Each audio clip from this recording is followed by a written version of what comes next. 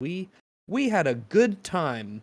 Couldn't tell you anything about the characters or the story, but it was fun to play. Well, hopefully they make a Gears adaptation that's really good, right? In TV or movies, that's gonna be cool and fun, and not something to Well, worry I about. think Microsoft owns shooters in terms of their show adaptations. They got a pretty good track record so far, so I think that's it's reasonable to say.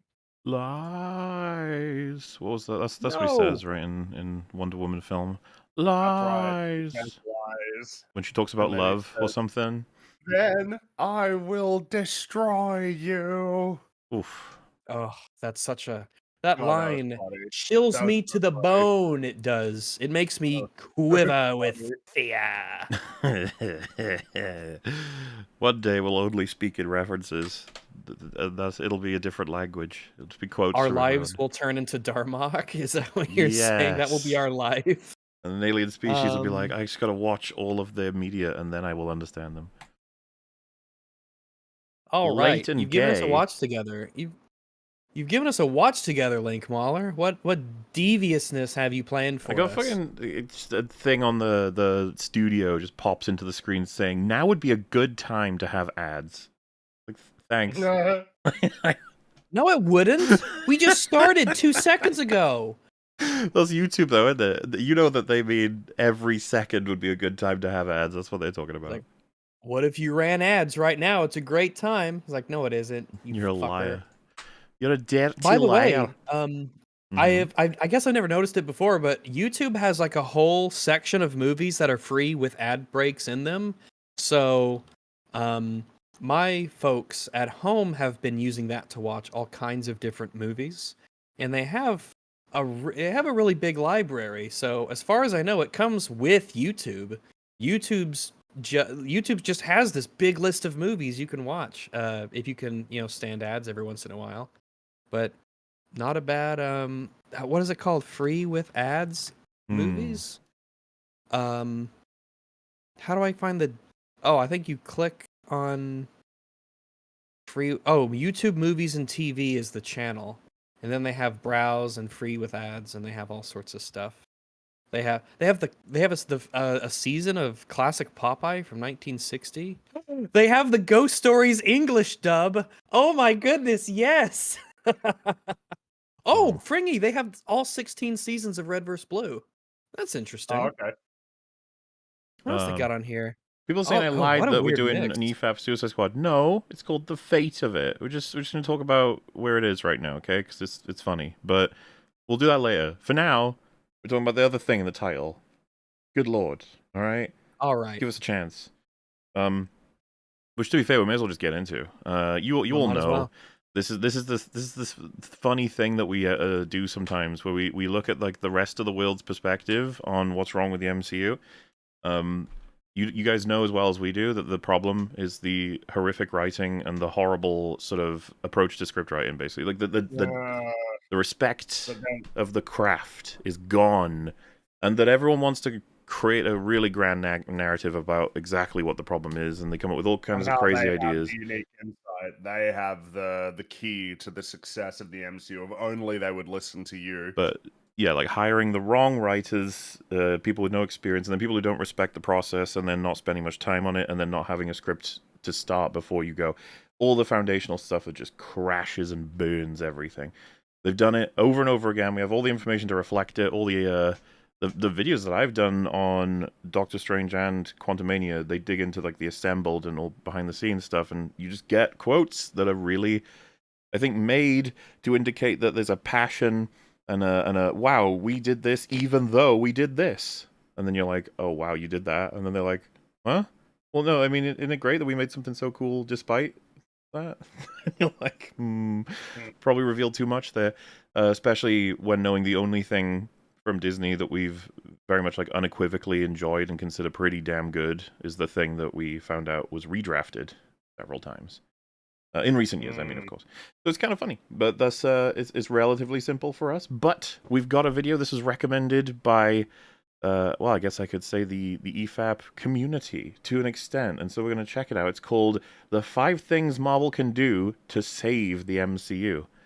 Now, okay, Dear Kevin, Yes, that's the yeah. Yeah, But what I that's was going to say would be pretty fun.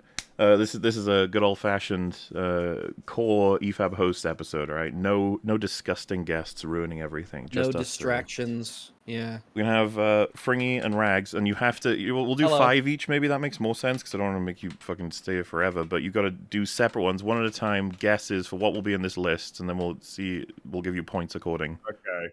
So Oh, wait, so 5 things Marvel can do to save the MCU. yeah, what do you I guess imagine will we be in should- this video? What would a video like this say? Yeah, what's this video's opinion going to be as to how to save the MCU? I'm gonna go ahead and guess less to no multiverse going forward will be part of the equation. Okay, Rags, your turn. I think, God, I'm half on half on whether I want to say the literal opposite of that, of More multiverse. multiverse, just do it right. But I'm gonna go with more references to the comics. I think that's a fair guess. Yeah, some of these, like say for example, he said, "Be more faithful." Would that count, or would you say that's a different thing? Maybe depends on what he maybe uses as a reference, but probably like more being more faithful to the comic book origins and stories. All right, Fringy, your second. X-Men. X-Men. It's just X-Men. Bring in Yeah, the it's just X-Men. Yeah. X-Men. Yeah, the X-Men. Okay, Rags. I'm gonna go with more cameos, more like interconnectivity between movies in regards to characters. So like characters being in other people's movies, not having movies be like one person's solo acts that focus on them. But we need to have more, I guess, bleed through in terms of when characters show up. Mm-hmm. Fringy, you're number 3. I would imagine that he's gonna say that there needs to be a clearer overarching narrative structure, like that, Like a there singular kind of villain? well, in the same way that there kind of was an overarching structure leading up to Thanos. My guess is that he's gonna say that we need like a proper overarching structure. Okay. Rags, you're number 3. Classic costumes. That's a good guess. Straightforward, yeah. Fringy, number 4. Okay, so a fourth one. Less TV shows. Interesting. Rags, number 4. Wait, didn't Kevin himself say that? So hasn't that already been said as part of the plan? Maybe he might say it anyway. Maybe, And maybe. Kevin I didn't suppose say that's that. true. It was Bob Iger said that. Less Okay. projects in general. Old Bobbit. Huh. Yeah. If I was him and I was looking at it, what would I say that they should do? Maybe we need to have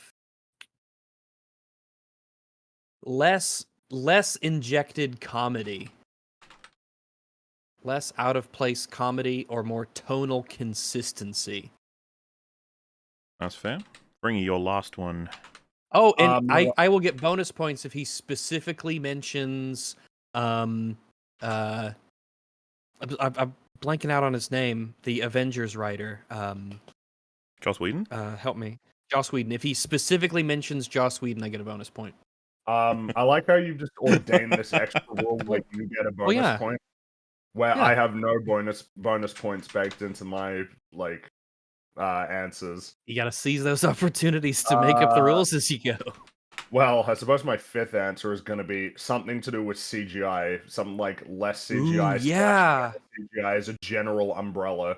I don't know how he's going to convey it specifically, but my guess will be that there will be criticisms of CGI that ultimately amount to either less of it or it needs to be better. Real costumes, probably, because I had said like more authentic costumes, like classic costumes, but yours would be a good one for like if he said like actual costumes, not having everything CGI'd on faces and things like that. So yeah. I'm guessing that's a good one. That will be here. That'll be my number 5. Oh. What does that leave me? What would he say? That's the thing, because we would say dumb stuff like well-written characters and plot lines that make sense, crap like that. So what would he say? What do people want? People want something to do with hiring particular like. No, maybe he's gonna say stop hiring super famous actors and hire people who care more about or only hire people who care about the comics. Only hire people who really care about superheroes. Don't just hire people who don't care about the stuff. All right, and that is 5 for each of you. Is there any sense that I you'd will like to say- change your answers, but you can't copy the other person's? I will say I would never have guessed Rags as number 5. I don't think he would. I don't think he'd have any perspective on like who the actors are. That would be my assumption. Whoever they are is whatever. Maybe I can't really Regardless of whether remember. they care about comic books or not. I think he might do that for like writers, maybe writers and directors, but I don't think it would apply Maybe, that. yeah, maybe. Can I make that 5th one sort of like a general overall? Have more. Well, I already kind of did that You with already my did, others. so- Yeah, To be wanted fair, to I've So- offered you could both change your answers, You just can don't. change. Yeah. yeah. I don't want I'm to thinking I we haven't might started change my. yet. I think I I'm, might change my 5th one. I'd have to think what would be said. I'm trying to think of older movies and kind of things that made those. Maybe okay. I think his number 5 will be to don't be afraid of being experimental and kind of trying new ideas. Do you think new- he'd say that? Maybe. I can't really remember Nando that much. What was the last thing we covered from him? Well, the thing is, I don't remember very well either. I'm just Well, he just packaging blends it in the with the rest of them. like, yeah, Yeah, that's the video issue, essays is he to does. only ever talk about like Marvel and DC for the most part. Like that's But I'm- kind of. I'm gonna go with that though. I think Okay. he's gonna say Alright. try, be experimental. Don't be afraid to try some like new tones. Like try a horror movie. Try like a mystery, themed kind of movie. Try, be experimental. Try new things. Break free of the formula. Yeah, that's it. Break free of the formula. Yeah. Okay. Could be. Could be. I don't want to change mine. I'm locked in. I'm curious to see if It will any of these be are right. a curious adventure to see what we got. The what Marvel what we're dealing with here. Again, it always is funny the idea of like 5 things because there really is one thing, which is you need better scripts. You need to You need to fix respect your the script from- process. Simple as that. Yes, you need to have some amount of because of course the umbrella under that is finish your scripts before you start production. Redraft. Don't write it in a week. Like maybe spend a little bit more time. Maybe don't have set pieces as the guiding structure for your every single film that you make. Like the ones that have already been figured out and previs. Stuff like that. Have let the writers talk to each other so that they know what the other one is doing, so that they can maintain some semblance of consistency. And then other things that would be adjacent to it is maybe get people who give a shit. Like, don't get people who will say that'd be like, neat. "Oh, well, I didn't really know anything about the comics." Or alternatively, people, you could get people who say, "Well, I didn't know anything about the comics, and then I read a bunch of them just so that I had some familiarity with the character and the mythos." Things like that. You guys excited to find out? Yeah, no, I'm actually, well, it's funny. I say I'm curious, but it's more so just the bingo card. Yeah, well, that's the maybe- interesting element. Maybe there'll be I some won't cool say anything insight, because, yeah. like I said, I know it's 5, but we'll see who wins, who gets the most. The Marvel Alright. Cinematic Universe is in trouble. And I know. I like this, by It's, the way, already, because it's like, yeah, no shit. Like, It's in trouble, is putting it lightly. they I'd were in say. trouble back at Black Widow. That was I that was wonder- trouble.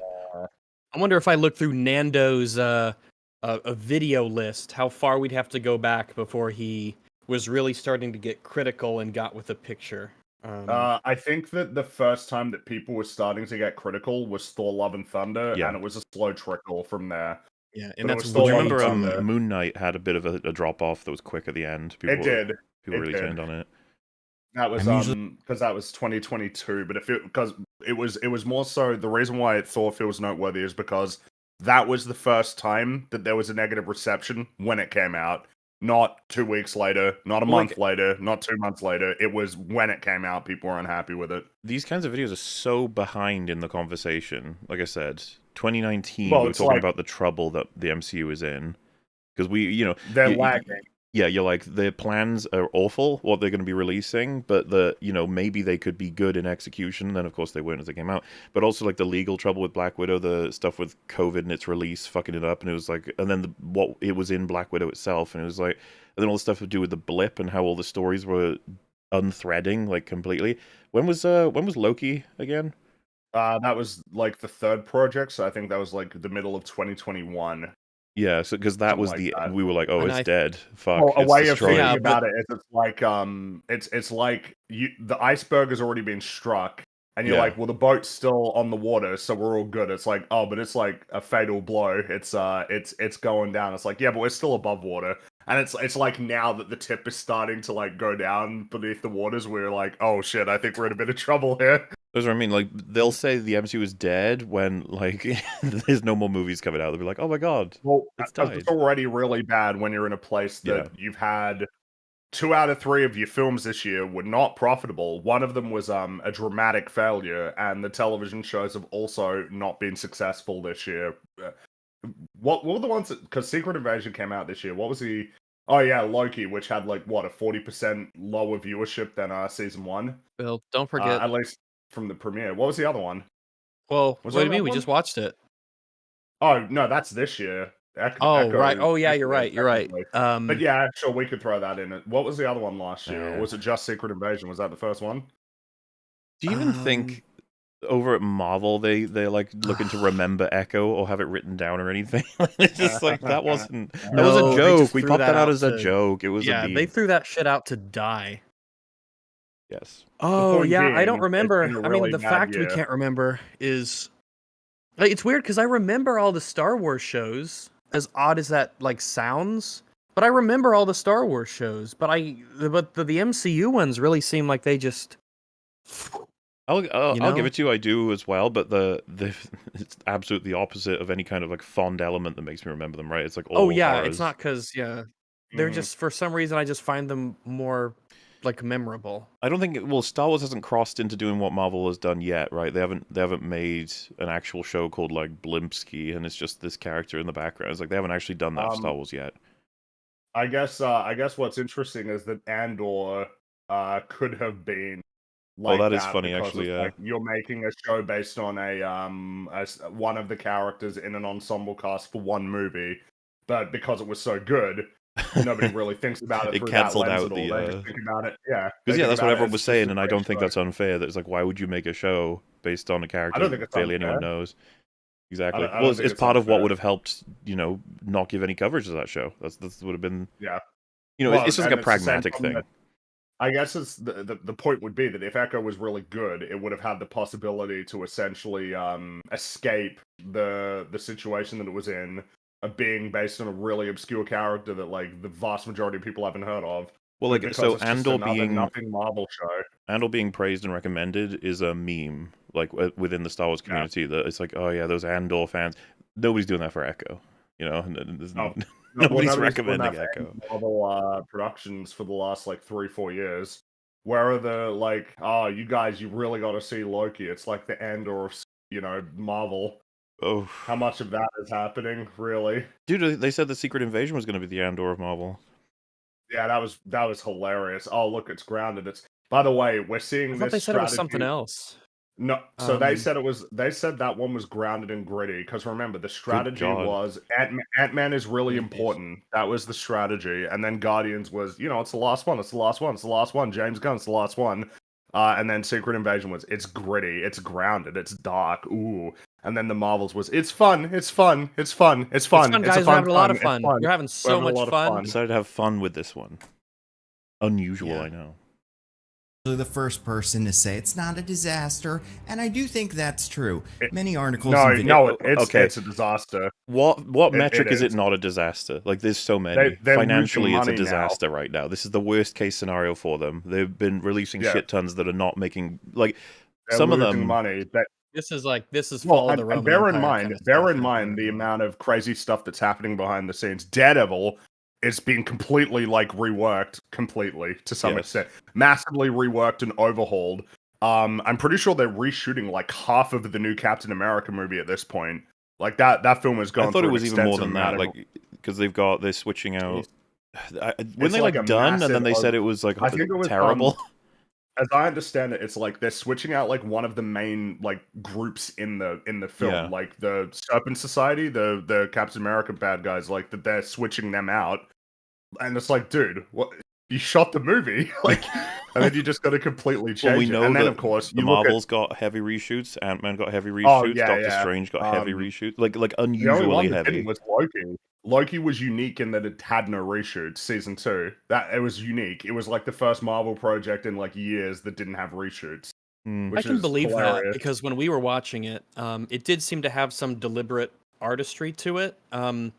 Fucking nothing made sense. Totally nonsensical. The characters sucked balls, but there was clearly work that was put into the cinematography and like the set Spoilers, design they and haven't stuff. seen our Loki coverage yet. It's Yeah, coming out now. it's coming out. Yeah. But yes, true. And also, you look at this year, it's like they're now in a position that they absolutely didn't want to be in, which is they got one movie coming out this year. They got one movie, and in terms of their shows, what is it? Agatha? That's like the other one that they got coming out this year. That's awful. They want 3 movies a year and like 3 TV shows a year. That's what they want. Yeah, because They can't do that. that's what I'm getting at. It's like, so we agree financially and like logistically, the functionality of the MCU disaster. It's like, what else is there? Critically, like it's pretty disastrous, dude. There's nobody's talking. Everyone talks about the glory days of Phase 1, 2, and 3. Nobody talks about how Phase 4 or 5 are any good. That's just not a thing. Most people begrudgingly have to be like, okay, fine, I guess, Thor: Love and Thunder, yeah, bad. Moon Knight, okay, bad. Quantumania, yeah, bad. But I mean, Black Panther 2 was really good. And it's like, no, it wasn't. It was awful. So it's like, oh, fucking fine. No Way Home. And it's like, yeah, but No Way Home doesn't really represent much of a flotation device for the MCU, does it? Not with more and more awareness of how everything happens behind the scenes. So I don't know. I'm just trying to think, what is the metric? And if it's just, well, I enjoyed them, like, okay, I That could be anything, yeah. guess that's not a disaster in that way. Videos tend to really sensationalize things when in reality, I think Marvel isn't doing great, but the fact that they finally had one genuine flop doesn't mean the whole studio. Okay, okay. This is mega coke. This is one mega genuine coke. flop. What do we call like a movie Ant-Man- that Ant-Man didn't make its money back. It didn't. Or the Marvels are almost. Well, certainly. he was talking about the Marvels. Yeah, he but was I talking about guess the he Marvels. doesn't. Ant-Man was not profitable. Is he one of those people and then, that's like, as long as the number is bigger on box office than it is on budget on IMDb, that it's made money? yeah, and of course, again, to have the regular conversation that we have to keep having, companies really care about opportunity cost. If you're spending $200 million and you're making $400 million, and you could have instead split that $200 million into 4 movies that collectively made a lot more money than that. Exactly. You're not doing well. It's that's not enough. essentially a reason why DC completely reset their whole universe. Well, yeah, Black Adam, I think, might have actually just been profitable, maybe, but it's like, that's not good enough. Like, it's not good enough at this point. They don't just want to be able to pay off the amount that they invested into any given film. They want to make money. They want to make a lot of money. They want to make the money that they used to make on these Marvel films, where regardless of like how the floor was like $600 million and the ceiling was, like $3 billion. That's what they want. Yeah. It's to say the Marvels is like the only genuine flop. I'd be like, so what does genuine mean? Doing great. I guess the fact that they finally guess had in one his world, genuine flop genuine doesn't means- mean the whole studio's done for. However, But the thing is, I don't think anybody's saying because the Marvels flop that the studio's done for. It's like, well, no, it's because of all of what's happened. Well, I feel like the Marvels is gradual just a symptom. decline. I think, you could tie it up in the broader subject of, superhero movie fatigue, if that's what we want to call it, of superhero films in general are doing worse now than they were before across the board, DC and Marvel. Like, because of course last year was, I think Aquaman ended up actually making more money than Black Adam. It ended up actually. yeah. It still didn't do. It's like less than half of what the first movie made. But otherwise, I mean, goddamn, like Shazam. Looks like The Flash. Aquaman 2 has made $424 million worldwide. Yeah, which is not good for a $200 million budget, and it's not good compared to $1 billion. But it's better than every DC film since Aquaman 1, which is funny. Damn. But obviously, The Flash was one of the biggest box office bombs of all time. And Yeah, that and this was like all ultra leading into the era of superheroes it's all and the multiverse and zeitgeist everything. of the audience's perspective Mm. on superhero stuff, which is it worth my time? And they've decided no, which is No. gonna hurt. One of the big problems that they have is that they've still got several movies, and their Avengers movies are meant to be multiverse, and really, the multiverse is kind of like where the stuff that they can still leverage that they didn't create exists, but at the same time, we're already at a point where you say multiverse and people are like, oh, Jesus. I mean, fuck, like, it's part of the strategy for marketing Madam Web is like, yeah, it's standalone, it's standalone, it's standalone. It's like, I think you're lying. I don't think that's true. I I also think just this is a multiverse film. the people be making videos about how it's like Dakota Johnson she knows what this is. She Everyone knows what clearly this doesn't. is. Yeah, she clearly doesn't like it or want to be a part of it, which is really funny. That's just funny that it could just be that obvious that your lead actress doesn't want to be a part of this. Yes. That's going to be a fascinating bit of sludge to see what they've done with that. It looks like it's gonna make less money than Morbius. Oh no. I know. Kevin Feige, I got your letter that was just a bunch of exclamation points, and I want to help. So I'm going to give you advice. Yes, this is going to be one of those five things Marvel can do to. And this is not the first time we've covered videos like this. It's always crazy, wacky ideas that wouldn't actually solve the problem, but he says it will, so let's give it a shot. Save the MCU videos. But unlike some of the others, this is not going to be one of those videos with vague, obvious advice like write the movies better or spend more time making them or I mean, more time making them. So those two things would help. When someone shoots himself in the face and then they're like, "Can you advise me on how to not die?" Be like, "Oh, don't shoot yourself." And then you're like, "Well, that's pretty generic advice." Like, yeah, but you're doing it. But that's what you're doing. If it's so obvious, why aren't they doing it? That's you need to pound this into their heads. If they spent more time working on these films, that would just give them more time to fix problems. It's like I think people treat this generate more problems. Visual effects, possibly, but people then treat there's this as a lot myth. of stuff. The idea that you have a script, which they don't even do, by the way. They don't even have a script when they start filming, but let's pretend they did. They have a script eventually. There wouldn't be any point in redrafting it because whatever, we'll figure it out as we go. And it's like, no, just redraft something once and then look back on all the changes you made and how you didn't have those before and now you do. Swear to God. I've been saying this for years. It's like, just do a redraft and you will then know the value of redrafting. Please, just try it one time. I beg you. Mm-hmm. It can be boring, sure. It can seem like a waste of time, but you can pay people to do it. Ain't that nuts? Yeah, you can hire someone called a writer. Yeah. That'd be crazy. And yeah, so if someone said like, yeah, that's pretty vague advice, I'd be like, this is the advice they need. I'm not even kidding. We can get specific. Well, I mean, we can start off by saying, yeah, you need to write better, and then we can get into the bullet points of do this, do this, do this, do this, do this. There's no point in talking about like characteristics of heroes and villains and arcs to go on when you're not even writing. Like, we got to get you in the building first. Can't tell you which room to go to. Yeah, we need to agree that there is such a thing as a good script, and you need to understand what that looks like. It's absolutely insane because he's pretending as though the script writing process is as intact as you'd imagine it is, but all we know is that it's not. They don't really have a script writing process. No, the process is figure it out as you go along while we, the executives of Marvel, have ordained set pieces that you need to adhere to. And also, you don't get to talk to each other about like where your story leads and how it fits into the bigger picture. Someone said his point is that everyone else already said it, so why would he just repeat that? No, his point was that that's too vague. 5 things Marvel can do to save the MCU is what he's saying here. Don't create the points for him. He said let him speak for himself. He's a big boy. He said that it's too vague. It's not helpful enough. Of course, spend more time. I mean, it's a little vague, but I mean, it points you in a direction, which is the amount of time you're spending making these films, increase it. Yeah. Just allow yourself more time to work on it. When they called Michael Waldron for MOM, they told him, like, yeah, write the thing, you have a week or whatever, and then they told him to scrap it, which he did, and then they said, all right, we've already started filming, can you get in and help us write stuff? Yeah, like, if it takes longer and it's just like, hey, you got 1 month to write a script, that's better than 0 months to write a script. Or alternatively, hey, visual effects workers in the mines, in the dungeons, toiling in the dungeons. Yeah, and what's funny then, you have a few more months to work on the shots. What's funny about that too is like, oh, so the problem was you didn't give Michael Waldron enough time. It's like, well, unfortunately, I don't know that giving him any more time would have solved the problem because you then need a writer that knows what they're doing.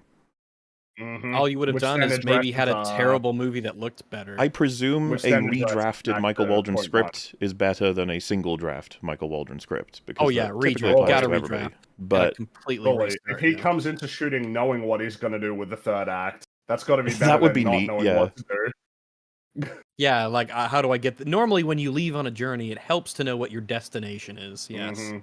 instead of just I'll be wherever I land up. Don't overwork the CG artist. This is not the end I of mean, it. that would be would a help. good thing to do. That would just be a it more would help ethical from thing like to do. the moral thing to do would be to just speaking on that level. Yes. I don't even like. What are we supposed to do with that one? Like, well, but yes, though. Yeah. Don't funny thing overwork is, people. If we Let made them a do their top thing. 5 things Marvel can do to save the MCU, number 1 would be the writing stuff, but the other 4 would probably include stuff like this. Like, yeah, with CG, give it the time it needs and the space it needs. Like, otherwise your movies are going to suffer forever.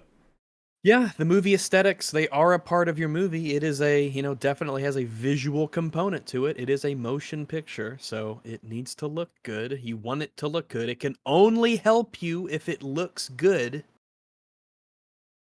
In the Winter Soldier, I have specific issues that can be addressed directly and measured within a few years. I'm also not going to. Wow. Dude, this is pretty sweet then. I'm curious if you alright. guys will be correct now. Who knows? Look, Yeah, Magneto's going, yeah, woohoo, I'm excited. See him there? He With his is hands excited. Up? Yeah, He's going, yeah, woohoo, I'm excited yeah. to hear your ideas. Cyclops is giving him the salute. So, he's got all the X-Men from the animated series there by the looks of it. Neato. Yeah, they got There's the old Jean, outfits, and yeah. there's Wolverine, there's Gambit, there's Rogue. Rogue, and Cyclops. Who's the Where's, one on the second to Jubilee? left?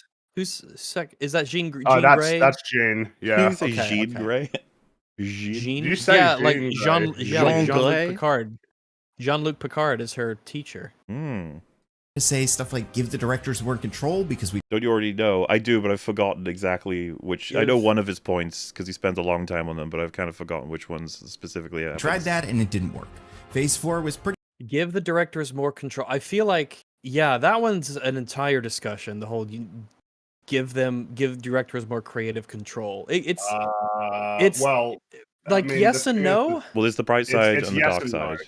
Yes. Yeah, you're making a deal with the devil, sort of, when you do something like that. It can turn out really well. It can turn out horribly. It's just you're gambling on the director's creative vision being good, is what you're counting on. Pretty much. Well, because And if when they you have a good director who vision, says, great. If right, they have a here's bad the vision, scene uh-oh. where the giant clown stabs Batman, not even giant, you know what I'm getting at. It's you'd be like, oh, maybe don't do that. Then a studio guy comes in and says, yeah, don't do that. And we're like, wow, studio guy, you're ruining the vision. Yeah, sometimes that's what sometimes the vision's bad. I've said it before and I'll say it again. Nobody is keeping track of the times that studios saved movies or studios made a decision that people enjoy in movies because nobody cares. Yep. People only care when studios destroy movies. Oftentimes those are the things that just don't, like, they don't make it into the movie, so people never notice it. It's not there for people to see. You have to dig in That too, with the yeah. info to find out that it happened. Well, and I think if there's studio interference and makes a film better, you're not going to catch directors being like, yeah, I know all of you are happy, but that was the studio doing that. My vision was They ruined. made the thing. Like, there's no reason for that to happen. addressed directly and measured within a few years.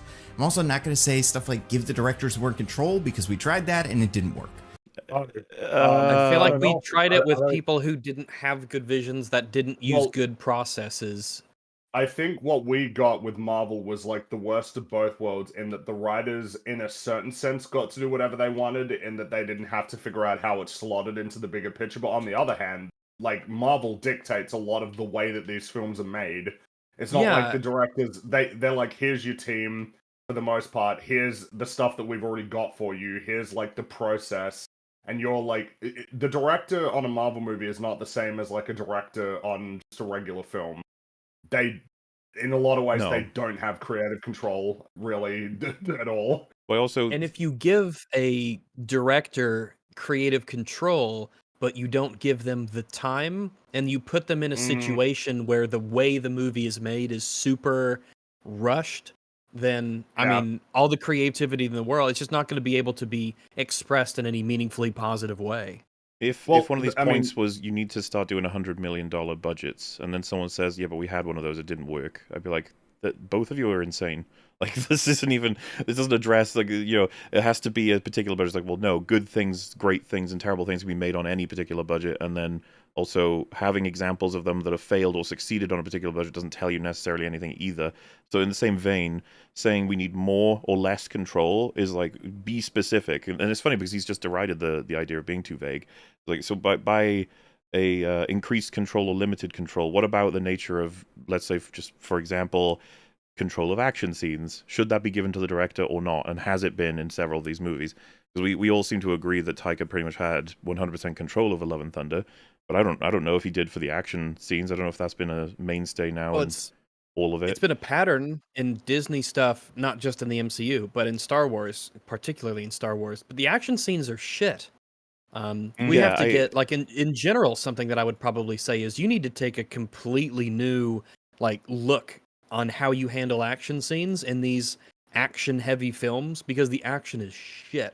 Well, and what does it do for his point of view if I told him, like, you know, list me your favorite movies, and then he names 5, and I go, oh, yeah, that one was made with basically no input from the director. It was all, like, committee.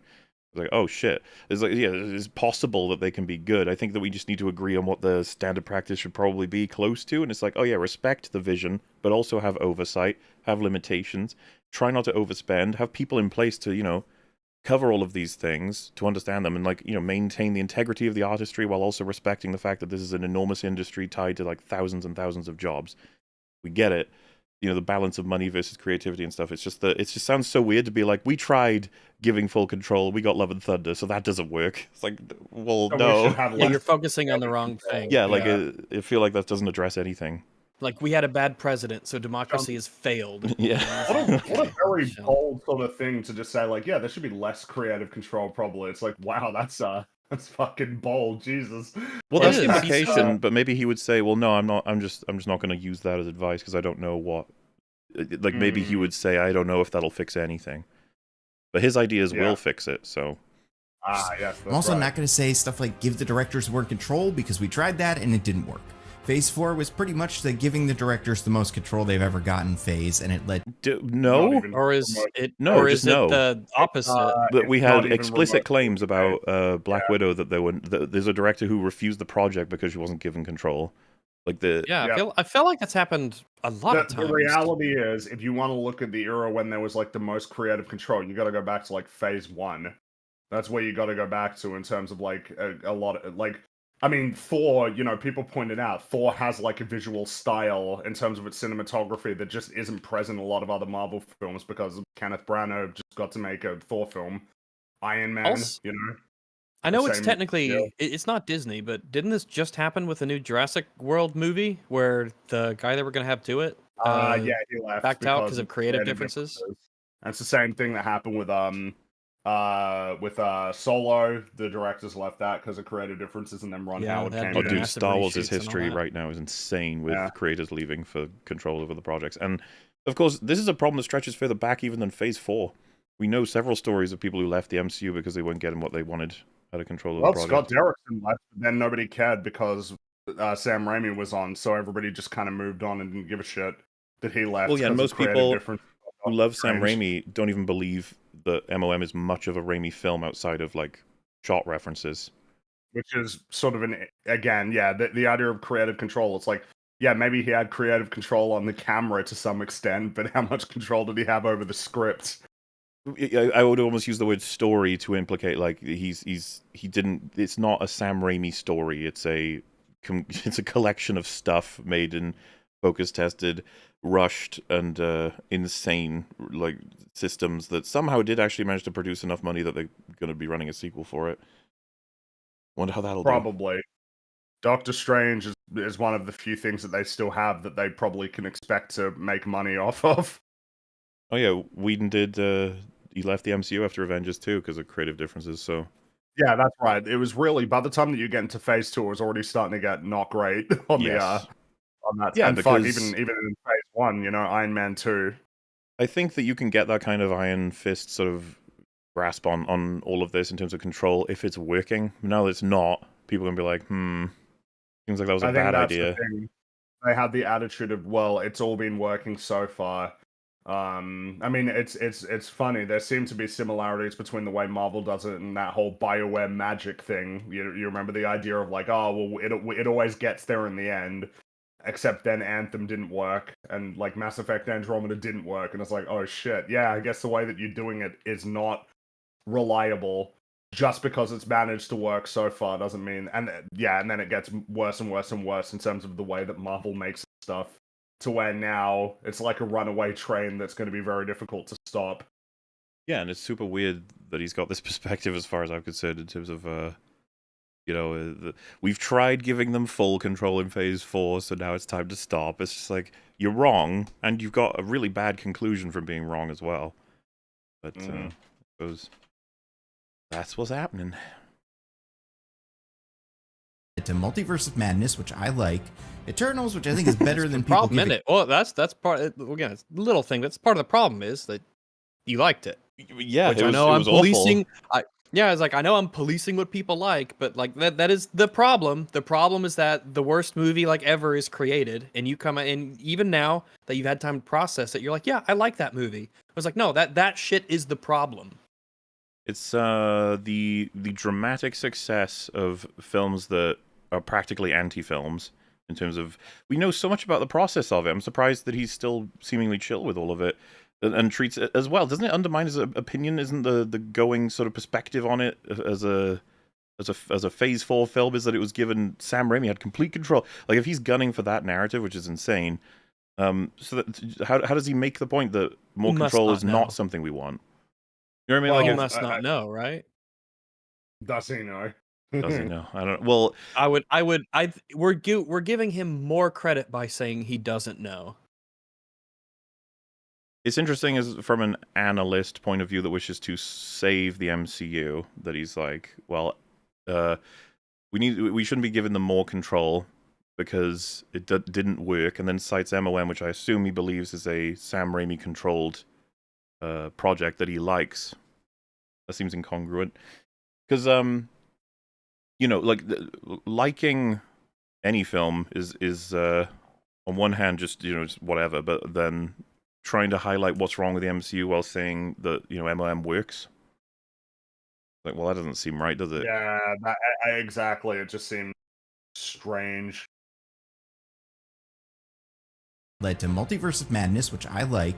Eternals, which I think is better than people give it credit for. And Thor: Love and What does that mean? It's better than people It's give it because credit Better for. than what people give it Eternals- credit for. Like, for the sake of Eternals this is one video, of the ones that has a notably lower reputation, which I find funny because it really is like just as bad as all the other ones. But I guess he's saying, we know people judged too harshly. It's actually all right. which is weird because now every once in a while, like even my very casual, bumping ins with Twitter, as I see people talking about, like, are we just going to forget that there's this massive giant sticking out of the earth? So Talk about even elephant in the people are room. starting to yeah, it's like it's this weird kind of thing where people are finally starting to recognize that that's a thing that happened, and they're coming to terms with it. I don't know that we'll ever Wake get up, sheeple. any kind of interesting terms on it, other than it's almost like it feels like it's prompted by the amount of memes about it. Like that the writers are aware of, because they're on Twitter. They'll be like, "Oh, we should probably have a line in there," because they kind of did that with She-Hulk. They were like, "Hee hee, look, we referenced it." You're just like, eh. But I guess if that's enough. Thunder. Now, that doesn't mean that we need to Russo up Phase 6, but the solutions I'm offering are more tangible. I mean, that wouldn't even fix anything. Russo up. Like, get the Russo Russo up? brothers back, I guess. But what which it- Well, get. they made in Well, they they made made- Endgame, they made Endgame. unfortunately. They made so- Endgame. That's what I feel compelled. But I don't get it. And Like, plus, why would it? people kind of don't like him anymore anyway. Like, because of some of the. I mean, what have they made afterward? They made the Gray Man, right? That Netflix movie That disappeared. came and went. Yeah, that was the most expensive film Netflix had made. I'm pretty sure at the time it came out. That just came and went. wouldn't Aren't they recommend it. attached to the Hercules reboot? They're doing a remake, like a live action remake of Hercules. Hmm. They've chimed in on the AI discussion. Yeah. I don't know, I just find it funny, the idea of like, oh yeah, get the Russos back, they'll fix it. It's like, they made Endgame, man. Well, but like, break it up into the nature of what he's saying. Does he want the Russos back because of he's saying no, I don't want that, but Well, that he's would be a saying he thing doesn't is- want that, but he seems to understand that might actually work. But why? Because they would have control. Because I guess it would just be, well, they made the films that I like, because I presume he really likes Endgame. So Well, even it's just still, they you made get what I'm getting something at, that I right? liked If one of before. the components of them I get what being a you're good getting choice at. to bring them back is that they would have the control as artists, but he's also said giving them more control isn't the way to go. Yeah, no, I get you. I totally understand. It's there's something here that is Unless he's incongruent. pretty much just saying, well, we know the Russos are banging like 11 out of 10 people every time, but let's find a different solution, you know? Mm. These are simple, achievable goals. Okay. Starting with number 1, Here we go. make more small connection. Hey, Rags, I think you Congratulations, got a point Rags. for You've that. got a point. Yeah. Interesting. I You're, guess it you're number depends. 2. Maybe. I guess we'll see, but maybe, yeah, maybe he'll say what I said. But I wonder if Oh, no, I'm telling I you, wonder he if is. what he says. Oh, all right. Well, That is your okay. number 2 prediction, so congrats. Hooray! As you can imagine, before we see him develop this, I imagine that just this, make more small connections, all three of us would agree this has nothing to do with improving the films. Nope, Film can be not. good with it. It can be bad with it. Yeah, Yeah, changes I because you think can that make small ultimately this connections that is. ruin everything. I think that. I mean, if you can do them well, I'd say do them when they make sense. It's a neat Well, thing to do. It's neat to connect the world. But if you do it poorly, then it just hurts you. You got to do it well. As if far you as do I'm it at all. concerned, this is just a thing that will happen naturally when you're writing good scripts anyway. Yeah. There's nothing to do, like, ensuring this is happening does nothing for whether or not your script is actually good. Like, But, this is like a byproduct of having a well-written, connected, series of stories. Yeah. But let's see the explanation. Okay, so this one seems pretty straightforward, but it gets trickier the further we go. People often get on Marvel's case with the criticism that the movies only exist to set up the next movie. And when I True. see what they mean, I think A, it's wildly overstated. It's not that you see what they mean. That is true. That is, it's one To of the their point big where problems. James Gunn himself was lamenting that reality, how sad it is. It's seeped into the meta. A lot of the time when people are going to watch the film, they're not that interested in what happens in that film. They're more interested in what it sets up so that they can speculate. And then when that next film comes around, they don't really care what happens in that film. They're like, People- ooh, what's next? X-Men? Ooh, Fantastic Four? Ooh, when the Marvels was coming out, right? Illuminati? Ooh. Before the Marvels, anyone had seen it, people were talking about how interesting it's going to be to see the X-Men because that's what's getting set up in the Marvels. Well, it was so bad that they basically they teased as much as they could without outright stating it that the X-Men were going to show up in a post-credit scene. It was crazy. Like, it became part of the marketing was be there to see what comes next or something. That's crazy. Like, if it's gotten to the point that even Marvel is saying that's kind of what they know that you're there for, yeah, it's a big problem. Also, it's always said it's just nitpicking. He agrees with you. So you're just nitpicking because we have stated, we understand the perspective, but that he's not going hard enough at all. He's saying, like, I can understand it. It's like, no, it's just true. Yeah, that's right. Uno reverse card. Yeah, you just Yeah. nitpicked, so don't do that. Yeah, good fuck. Bad, according to you. And B, it's something they do for a reason. First, like, sure, Doctor Strange ends with the Ragnarok tease, but who cares? That's not why the movie's made. It's just a little thing tacked on to the end of the movie. And they're usually made in such a way that if you miss them, you don't miss any of the story in the next one. Like in Thor Ragnarok, you still get plenty of setup for the Doctor Strange cameo. It's just that if you saw the Doctor Strange post-credit scene, you know that Doctor Strange... I would argue that technically all of the scenes still have that, even the shitty ones that set up like that. You know, like the X-Men scene in the Marvels, you can not see it. You'll be fine. Yeah, exactly. You can not see it and be fine, but they know that people are going not just for the post-credit scene, but the idea of like, well, it'll be like you remember when Bruce was like reference Wakanda in Age of Ultron? It's like they're looking for little stuff like that too throughout the film. It's not just the idea of the post-credit scene; it's also other things that happen in it. Like how people weren't people in She-Hulk? They had something. There was another thing similar to the referencing of the Celestial. That referenced Wolverine that was just there. People are looking for stuff like that. They're looking for all of these it's little almost things. like it's commentary on Little both the things add films up. themselves, but also the nature of the audience and what they've sort of churned into, and how they are no longer reliable to support like your stories because you've essentially trained them to not be interested in the stories as much as they're interested in the next You've thing. trained them to when they watch She-Hulk, you can tell them all you want. Oh, well, it's just a fun little comedy show. But a lot of people are going in like, ooh, so we're going to set up like Hulk storylines, World War Hulk. That's happening. And it's not just the post-credit scene. It's like an expectation throughout the whole thing of, I wonder what little teasers and tidbits if we're going to see a character show up if in the post-credit scene or earlier than that.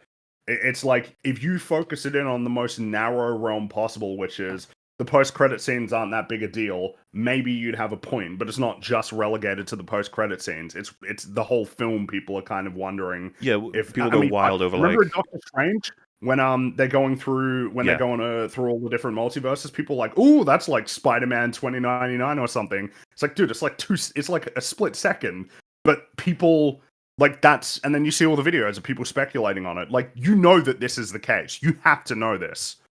They're and not sometimes even they'll- making the big connections, and a lot of the times the small connections aren't going to be able to, shoulder the weight that's left behind. Yeah, there's no reason Um, why the Marvels wouldn't have an amazing payoff that would be referenced till the end of time, but it doesn't. They didn't even seem to care that they could.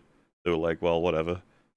It's like, The all right, amount then. of I think Homecoming's a good example of a story that takes place very appropriately, that clearly inside of a universe that's bigger than itself as a movie. And it's not a small detail. It like the story kind of it hinges around that. It's reliant on that. It's not just that these little things happen in the movie and interact with the characters or drive the plot. It's big stuff. Well, yeah, But you can tell the you- focus with Homecoming was you can have significant repercussions from the Avengers, one being Vulture, one being Spider-Man. Like, in that universe. Whereas a lot of what we've seen in like Phase 4 is the worst outcome of that, which is grabbing little things that can be like, oh, that's a fun meme, but the story that you're telling is so incongruent with a lot of what's happening in other films that you're just creating new That's problems. like on top Black of new Widow. problems. Yeah, exactly. Black Widow is Black like Widow creates new problems because it takes place in the MCU, and it kind of wants to take advantage of that, but they also want to tell their own story, regardless of all of the massive implications it can have on other films. I mean, the fact that we're not allowed in Black Widow, when none of the other Avengers get involved and are completely absent from the movie, that's inexplicable. There's no reason why that should happen. Totally a meta thing and a meta decision, and it hurts the film when there should have been connections and there weren't. So it goes both ways. Make appropriate connections, because that's kind of the way that real people are, the real world. When you watch, EFAP, when you talk with your friends, when you do anything like that, we're constantly making reference to the world around us. We have shared cultural things. And the nature of these stories is such that you have these big, iconic characters, large events, big things happening that would just naturally be referenced and spoken about from character to character in these stories. And they don't do Again, that a lot of the times. Yeah, like I said, those should be coming in with just strong script writing. It shouldn't be something that when you're making a script, you go, make sure you have references to other stuff. It's like, that shouldn't even be something, that should just happen. It's just an Yeah, emergent it should element be of the that, story that you're telling. Yeah, it should be that, like, if something's happening in New York, maybe one of the characters who is in New York shows up, as they might. But if there's another character who's unavailable for reasons that have been established in the prior movie, it's like, well, if they don't show up, then that's chill, because they're not around. That would be a normal way of going about it. And you can totally fuck yourself over if you do something like Secret Invasion and the Skrulls and them being on Yeah. Earth. And there's no way that you have fundamentally changed the kind of stories that you can tell going forward, unless you want to just ignore it. Which they will. Because you cannot account for it. You cannot reasonably account for the things that you decided to greenlight story-wise. So you doomed yourself. The Eternals would be like one of the films to point to in terms of, you wanted to tell your own story because this story doesn't fit. You can't have these characters exist and have not been involved all this time, and on the flip side as well, you cannot just leave a Celestial poking out of Earth and then have every other story ignore it, because they're like connected in the worst way possible, which is that all of the errors leak into everything else, but none of the benefits of the shared universe are actually being I don't know if I want to say exploited, because that's probably the more cynical way that they would view it. They're not being leveraged. They're not being utilized. You're not utilizing the connective and I genuinely storytelling.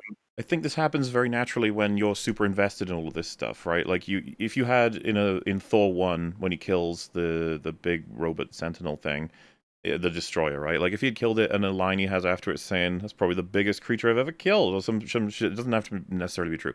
But, like, if you have him then in Avengers 2 and he kills something that's twice the size and says nothing, you'd be like, oh, That feels weird. Like, remember he had that little line about how he was like the biggest thing, and he killed something bigger. Yeah, And he and didn't say if you anything. actually had the line, people would be like, "Oh, that's cool, cool Yeah, callback." he kills it. He says, "I guess that's bigger." There's something like that. You just go, "Oh, sweet, they remembered the thing from the thing," and it's like, yeah, they did because they watched it and they were like, "Oh yeah, we can use that."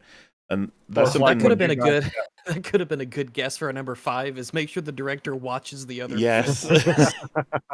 Because obviously my example is like crap, but the thing, there are I know what you examples mean, that yeah. exist throughout that. I think that when you're invested in writing these stories, you will try, I think, to remember the lives of the characters as they may.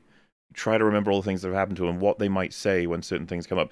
Well, and just having them in the background, and every once in a while a thing can be prompted, and you can even have people be like, "What do you mean by that?" And you go, "Oh, it's if you watched his film, he basically just did this thing that," and you're like, "Oh, okay, cool." So yeah, I don't see this as a solution as opposed to a result of fixing the actual problem.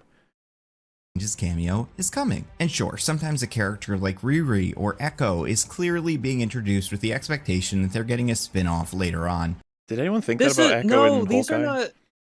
'Cause I haven't seen it. I think that they had announced a spin-off after the show came so out. I know that. I'm talking about within the thing itself, not any kind of meta context, but watching it, do you get the impression like, she's going to be getting her I own don't know. show? I didn't watch. Remember, I only watched one episode of I Hawkeye. guess if there's even one person in chat who watched it, maybe they can let us know. I find it hard to believe sometimes. It's like, because at this point, by this metric, it's just like, oh, fucking everybody gets a TV show, which I guess is what happened. Everyone was making those jokes.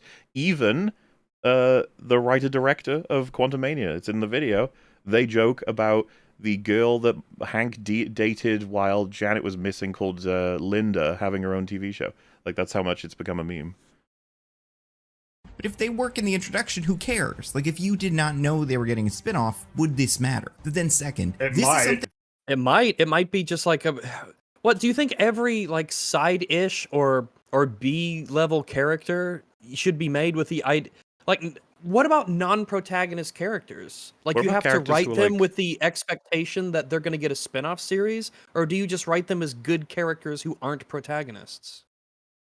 There is a character Like, in Buffy. I don't know if you're going to remember him, Fringy. And this wouldn't be a spoiler. He's a season 3 character, and he's in the show for one scene. He's really good. He's a therapist in the school, and he gets killed. But he has like a Yeah, I remember selection. that character. He has like remember. one scene with a character, and it's really good. He's really insightful, really charming, and really supportive. And then he gets killed, and it's like, oh. And it's like, is that better or worse? Like, wouldn't you rather any character that doesn't have a future, any character that doesn't get a spin-off, being made as well as everyone else in terms of strong character writing, as opposed to some kind of weird universe where we only write based on like what their futures are? I feel like you should treat it fairly. Try and make everybody interesting for the time they have, whatever it may be. Mm-hmm. Instead of like basing it around. I hate this like meta logic of better write them, knowing where we're gonna put them in franchise wise. It's like, ugh. imagine we if won't Lord of the tell you. Rings was made with that, where Merry and Pippin and all these other characters, they were thinking about, yeah, we're gonna do the Merry movie and the Pippin movie, and then we're gonna have a Faramir movie. Merry and Pippin will return. Oh, and by the Yeah, way, will return. I've been wanting to and say this for ages. Every time I mention anything to do with Buffy, people are like, "Oh, I hate how much he fucking references." How come you never say this for Lord of the Rings? We talk about Lord of the Rings way more. Like, Lord of the Rings got extensive double coverage. It's like, you fuckers. Like, I barely ever talk about Buffy, especially on this show, because Rags hasn't seen it yet.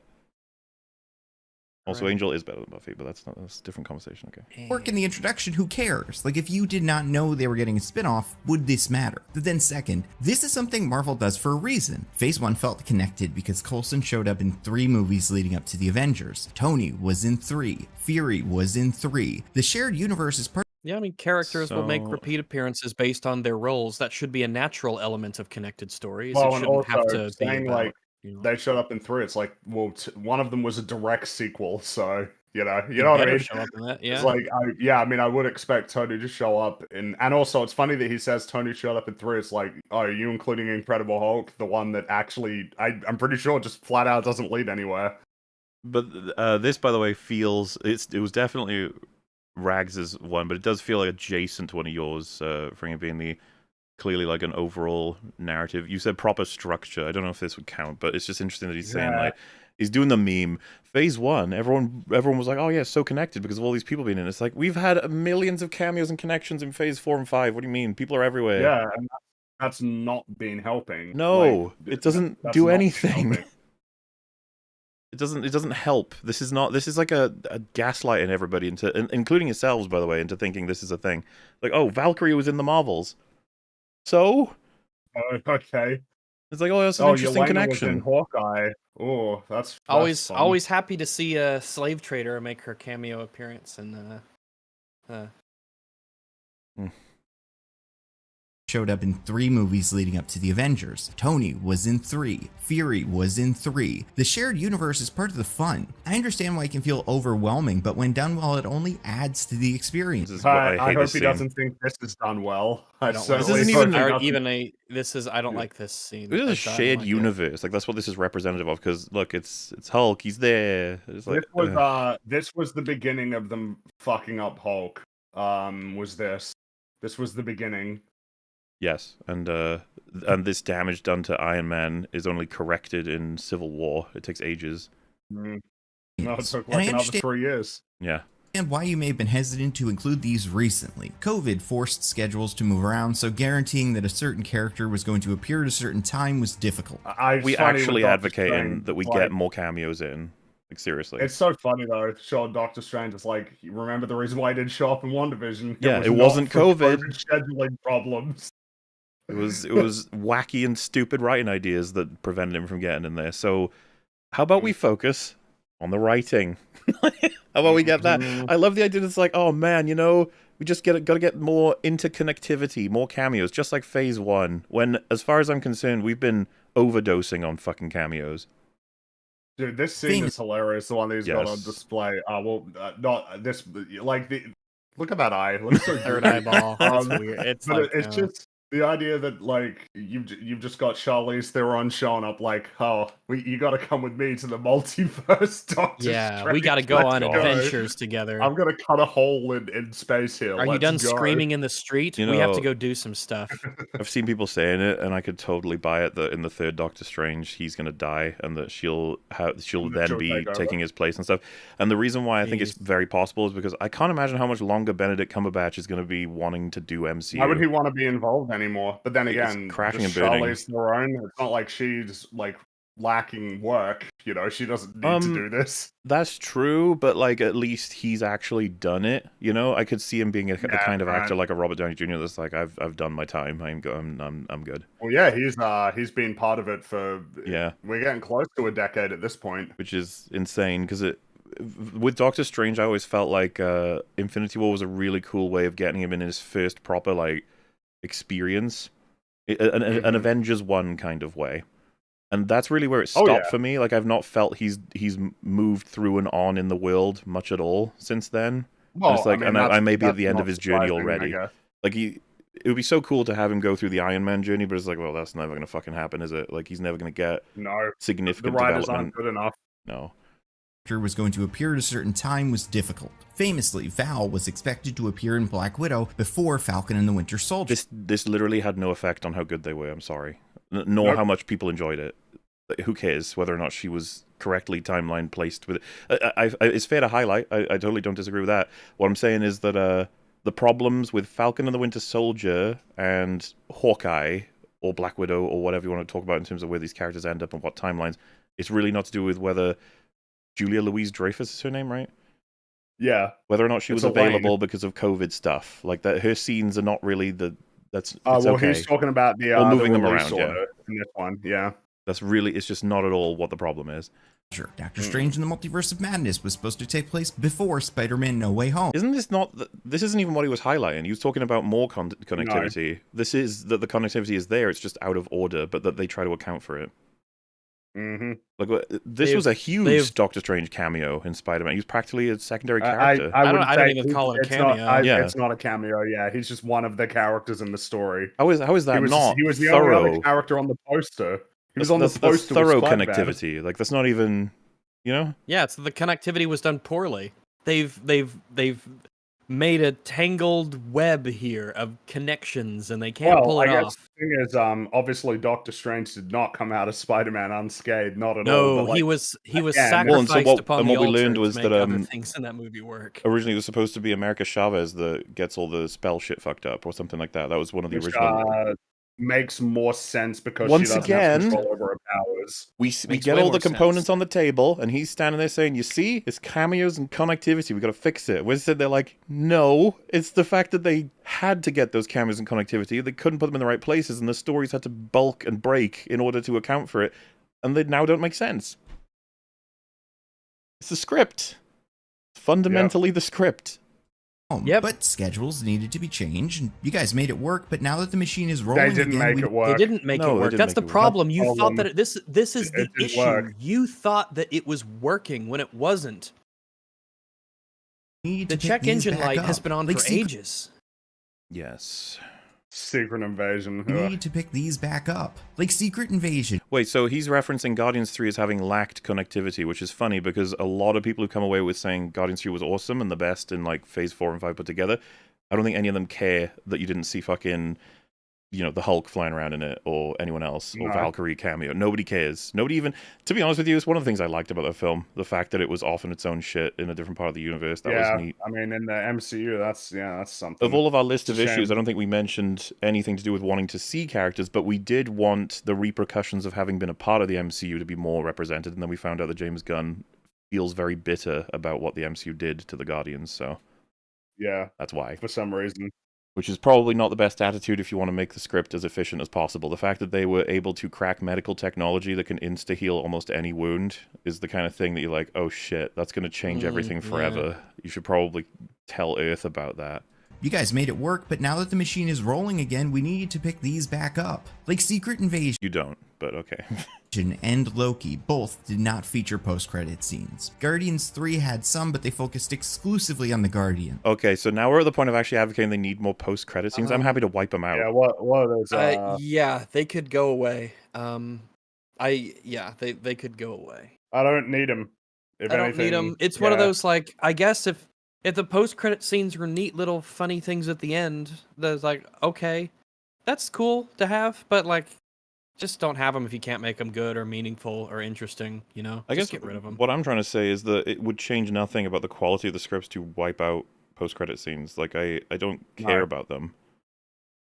I care about them in the sense that I'll watch them and I'll keep track of what they're setting up and everything to do with meta information, as well as if they change anything about the main narrative, like Far From Home's almost like completely fixes Fury in that film by arguing he's not Fury, which is funny because he has since become completely incompetent. Like, that film took efforts to be like, this is why he's incompetent, and the rest of them like, he's just incompetent.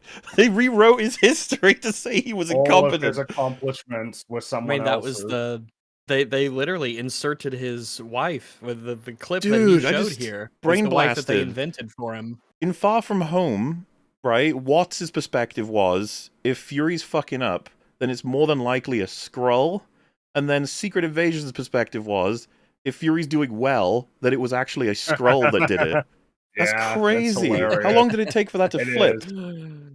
A couple of years. Damn. And they That's definitely don't funny, talk to each isn't it? other, huh? Mhm. Wakanda Forever had one that was only about baby T'Challa. And I know what you're thinking. That's the point. The Guardians are better separate from the rest of them. Wakanda Forever Not necessarily. I mean, not necessarily. I mean, like, I mean, we everybody kind of enjoyed seeing the Avengers and the Guardians meet up in Infinity War. Everybody absolutely liked that was great. Everyone loved Rocket and Thor Rocket and and all those Thor, guys yeah. meeting. Yeah, But it's one of those. I mean, not to sound like a broken record, but like, it depends on if you do it well or not. Absolutely, that's what it Exactly. all comes back to. All these random rules that we're throwing out. We need more connectivity. We need the Guardians to be separated because they're better on their own. Like, what do you... No! Stop The telling people these underlying weird things. foundation. He's already at the very beginning of this. He discounted what the underlying foundation should be, which is that the writing should be good, because that's what kind of predicates whether or not all of these ideas are going to be successful or not in terms of quality. It has to be done well. There's not that many ideas that you shouldn't do just like on principle. It's about execution. It's like we say it all the time. Ideas are cheap. Execution's everything. Execution is everything. couldn't follow the Chadwick tribute. Loki was a finale, Secret Invasion was bad. Sure, but these don't I would love you to know what hear- video I want from him is tell me why it's bad though. Like, Yeah, Mhm. tell me why. I need to know, how have you identified Secret Invasion as being the bad one and the rest as being good to okay? Oh, how is Secret Invasion bad, but you like Multiverse of Madness? You yeah. know? Yeah. And I would like to know if Hell he imagine he said like top 5 reasons Secret Invasion is bad. It's like 5 bad CG, 4 bad pacing, 3 not utilization of multiple characters that deserve more time, 2 the story was hard to follow, 1 Nick Fury was not benefited as much as he could have been from the show. We'd be like, Jesus Christ, like these are not why the Secret Invasion is. You know what I mean? Like I would imagine that's what he would say instead of look how inconsistently written the entire thing is. Look how much of a disaster the world building, the plot, and the characterization is. It's all these weird ways of framing everything that makes it so difficult to understand what the MCU would even look like if he got everything he wanted. I don't know. You get those viral tweets every once in a while where people are like, oh, I want, you know, I want Batman to fight the Transformers. Then it'll be like, thank fuck you guys aren't in charge, sort of stuff. Just like, I don't know. Don't always need to be post-credit scenes. So here's recommendation number 1. Tell people by the end of each show or movie where they can see at least one guy or thing again within the next 2 years. Oh my god! I feel like they do this already. I don't understand how this is a solution. It will fix the MCU to do what they've been doing already. Like this, because he's showing this. This is one example. This is of doing recent. that. Yeah, this was only a couple of years ago. And then I'm just WandaVision, that was for Multiverse of Madness. Miss Marvel was for the Marvels. Dude, they do this all the time. Why is he presenting this like it's some new idea? I don't know. So this can be a post-credit scene, but it can also be something within the movie or show. Either way, I love that he says that like it's a novel bit of information. You could talk about the future at any point in your movie. Like, yeah. Yeah, guess that's so. just called writing. It's part of That's what I being mean. able to make a movie. Some of Yeah. it's so condescending that I'm like, why wouldn't you agree that we need to just fundamentally go back to how we even write a script? Like opening that conversation up with Marvel, because they clearly don't know what they're doing. A moment like this can give the universe a sense of cohesion and set the expectation that there is a plan. The belief that the cohesion comes from the post-credit scene setting up what's next rather than the That's sad. universe being congruent throughout. Yeah, because again, Rags pointed out, but like Spider-Man Homecoming is what happens when you treat the universe as congruent. There's Yeah, we consequences should- going on everywhere, yeah. Yeah, Okay. you don't want to compartmentalize these things. Like, this is the movie, and this is the little part where it connects with the rest of the world, and this is the movie, and this is the little part at the end where it connects with the rest of the world. You don't want to have these like a switch that flicks on and off, or whether Exactly. a world is connected. It just needs to be It needs to be inseparable from the story itself. I thought that was Well, the I whole mean, point. It's the idea, like in a comic book, that you could be reading it, and then it's just like, oh, and then another hero just shows up because they were in the area, you know, that kind of thing. Of like, oh yeah, because you know, this is a world where other characters exist, where they can interact with each other, rather than like, well, you've got your story, and then at the end, put a post-credit scene that reminds people that this is a shared universe. You shouldn't need to remind people that it is. It should be apparent that it is. Or if your story has no connection to the other stories because of where it's set or what's happening in it or the stakes, then that's fine too. You remember, because it's gotten so bad now, but in Phase 2, when the president got kidnapped, it was like, where's Cap? How is Cap not involved in this? Yeah, of course. And then the flip side, where's Tony in Winter Soldier? Yeah, it's stuff like that you can kind of get past. You're like, all right. You'll even have people saying like, it's their movie, which isn't in universe at all, but like whatever. But it's gotten so out of hand with everybody everywhere, portal technology readily available. It's just like, I can't do with this anymore. It's just not possible. No, this makes any fucking sense. It unfortunately inaction is qualified as character. It's just like that none of them you know or care, I guess. You're going to need to deliver on that plan, but it's worth doing. And to be fair, this has been done well. Ant-Man 3, Ant-Man 3? been done What are you well. referring to? What are you Rags, he's made Is it this clear. Kang stuff? So in Quantumania, you hit the credits, then you hit the scene of Loki watching Victor Timely, and this means that the audience know to watch Loki Season 2. This is what he means by done well. Jesus. All right. Well, I guess the MCU's fucked then. The MCU is Thanks, fucked. Yeah, with Nando. advice like this is how to do Gosh. it well. You fixed it. Good. Wow. It's At incredible. least this is one of 5, Rags. Okay, so one of them is Okay, it's useless true. if That's not right. actively He's- damaging, but we got 4 left. Get get the bad one out of the way first so that we can get to the Exactly. next 4. Tease of Loki season 2 worked pretty well. WandaVision having Monica meet the Skrulls worked pretty well. Did How did it? it work worked well? Did it? How did it work well?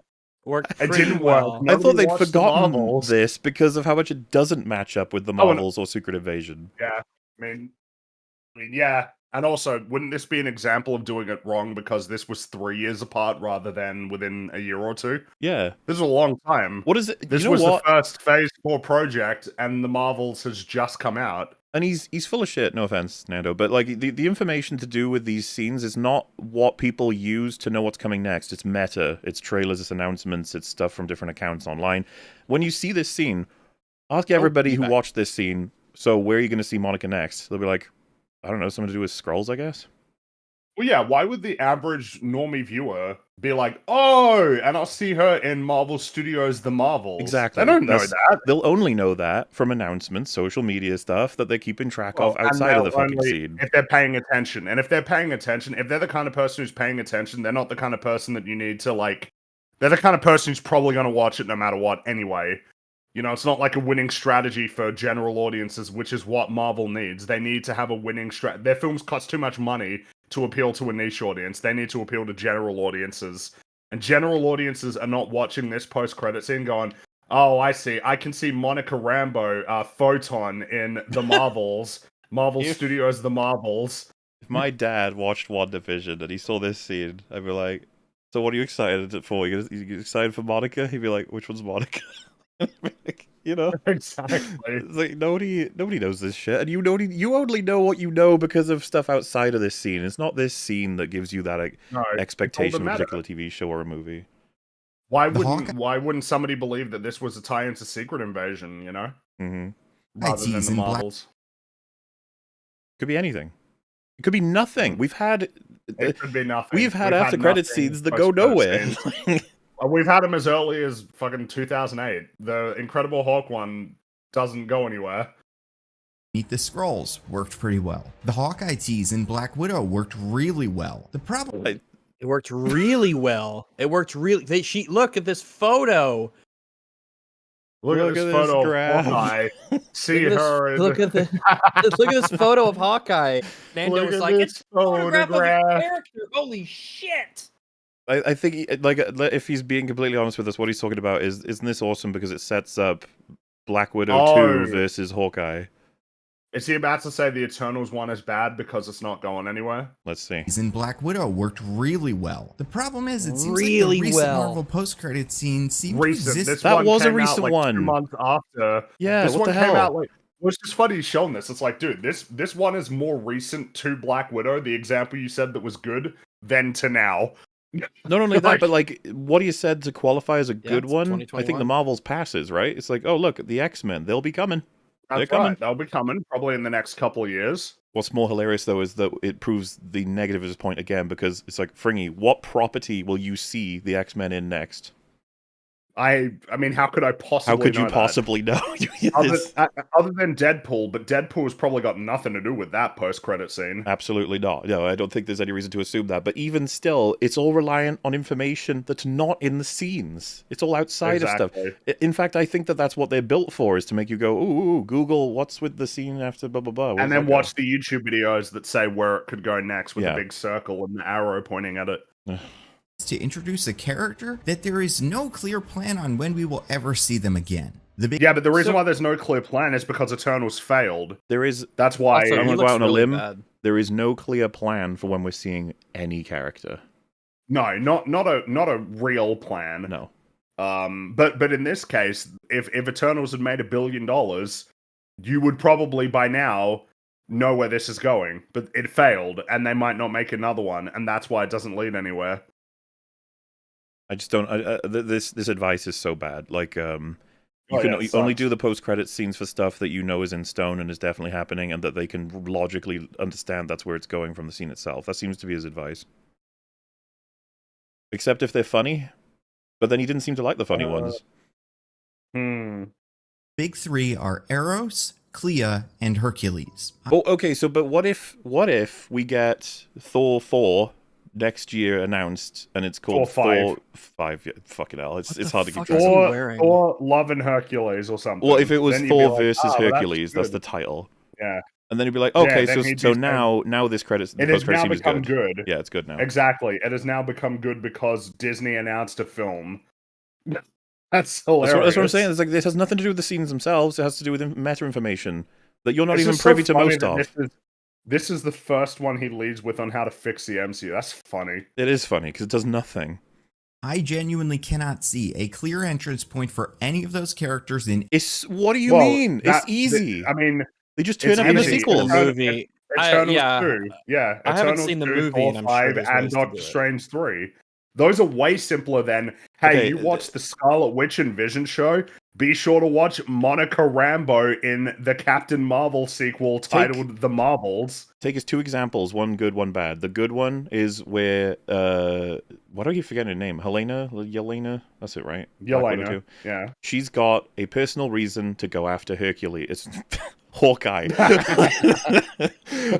And so it's like, oh, that's exciting because we know that's going to happen in the next thing. Cool. And it's like, oh, but it doesn't work with Hercules, who has been personally sent to possibly kill Thor and has a personal reason to have issue with him. It's the same. It's exactly the fucking same. But it's like, yeah, okay, but we had the project announced for the future of Yelena and Hawkeye. We didn't for Hercules. Like, so it has nothing to do with the actual scenes. It's just to do with the meta. Exactly. As soon as they announce Eternals 2 and then say that Harry Styles is going to be in it, it's like, oh, well, this becomes a good post-credit thing now. Yeah. As soon as they say Doctor Strange 3 is coming out, and which we already know is coming out, so I don't even know why the fuck that and one she'll is be like in it, and that doesn't make it good. Doesn't make it bad. It should. Why is it not judged on the merits of itself? I don't understand.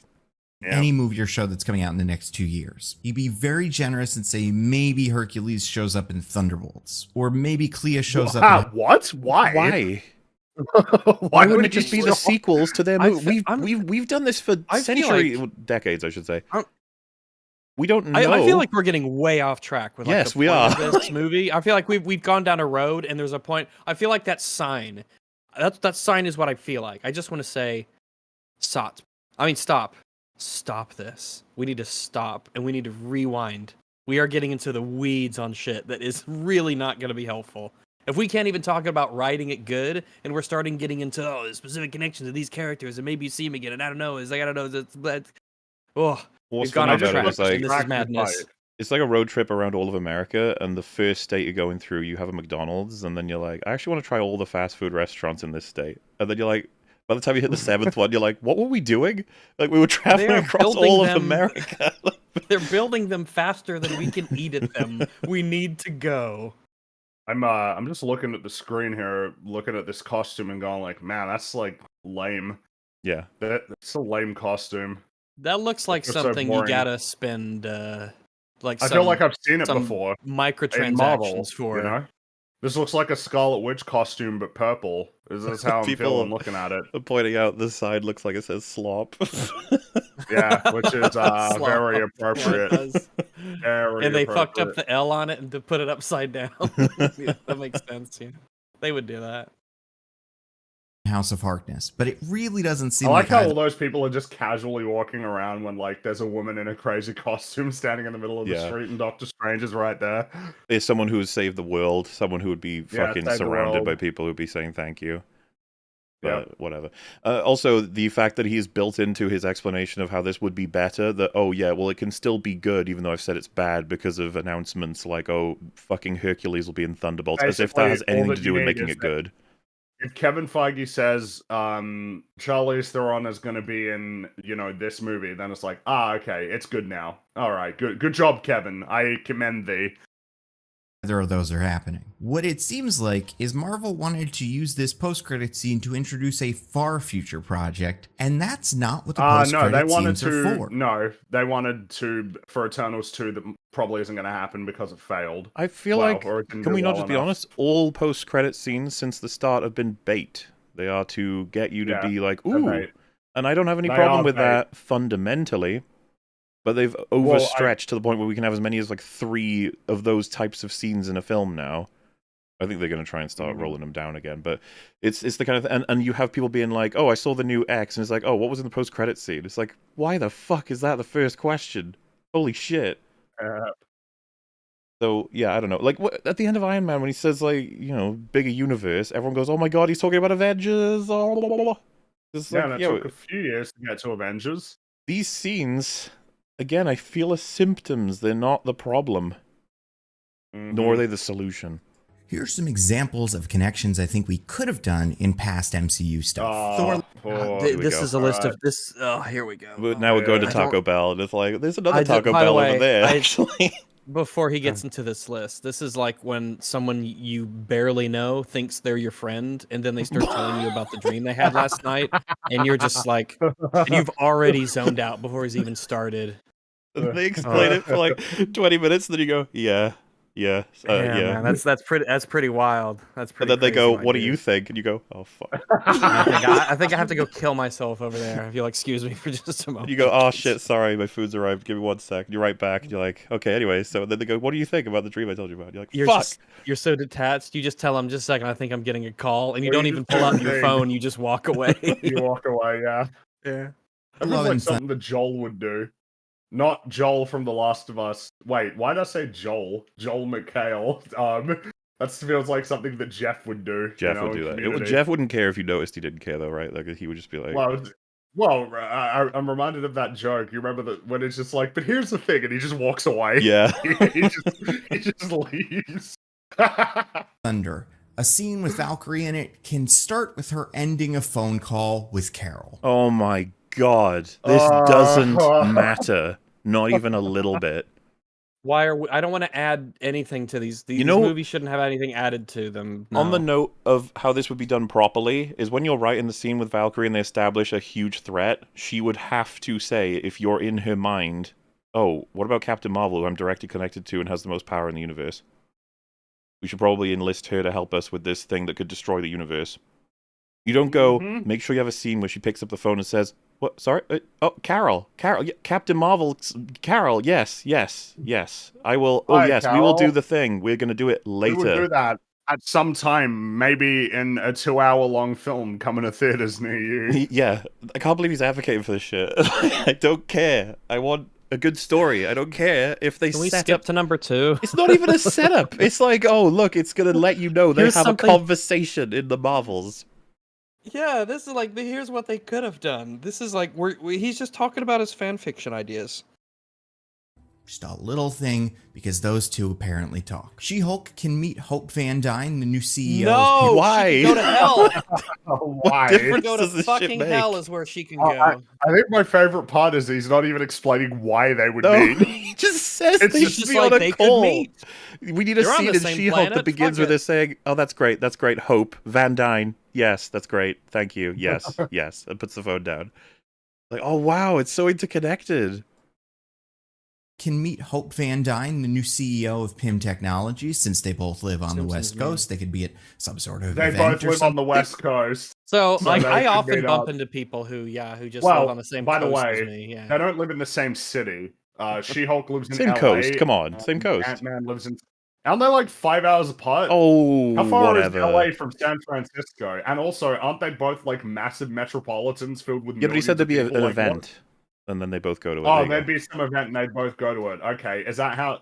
That's so They're funny. 347 miles again, from each other. With the analogy Yeah. of driving to all the Taco Bells, you're just like, what are we doing? Why are we talking about this? Like, trying to get It's like a 6-hour drive. What's happening? That's so funny. They both live on the West Coast, though. And we know how She-Hulk is with driving, so This makes yeah, so much that's right. sense. Something like that. Wakanda Forever should be one of the easier ones. Just have Everett Ross do a scroll thing in a Man, post-credit. that's Have so him No. do a good. scroll fuck thing. off. That doesn't even Dude, work. this- It's supposed to be a No. surprise that he's a scroll in Also, Secret it is, Invasion. like, this is so awkward considering that the ending of that film is meant to be like a memorial, like a eulogy for Chadwick Boseman. It's like, and after that we should have the post-credit scene of for Secret Everett Invasion. doing a scroll Like, thing. What, What the hell, like, man? dude? What the? Jesus. Man, like this is Like, the and solving. as you said, spoiling the actual surprise that they were trying to set up That's in supposed their to be terrible show. we all guessed it before it happened, but like that was supposed to be a surprise. That scene or something, or even just have him call Nick Fury and be like, Nick Fury, I have that information you're looking for. Oh, it's the meme. That's Oh, what we were saying. Just go to number 2. Just go to fuck Just off. so we're like, oh right, Nick Fury's in one of these coming up. Quantumania It's okay. We'll just move on. is one of the ones that does this pretty well with No. the Victor Timely No. Loki tease. No! There's nothing to do It with sucks Quantumania. balls. Nothing to do with the adventure they go on, other than the fact that it's Kang. There's no connection. It's actually he's advocating for advertising. He's like, you got to make sure you have your ads in your movies. Guardians 3 have one of the characters just reviewing distress calls and stuff like that, and one of them is that the jump points are acting weird. That's all we need. And Why would No, you we do don't that, need though? that. They Why? don't Don't need it. But they don't Just even have it show be up in the the start movie. of the next They don't film even show up that's in the movie, relevant though. to- They don't show up in the Marvels. Don't need so it. why Don't would need you it, even don't need do it it don't need anyway? You know what's funny? Oh, He's I just know they don't highlighted need another it. problem with the Marvels because they should be involved. The jump points are being manipulated. Yeah. To the Marvels. Secret Invasion, have Fury meet Monica on Saber. No. Loki Season 2 has that line where they talk about the Kang from Ant-Man and the Wasp Quantumania. While I don't hate that, I think that could be replaced with something related to Deadpool. Because apparently...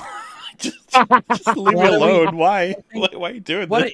How is this going to save the MCU? I don't Or is know. it just like random shit that he sort of thought of and hasn't even? Holy. These aren't even These are like this is the rough-hewn rock of an idea.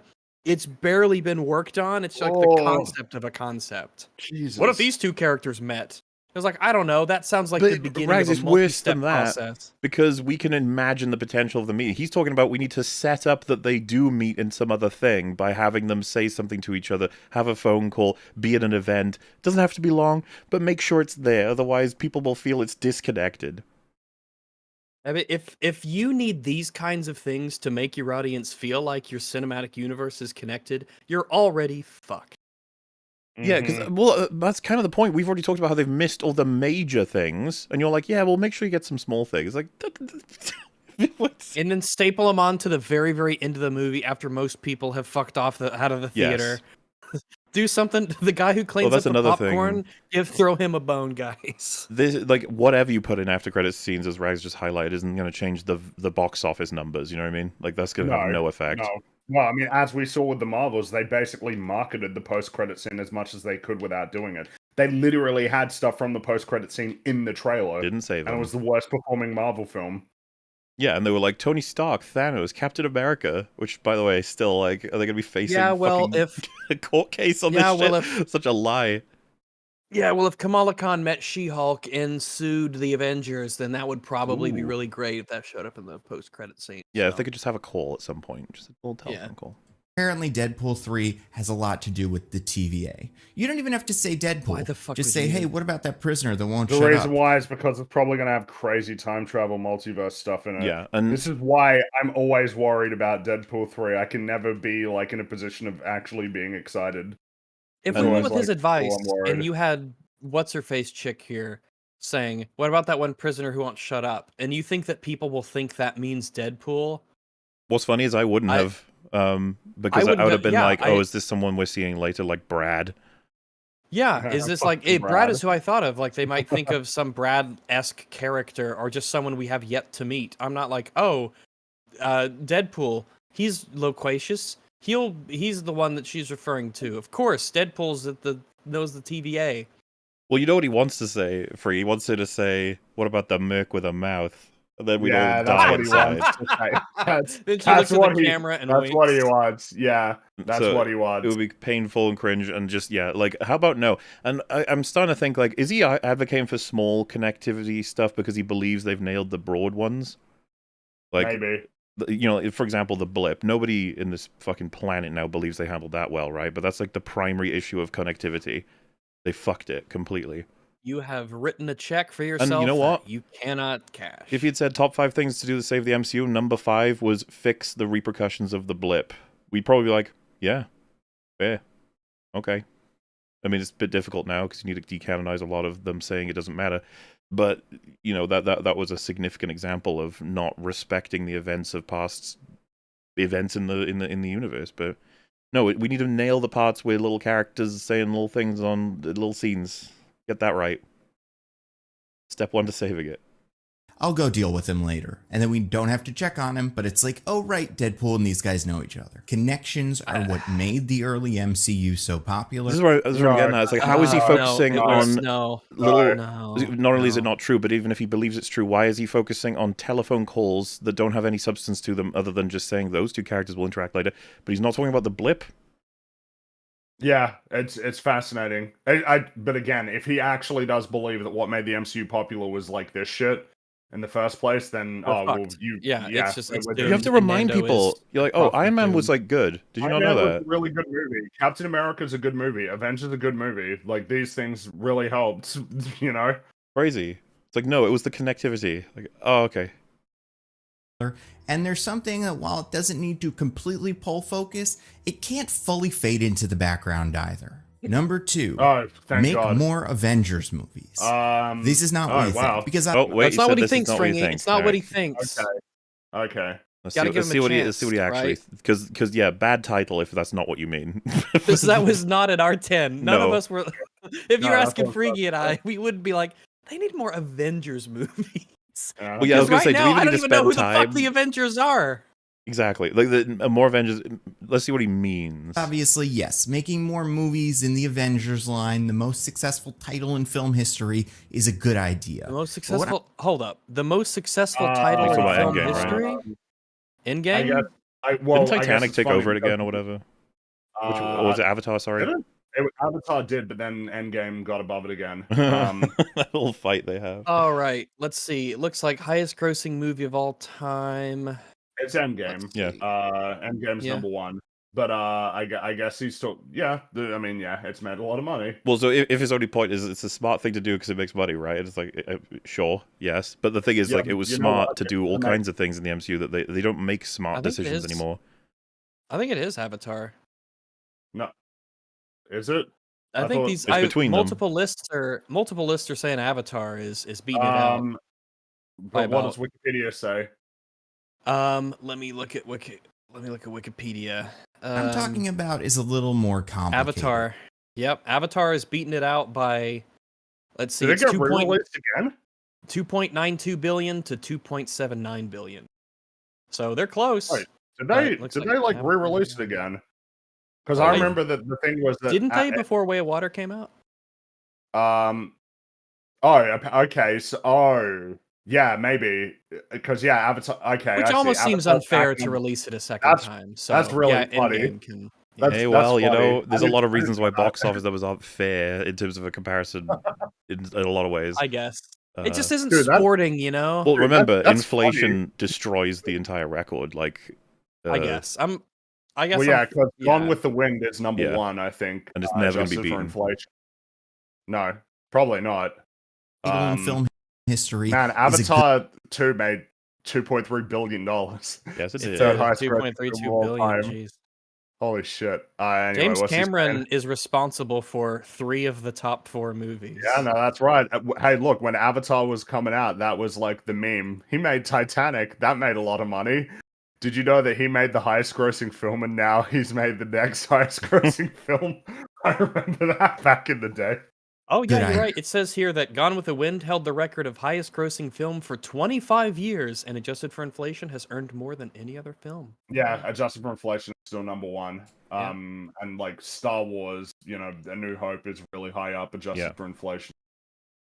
The most successful title in film history is a good idea.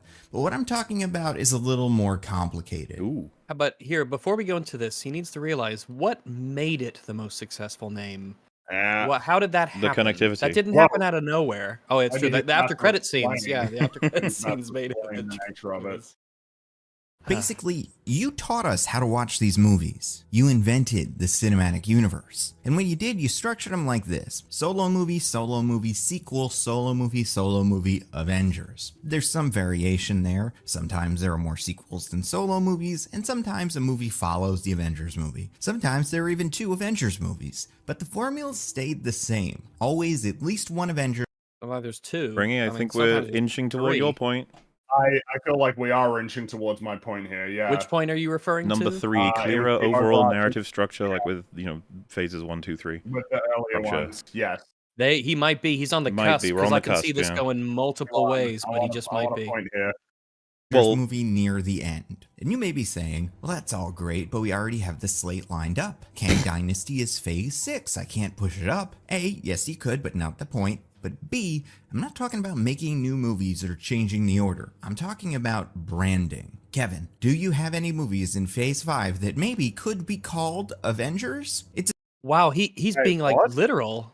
Wait, so he's saying What we the need to take fuck? advantage of the Avengers IP. the name By Avengers. calling So, things I- Avengers. This is Maybe why I'm like, there's I'm a not film- sure you get a point for you, because this is... I don't Oh think my I get God, a point for this. Fringy, No, he did this is- something unbelievable Yeah, and this robbed is, you of what this would have is- been a better This point. is a little more unhinged than I was expecting. As like a It thing to is. say. The Well, images have like, been Hey, yeah, maybe there's one of these films in Phase 5 that you could change from, like, so instead of Just Captain call it America New Avengers. World Order, just call it Avengers New World Captain Order. America. the people Avengers. joke, right, about calling Captain America Civil War Avengers 4-3 at that point. 2.5. Right? 2.5, yeah. But, But, like, you Why can do see they you make call that it joke? It's like, well, because it has all the Avengers characters in it, and it was pretty fucking good. Like, it's a good entry, and it's a big event, and it's like, it would have made some sense to call that an Avengers movie. You could have. Yeah. I think it has a hell of a lot of value calling it's a Captain America movie, you know? I think so, yeah. We could have been in a position where you could have applied that to a there's lot of the reason, movies, yeah. but we're not. And the reality of let's just start stapling Avengers as a title onto movies in order to boost them in terms of popularity, engagement, and box office is sad.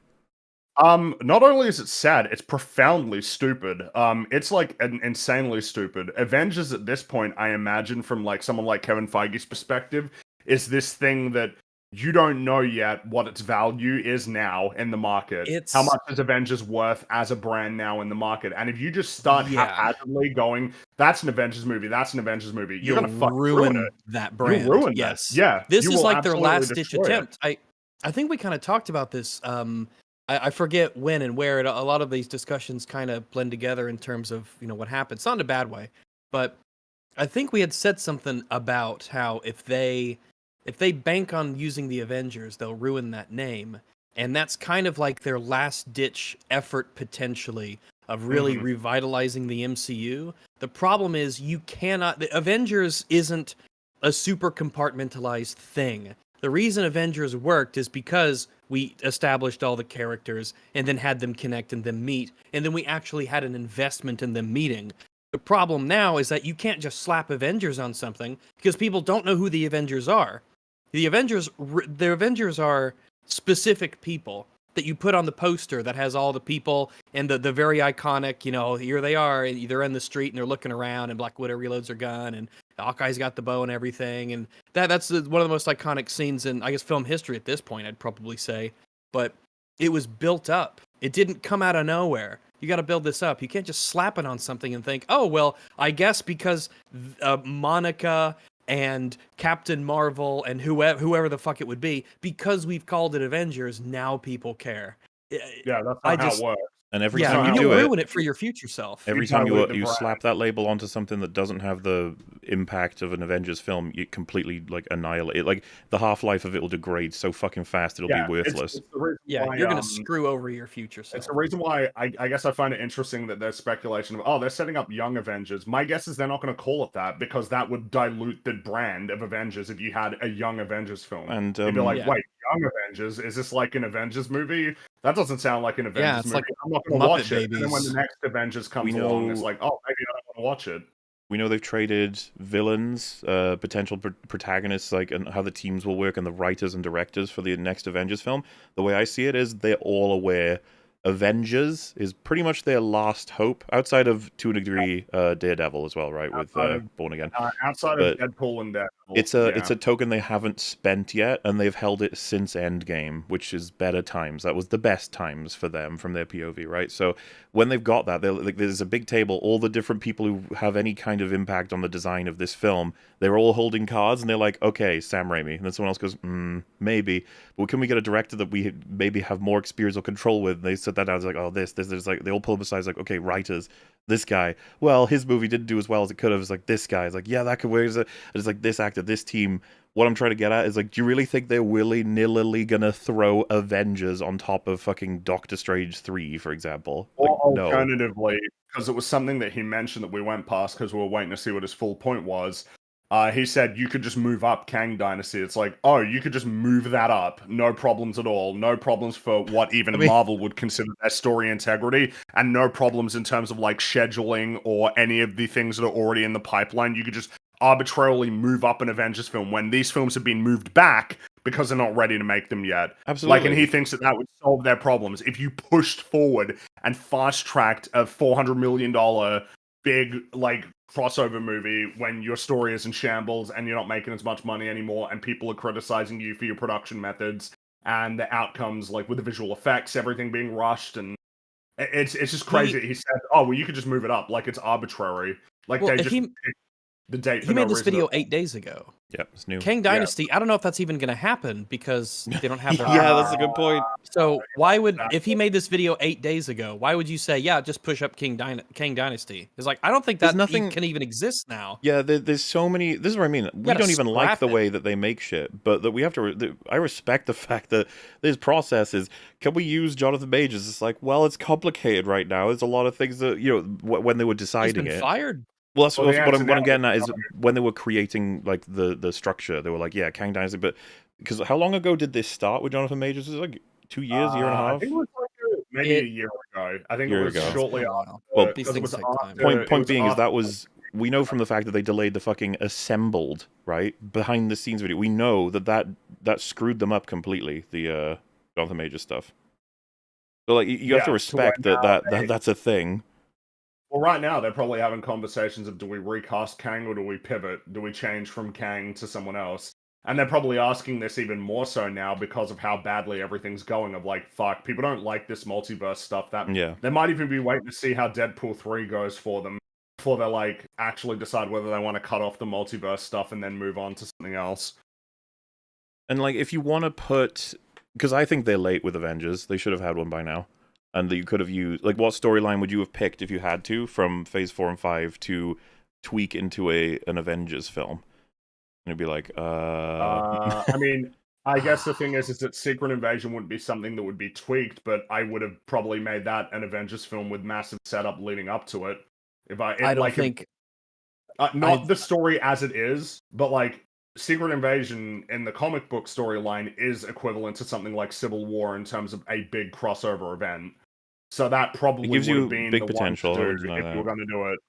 And then you can leverage a lot of your cosmic characters that you already have. If we were going to take something that exists right now and then turn it into something, but again, it wouldn't be tweaking; it would be a totally different story, completely rewritten. Yeah, well, that was kind of the point to be made with any of these choices, I'd imagine. But you could have gone No Way Home could have been it, I suppose. Instead of a Spider-Man film, we just add in a bunch more of the characters. Or Doctor Strange, Avengers in the multiverse. Yeah, you could do that. It's so painful, though. But I guess the reality we're talking about here is, had they done that, let's say with Multiverse of Madness, and it was as good, we'd just be like, yeah, the Avengers name is worth less now than it was. Mm-hmm. The problem, of course, is that Avengers is built on all these other IPs that have all been degraded, so there's still, I think, and this goes for Star Wars too, we haven't seen yet the damage that has actually been done, but we know it's there. Well, yeah, because this is what it will be. The next Avengers film comes out, and who are you going to put on the poster? Who's going to be on the poster for that? And who's going to get excited? Like, oh, Captain Marvel, and She-Hulk, and Shang-Chi, and Yelena, and like Miss Marvel. Oh, and we got Captain Falcon as well. Wow, what an exciting team compared to it's Iron Man. I loved Iron Man. Oh shit, like it's Captain America. That was a cool movie. Shit, Thor. And of course, the fact that was the first time that it had happened. That was working. That's something that's worth emphasizing, is that Avengers had the benefit of novelty. That novelty is gone. Yeah. Now, Endgame and Infinity War got the novelty of being much bigger than continuations of that films. Same story in a way. The same characters. Age of Ultron, I think people expected more. in terms of like it being a bigger thing. But then Infinity War comes along and it massively expanded the roster to the point that it was novel again. But like obviously Endgame is sort of like a critical mass in terms of you can't push it any further than Yeah, that. we can only be in this theater for so long, and also the Yeah. movie sucks balls, so Well, that yeah, doesn't that's- help. yeah, exactly. And you know, it's really interesting looking at this particular screenshot now that we've entered, you know, February of 2024, and you're looking at like, oh, Echo, that got pushed way back, that didn't come out in the summer, and then No. you're like, Blade, that's not out. Ironheart, I don't think it's coming that's out this not year out. at all. I think Um, that's coming out next year. And Blade is yeah, far away. And then you got It's- Agatha, and it's like, oh, I guess Yeah, it's like, I guess oh, that's no. coming out sometime this year. And Captain Yeah. America is now delayed by over a year, I think. And Daredevil is not coming out in a couple of months. It is. It's interesting looking at this with Yeah. And hindsight, Thunderbolts being is like, coming out next oh, year too. okay. Like Yeah. half of this stuff is. But Oh, if only they knew. If only If- that man on the stage knew. if all these were bangers, we would then they bait the Avengers as coming right after Thunderbolts and New World Order. The hype would be unreal. That's not the problem. It's not. It's Yeah. not about where Avengers sits or where we're using it as an IP. It's so insane to think that Avengers' power is built on all the other things that come before it. Exactly. Not like exclusively, of course. If Avengers itself is just a really good movie on its own, built on a bunch of bad movies, I guess that would still work. It's just we're talking about maximum profits here. And so to address the issue is not to say we need more Avengers, it's to address the fucking script writing in all of these. They're all fucking bad.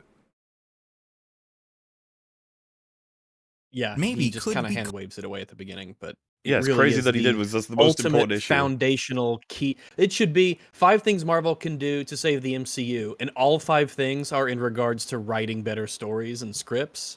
I mean, that's the video that should have been made instead of what seems to be slap the words "the Avengers" on a movie, and I guess cross your fingers and hope for the best. Like I told you, if we switched out Spider-Man and Quantumania as Avengers, 5 and 6, Avengers as an IP would be fucked by now.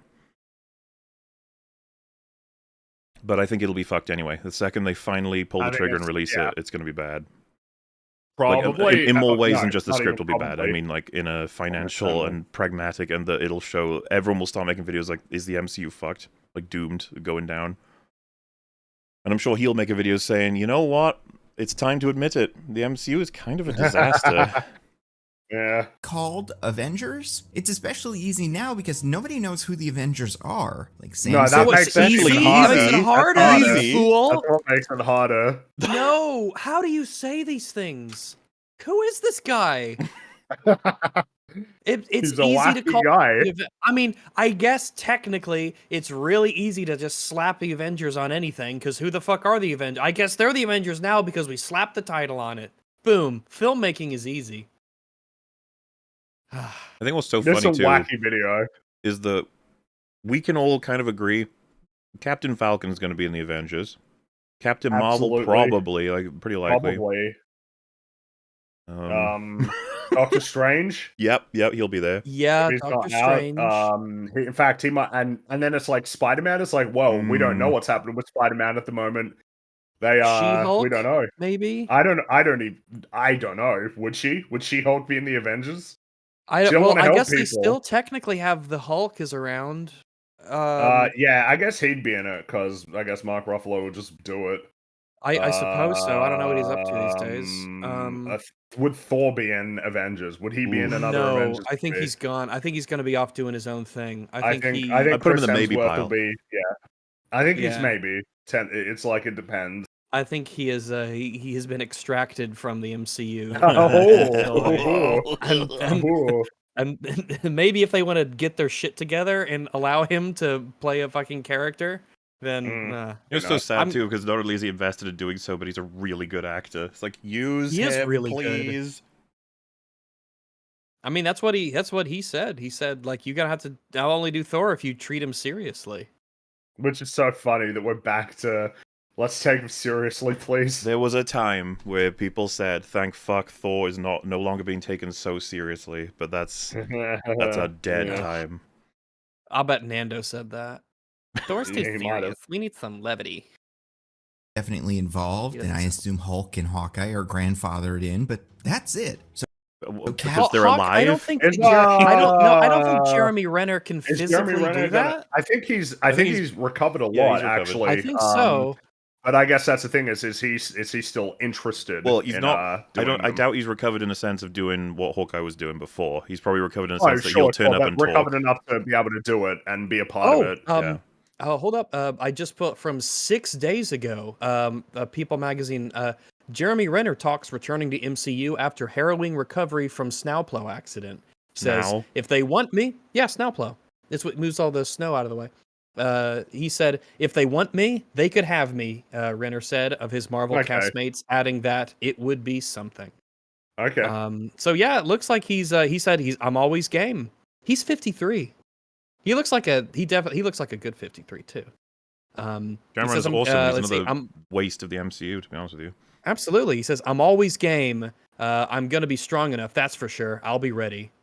So, all right. Yeah, it looks like that's excellent. That's really good news. That's really excellent. Yeah, because I remember at the beginning when after the accident happened, it sounded it was like so catastrophic harrowing. that it might have been very, very, very nearly impossible to get back to a place of normalcy. So that's really good that he's recovered. Yeah, I'm very glad. And on the path Didn't he, to recovery still. Didn't it happen as well because he was trying to save somebody or something? I remember that being the case. Yeah. Oh yeah, this is the thing. Best of luck to him in life, but also hopefully in career as well. Mm-hmm. Captain America: New World Order. Why are we not calling this movie Avengers: New World Order? Oh wow, that is literally what I said. Yeah. Yep, what you said. The meme. I wonder if I should get a pity point for that, like a peepo yay or something. It's not worth anything. What's with the Brave New World asterisk down there? They changed the name. It was called New World Order, and now it's Brave New World. And now they're reshooting the like the Aldous Huxley novel. What? Well, I don't know. That film sounds like it's a disaster. Yeah, they're reshooting the majority of the film right now. It's crazy. And slapping it at the end of Phase 5. They'll probably have a bunch of Avengers in it, and for that reason, it should be a big event movie. You know what? It probably won't have a bunch of Avengers in it. It probably won't. It'll have. We don't even know who the Avengers are. Yeah, maybe that movie will be the one that kind of helps establish who. I don't think it will. No. I don't think it will. I think that a lot of the speculation people out of maybe Hulk will show up and stuff. I think it will just be that he's in it. And then you'll have maybe a couple of new characters that they introduce, and maybe one other character shows up. And I don't even know if Bucky will show up because he's doing Thunderbolts. That would be my guess. That it's actually not going to be Avengers scale at all. So why not treat it like one? Or let's get creative. Thunderbolts. Cool name if you've already read the comics and know the team, but if you don't, it's a movie about Zeus's weapon from Love and Thunder, I guess. That's not even what came to my mind. But I thought Thunderbolts was meant to be like Marvel Suicide Squad. I thought that's what it was. It's weird because I'm thinking about what comes to mind when I hear that, but I don't even think anything comes to mind because I don't even know what that really is. Well, most people don't know what the Thunderbolts I think about Lightning McQueen. If you would ask me when I knew nothing about any of it, I would have just said I don't know, it's a team. I don't know. I guess people saying it's a joke, but he said before that he thought Hercules was going to be in Thunderbolts. So is it a joke? Well, I guess what they're trying to say is he's playing coy with the idea that most people wouldn't know what they are, and they might just assume it's about Zeus's Thunderbolt. But most people don't know who Guardians of the Galaxy were before Guardians of the Galaxy. That's what I mean. It's a worthless point. It doesn't work. And nobody remembers fucking that Russell Crowe was in a Marvel movie. They don't remember that. Yeah, no, he played. We've addressed what the point is, which people don't recognize the Thunderbolts, which is just I don't think that matters one way or the other, whether or not it's good. Well, whether or not. Well, that's the thing is that if all of these things were good, you can introduce anyone say Guardians of the Galaxy, and people would be really interested, and they could become crowd favorites when really no one knew who they were. But now they have to bank on recognizability, but they've burned so many cards that they're really running out. That's why Fringy saying X-Men is one of his 5. It's literally a really good probability here. I hope so, because 0 points is not. I don't like it. But really, it's about a team, much like the Avengers, assembled by Val to do bad guy stuff, probably. Why are we not calling this movie Dark Avengers?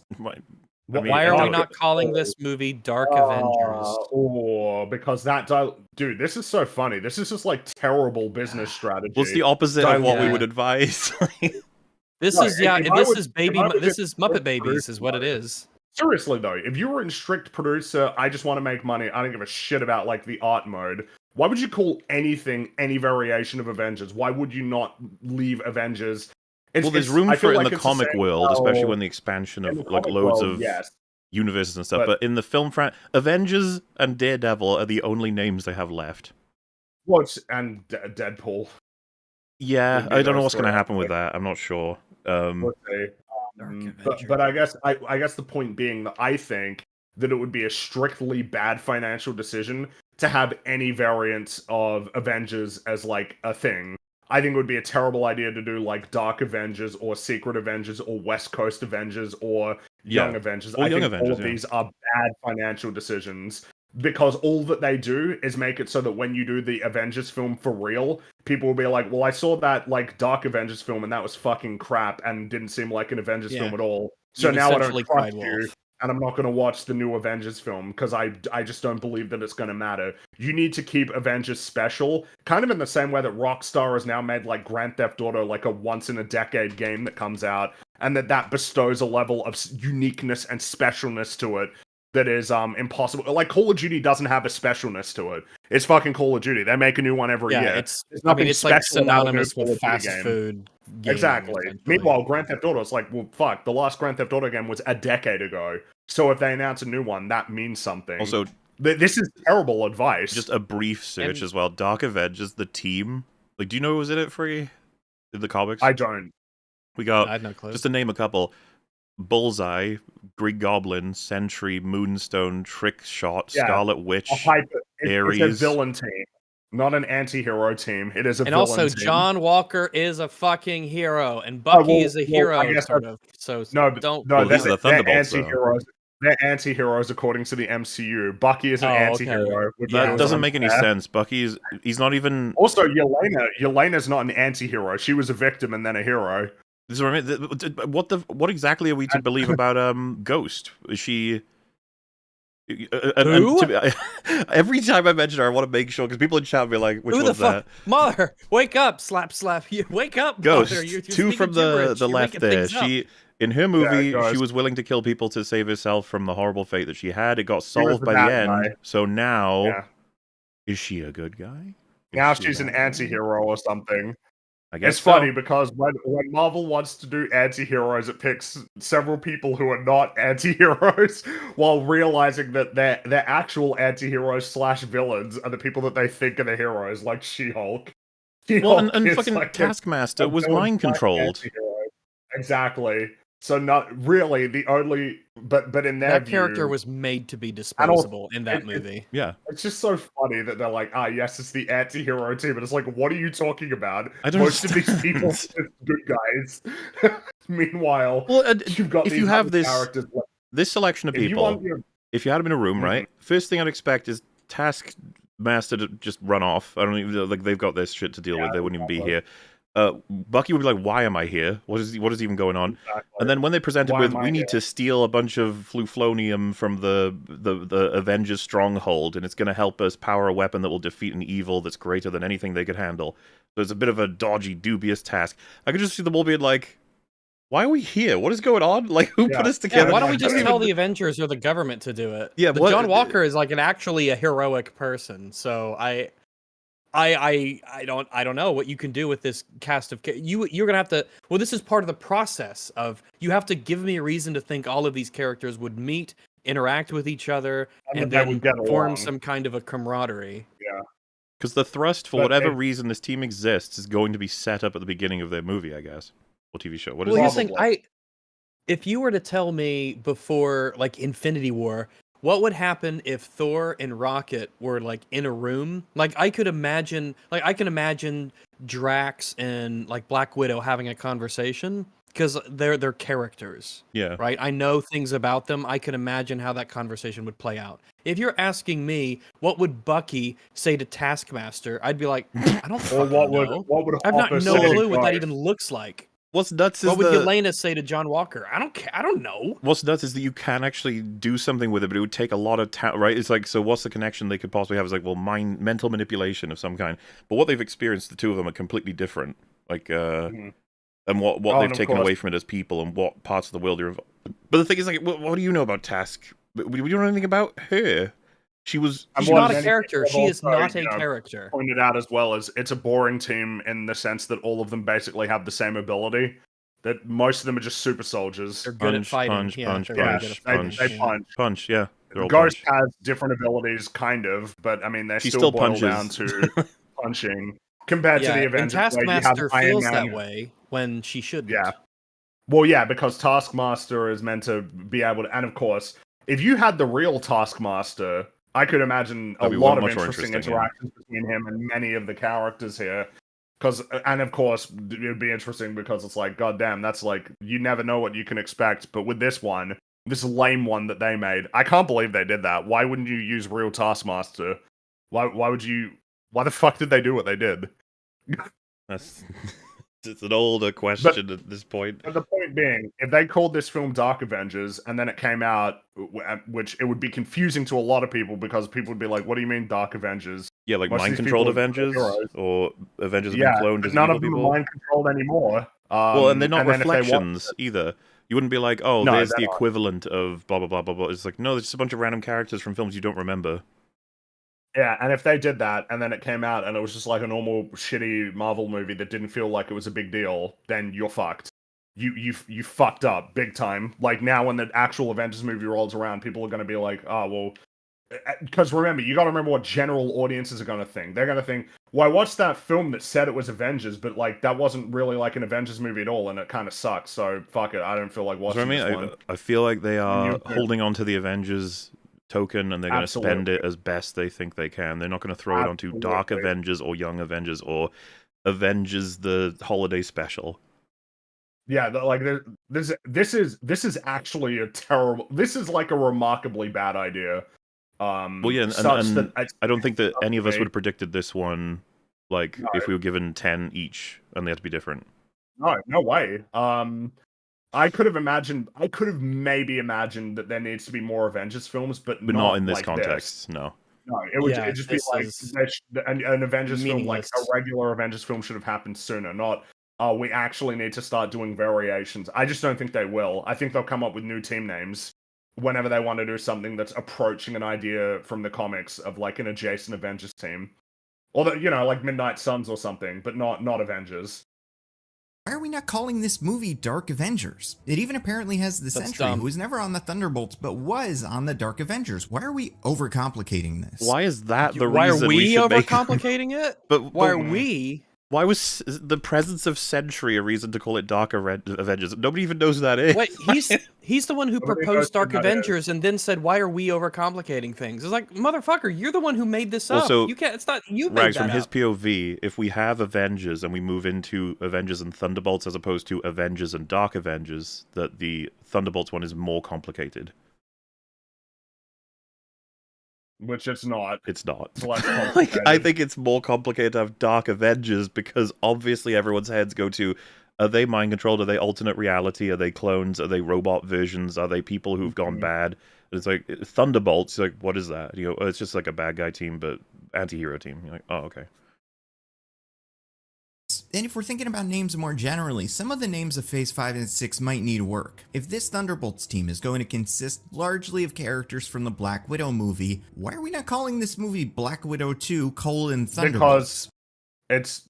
Wait, sorry, can I just hear that name again? Yeah, I need to hear that again. I need to hear that name again. You're saying that we should call Thunderbolts Black Widow 2: Thunderbolts. That'll be a better use of IP. I think that's a worse use of IP. That's like really confusing. I think especially when it's not mostly characters from Black Widow. It's got a disproportionate number of characters from Black Widow, but it's not a Black Widow team. What does John Walker or Bucky or Ghost have to do with Black Widow? That's stupid.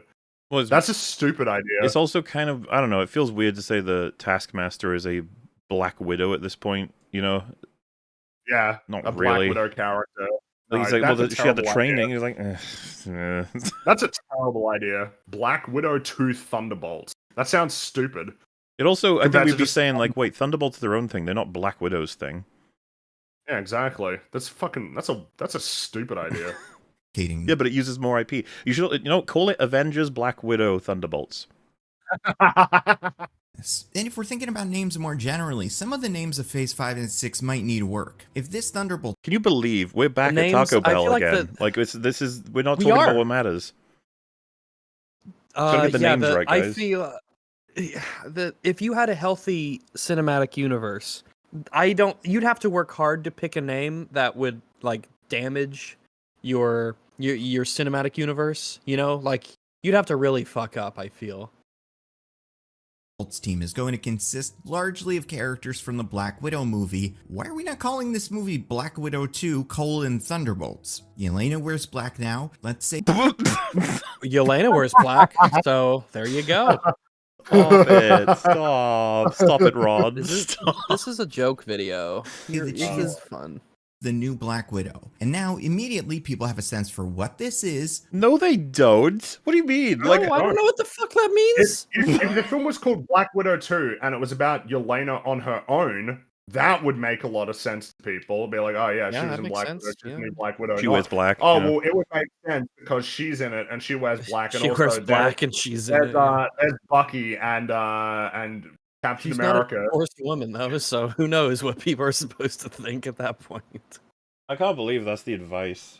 So stupid. I can fix your This is- Thunderbolts movie. Call it Black Widow 2. You're like, what? So funny. You did it. You saved the MCU. Didn't Black Widow struggle to make the money back? It did, but you could blame that on COVID times. But if you release Black Widow 2 today, I reckon it makes $400-300 million, maybe tops. Maybe, yeah. What they need to watch to understand it, and if Black Widow was positively received, which it more or less was, this is something And again, another No. problem that it wasn't. But also another problem that I think Marvel's going to start having is, after this movie's done, does Florence Pugh want to do this, or does she want to do other things that are more worthwhile that she can do and get paid money for, like a lot of money for? Let me ask you a question, Frankie. What do you think was the most popularly shared element of Black Widow as a film when it came out on social media? Yelena I for already sure. know. Florence Pugh, Yelena, yeah. What do you mean when you say that? Just her that she was a really good actress and that people liked the character. Not the answer I was Kind going to of. give. Rags, what That's would not your the answer answer I be? was going to give either. It would also be Florence Pugh. Yes, my answer is However, going to include Forrest. would- it would not be a grandiose moment for her. No. It would be her flying away from the explosion Yeah. of the helicopter as when he Oh, stuck the stick in Oh it. yeah, right. Yeah, that's true. My But when point, the of film course, was coming being out, when it was coming This out, was everybody fun. was making fun of it. That's true. So the idea But that he was there more or were- less well received, is like more less than more. audiences will look forward to. Why was Captain Marvel 2 called The Marvels? Captain Marvel 1 made Because no one gives a fuck about Captain Marvel. I mean, I agree with him that it This was probably a one- tremendous mistake, in a sense, to call it the Marvels. That's a weird Yeah, name. to explain this one, I think it's because of the fact that this was set in stone really early on, and they thought, we've got so much power, we can start launching anything, and that we're going to launch the Marvels as a new team. And how cool is it that we have Avengers, and our first new proper hero team is going to be all women? Like, I'm sure they felt really good about that, and that now it's crashed and burned, and so they're like, fuck. Because Well, they I mean- sold Captain Marvel's popularity, which wasn't much at all, because they misunderstood why she got $1 billion with her movie. So Yeah. I think that's why that happened. They wouldn't have called it the Marvels if they were planning to release it today, as in No way. in planning state. They wouldn't make it at all. But if they were, they wouldn't have called it that. Probably not, because Marvel Studios the Marvels. It's just a weird name. Yeah, it's It bad is, yeah. strat. You're using that word too much, and now I don't really know what it means. Well, that would be an example of why they shouldn't call things Avengers, because when you start calling things Marvel and they fucking suck, regardless of whether they're actually a broadly, meant to be reflective of Marvel as a whole, Captain Marvel being a lame movie and then the Marvels being a massive failure, that hurts the word Marvel, which you don't want to hurt because that's your brand. I feel like this is a good example of why we shouldn't just randomly call things Avengers movies. Mm-hmm. Well, I'm surprised he hasn't said, because it sounds like it would be in line with his thinking. This is an awful idea, by the way. that we should have called the Marvels Avengers 5, subtitle the Marvels or something like that. I guess. And we have the same story, but we plug in a bunch more Avengers. We got to defeat Dar-Ben, and we got to use the power of Doctor Strange and whoever else to blah blah blah blah blah. He's using the word he wants to use the Avengers in the same way that the words Disney Presents is on the poster. Which is a fucking blight. And it won't be long before Avengers is a blighted name as well. If they release 2 movies that are shit, that'll be it. It's much easier to destroy a franchise IP than it is to build it up. Than it is to create it, yeah. Made a lot of money. Why not use that to your advantage? Call it Captain Marvel 2 Galactic Boogaloo. You know what? That's right. If you want to release the next Captain Marvel movie in between the equivalents of Avengers Infinity War and Avengers Endgame, man, feel free, go for it. But until you do that, I feel like you don't have that much room to work with. Well, for the record, they cut off the box office recordings for the numbers for this at 200 million, right? So we didn't even know exactly what it made.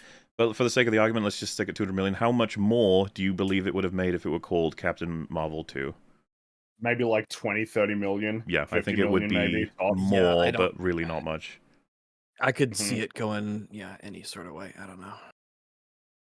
Or something. Why is Armor Wars not called War Machine? Nobody knows what Armor Wars is. That's not. We don't do it this way. We don't do it based on what people know the titles. Does anyone know what Civil War referred to in the comics specifically in the general audience before we had the movies? Like, you don't have to. Armor Wars. I feel like you can interpret some stuff. Yeah. I assume it'd be like War Machine, Iron Man, Iron Heart. Well, and the politics related to it, possibly, something further than that. It doesn't. I'm almost now at the point where I'm like, why do we have to know exactly what these things are going to be before we see them if the whole point is to make good things that people want to see anyway? Well, that's not how movies typically work. That's not the norm for movies. Normally, you see a trailer or you get an announcement and you're like, oh, this could be interesting. And then you go and see it. It's not like you have to have it drip-fed by a different movie telling you what is to come in this other movie. Well, when someone tells you, Rags, you should see American Fiction, you'd be like, you know what that's about, don't you? And you're like, no. Like, I have no clue. Watch the trailer, you'd be like, oh yeah, well now I know what it's about. It's like, I don't understand this attitude. This is not what saves the MCU by letting people know what's coming next. Like, using IP this way is so weird. The IPs are generated power by being about a good thing. Exactly. Yeah, you need to focus less on telling people what comes next at the end of the movie and get them to think, I really enjoyed what it was that I just watched. I think he's got it backwards. I think the content being amazing and the marketing being amazing is what generates the power of the IP. Like, it's I think so. It's not the IP's power generates the quality of the movie or anything, or the interest of people seeing it necessarily. Well, it's funny that's true. It's funny that, because I think calling the Batman movie in the DCU The Brave and the Bold is a bad idea. I think it should be called Batman. Well, so when we Batman's just said the Marvels being called Captain Marvel would likely get it a little bit more money, at least relatively. This is not something we're denying. The fact is, though, this is all a smokescreen. What's important right now is making it fucking good. This won't help you tremendously. No. But there is some amount of clear communication to some extent can be useful. Hence, I don't know if calling a Batman film The Brave and the Bold instead of like Batman The Brave and the Bold, even though I know that's a cartoon. What about the Man and the Bat? Wait, what? What? Okay, all right. What about the Bat and the Man? Why would it be called that? Oh, what, just like an idea for a title? Yeah. Instead of calling it the Brave and the Batman, the Brave and the Bold, just call it the Bat and the Man. Or alternatively, the Man and the Bat. Well, I guess kind of mix the two together so they know what they're getting into. My guess is the reason why they want to call it that is because so many films at this point have been called Batman. They're like, it's starting to be like, do you want to just call it Batman? Because that's a film that already exists. But I don't know. I feel like that's a name you'd want to take advantage of at any opportunity. Like, wow, not at any opportunity. You don't want to have a movie called Batman, Batwoman, or something. Like the Batwoman. That would be not a good idea. Yeah. Use your most recognizable brand to sell these movies. And then it won't be the most recognizable brand. And then you ruin the brand. Yep. This is and then the brand can't sell movies. Short-term thinking was what got us into this mess. Nick Fury was a big player in Spider-Man Far From Home, but we didn't call it Fury and Spider. Branding matters. Yeah, we wouldn't call it. Why would- Yes, you're right. We didn't. We Well, didn't because call it's a that. Spider-Man movie, so we called It's it a Spider-Man Spider-Man. movie. Yeah, exactly. Yeah, What in and the if world? Nick Fury is in Well, it, that's like, oh yeah, that's neat that well, he's here's a in it. We can put him on question. the poster. If Madam Web was called Spider-Man Madam Web, do you think that would? It probably think that would would, but it help? would then damage the Spider-Man IP. Yeah, because then people would be like, "Well, they told me Spider-Man was in it, and he wasn't. I feel lied to. Exactly. I don't trust you anymore." This is an actual thing. It's so funny to see this. Like, we're treating it as though IP can't be drained of its power. It's just Which constant. it can. Well, It we've watched absolutely Batman can. and Spider-Man essentially fight each other over decades for being like top dog. Yeah, exactly, and that's been a matter. I mean, Amazing Spider-Man 2, right? Like that didn't do that well. No, And it's like, oh, what happened? It's like, well, when you make Spider-Man movies that aren't good, like that starts to hurt the perception of Spider-Man as a whole. I guess Homecoming should have been called Avengers because Iron Man wasn't in it. Avengers Homecoming, yeah. And then Avengers Spider-Man Homecoming. Why couldn't I make the argument? I'd be like, well, Vulture's an Avengers bad guy at that point in the narrative. He was created by them somewhat, and Spider-Man is trying to join the Avengers, and his arc relates to him understanding his nature within the Avengers. Iron Man is in it. It's an Avengers film. There you go. Avengers. And it's the Avengers will draw more money in than Spider-Man, you know, because Spider-Man for us the whole thing feels so consumer, like Yeah. to the point that we're getting to a film that's called Marvel Studios Avengers cross Spider-Man : the Thunderbolts Return Eternals 2. Like Yeah, they name it like they're tagging an image for an art site or something. And it helps set expectations. Number 3. Oh, finally. we're done. Okay, thank Three, God. number 3. No. Come on, All give me a point. Give Give me a let's point. see if either of you will Oh, get boy. this one. Make at least one movie for less than $150 million. Wow. Holy shit, So- I was not ready for that. I don't think I either wasn't of ready you for that mentioned either. budgets That at all, sounds, so... Well, yeah, that sounds reasonable. So I wasn't ready for that, yeah. Well, I Yeah, still I don't was actually... in a particular mindset. This isn't even the advice to give, I don't think. The advice to give is budget better, be more careful, spend with Yeah, reason yeah. and intention. Because it was like, so no good movie for them can be made with 150 million that'll generate loads of money. It's like, well, no, it's not that. It is seriously, because telling them that they cap at 150 million doesn't necessarily solve the problem. No. You need more. The advice here should be careful, like take more time to carefully spend your money on things that matter. I do find it funny that in his mind, a reasonable budget is like 150 million Yeah. or less compared to something like 100 million or less or 50 million. Dude, I'd or love less. to cap 10 movies at 10 million, and we hand Yeah, them out that would to be, auteurs. That would be brave and bold. That's It would for be sure. But you cool. make your money back. And You I'm would make pretty your sure money it back. would, yeah. I'm pretty sure one of them would create a banger, and then we'd be good. Well, again, there's a reason why Jason Blum is it Bloom or Blum? I keep saying Bloom, but there's a reason why he's one of the most successful producers right now. It's because he turns around, he makes movies for not much money, He is and then a- they make a fuck ton of money. Yeah. Shotgun producer, and Yeah, and he Sometimes- makes a lot of stuff that's look, alright, but only there's one something of them there. has to hit. There's a lesson there of you don't need to spend $200 million. You can spend way less money, and then the risk of failure is way lower, and the upside of success is tremendous. Yeah, and you could make a lot of movie for not as much money as people are led to believe. And Disney played a huge role in that mindset. Yeah. But you Definitely. can Well, get to the point that experimental and try new it's things. a bold and- idea that you spend less than $150 million in this guy's mind.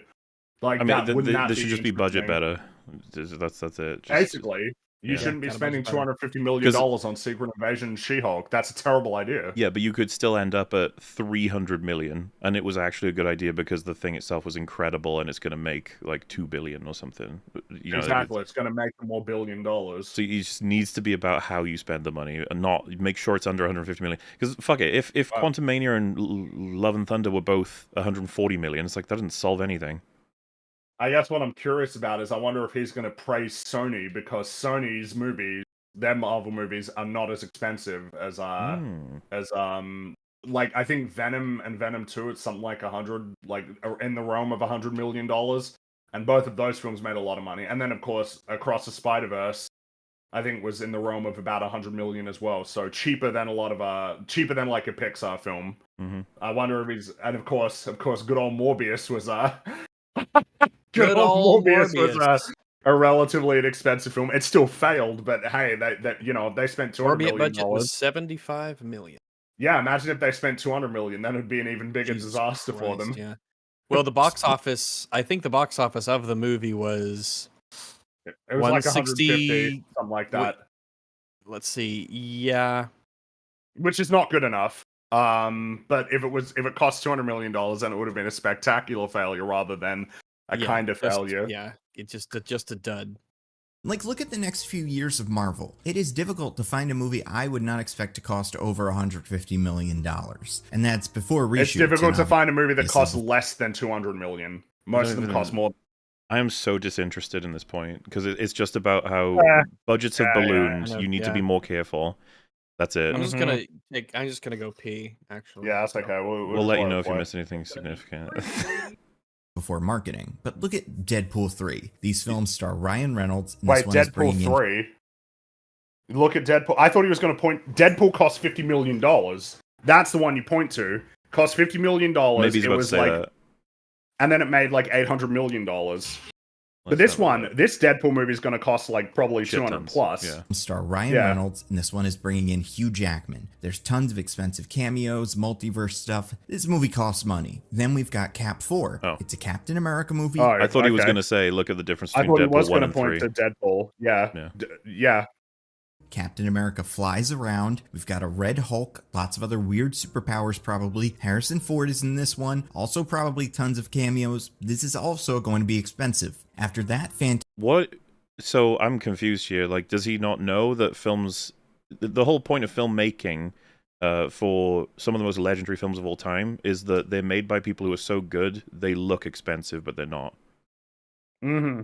Yeah. Like, so or alternatively, there's a real cause for them being expensive. Terminator 2 was the most expensive film, I believe, when it came out. It's like, yeah, but look at all the shit they were doing in that film. incredible. Well, it was amazing stuff. Meanwhile, it's like, oh, the Marvels cost $200 million. Oh, does it? Like, wow, that looks awful. Well, that's the thing. Now we watch these films and we're like, damn, this must have, like, were they rushed? Did they have a low budget? And you're like, no, higher than ever. Well, yeah, I mean, the Creator is not a good film, unfortunately, but for a film that costs like $70-80 million, looks way better than a Marvel film. Well, It I mean, convinces you Godzilla that it minus costs a one lot more was money. 15 million. Yeah, 15 million. That's the one you point to. That's at the this talking point. $15 million. It's enough is enough. You need to slow the fuck down, give time for everybody to make these films, especially with how much money you are bleeding from all of this. But him saying, like, well, we got this movie coming up and it's got all these people in it, so we expect it to be big budget. It's like, what are you even saying? Just get back to saying stop spending so much money badly. Mm-hmm. It's not even spending so much money. It's spending it badly. Oppenheimer had a lot of people in it, and that cost half as much as these films. But the reason why is because the actors were willing to get paid less money to be a part of it, which you'll never be able to do for a Marvel thing. People want to get paid a lot of money because they don't think these films are of value or of quality, and they're not wrong at the moment. No.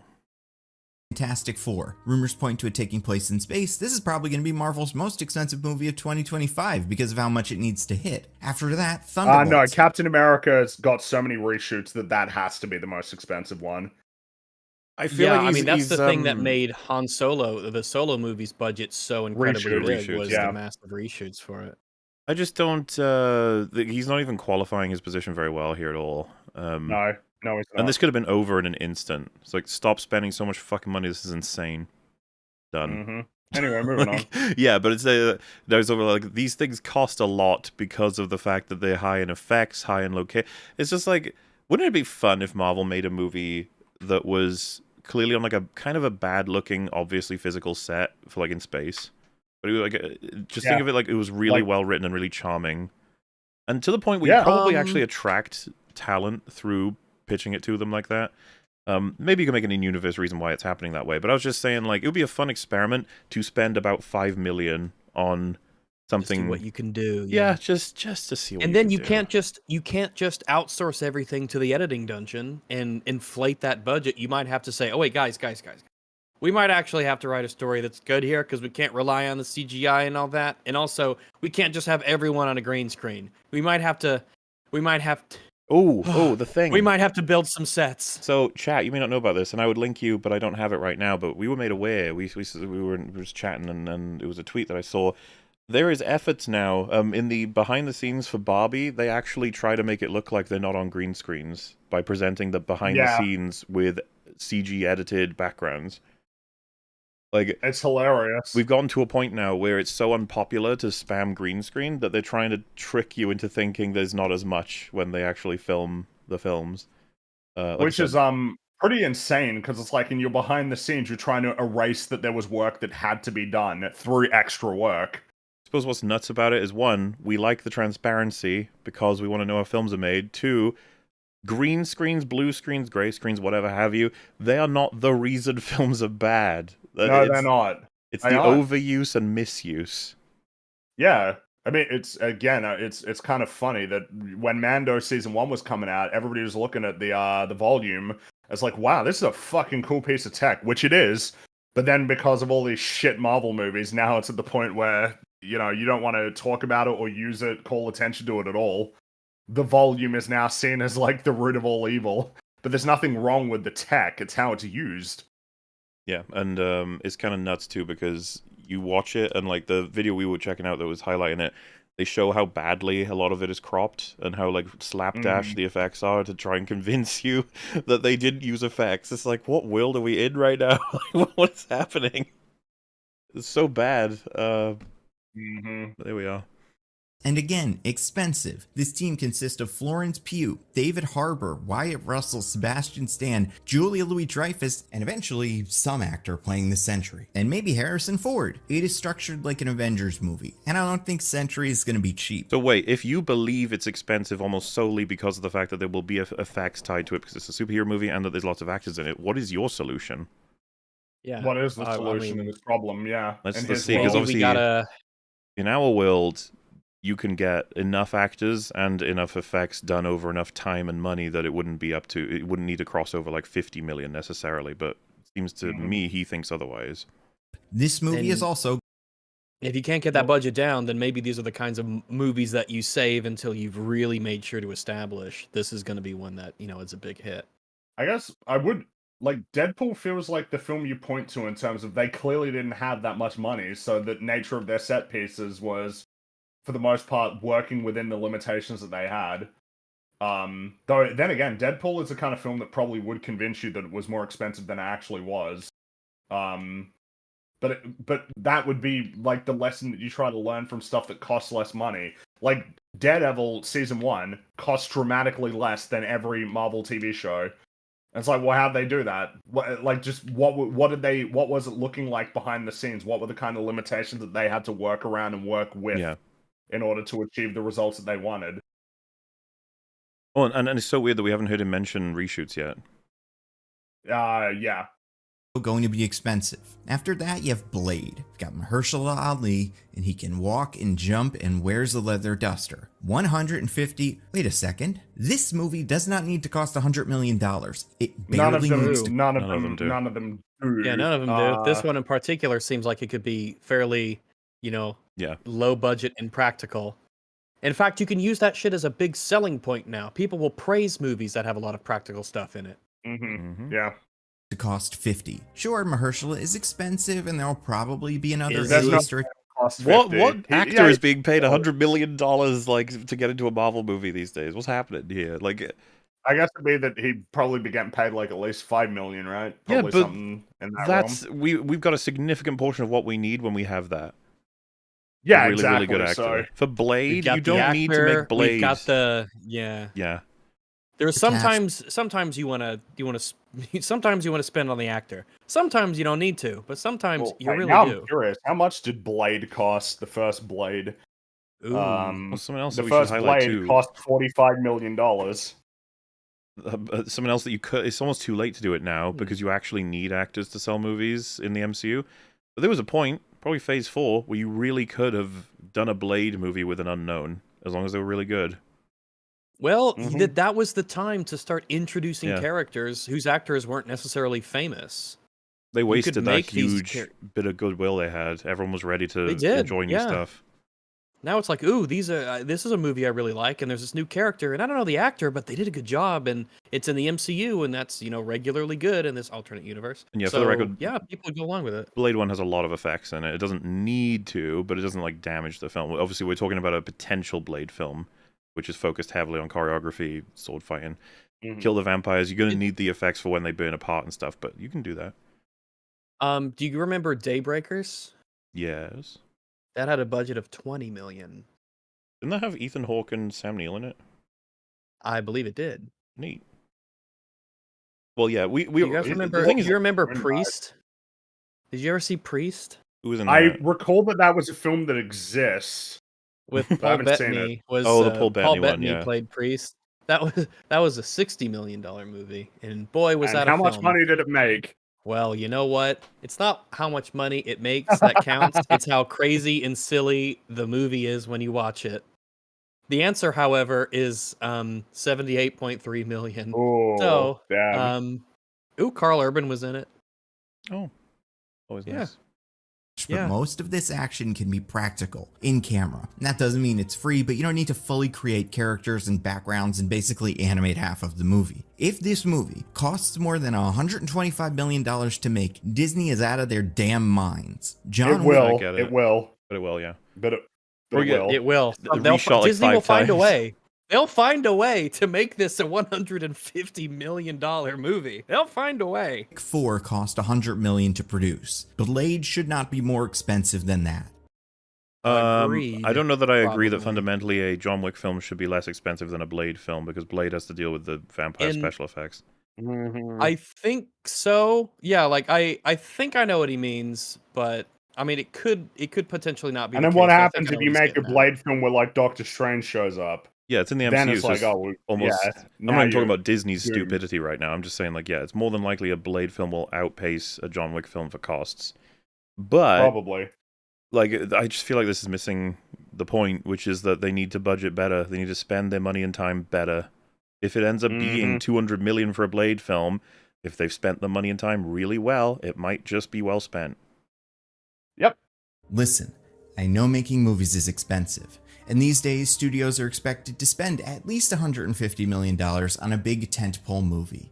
But they don't have to. Just make one movie in the next phase. This point is soy. Like, it's just so weak in terms of just,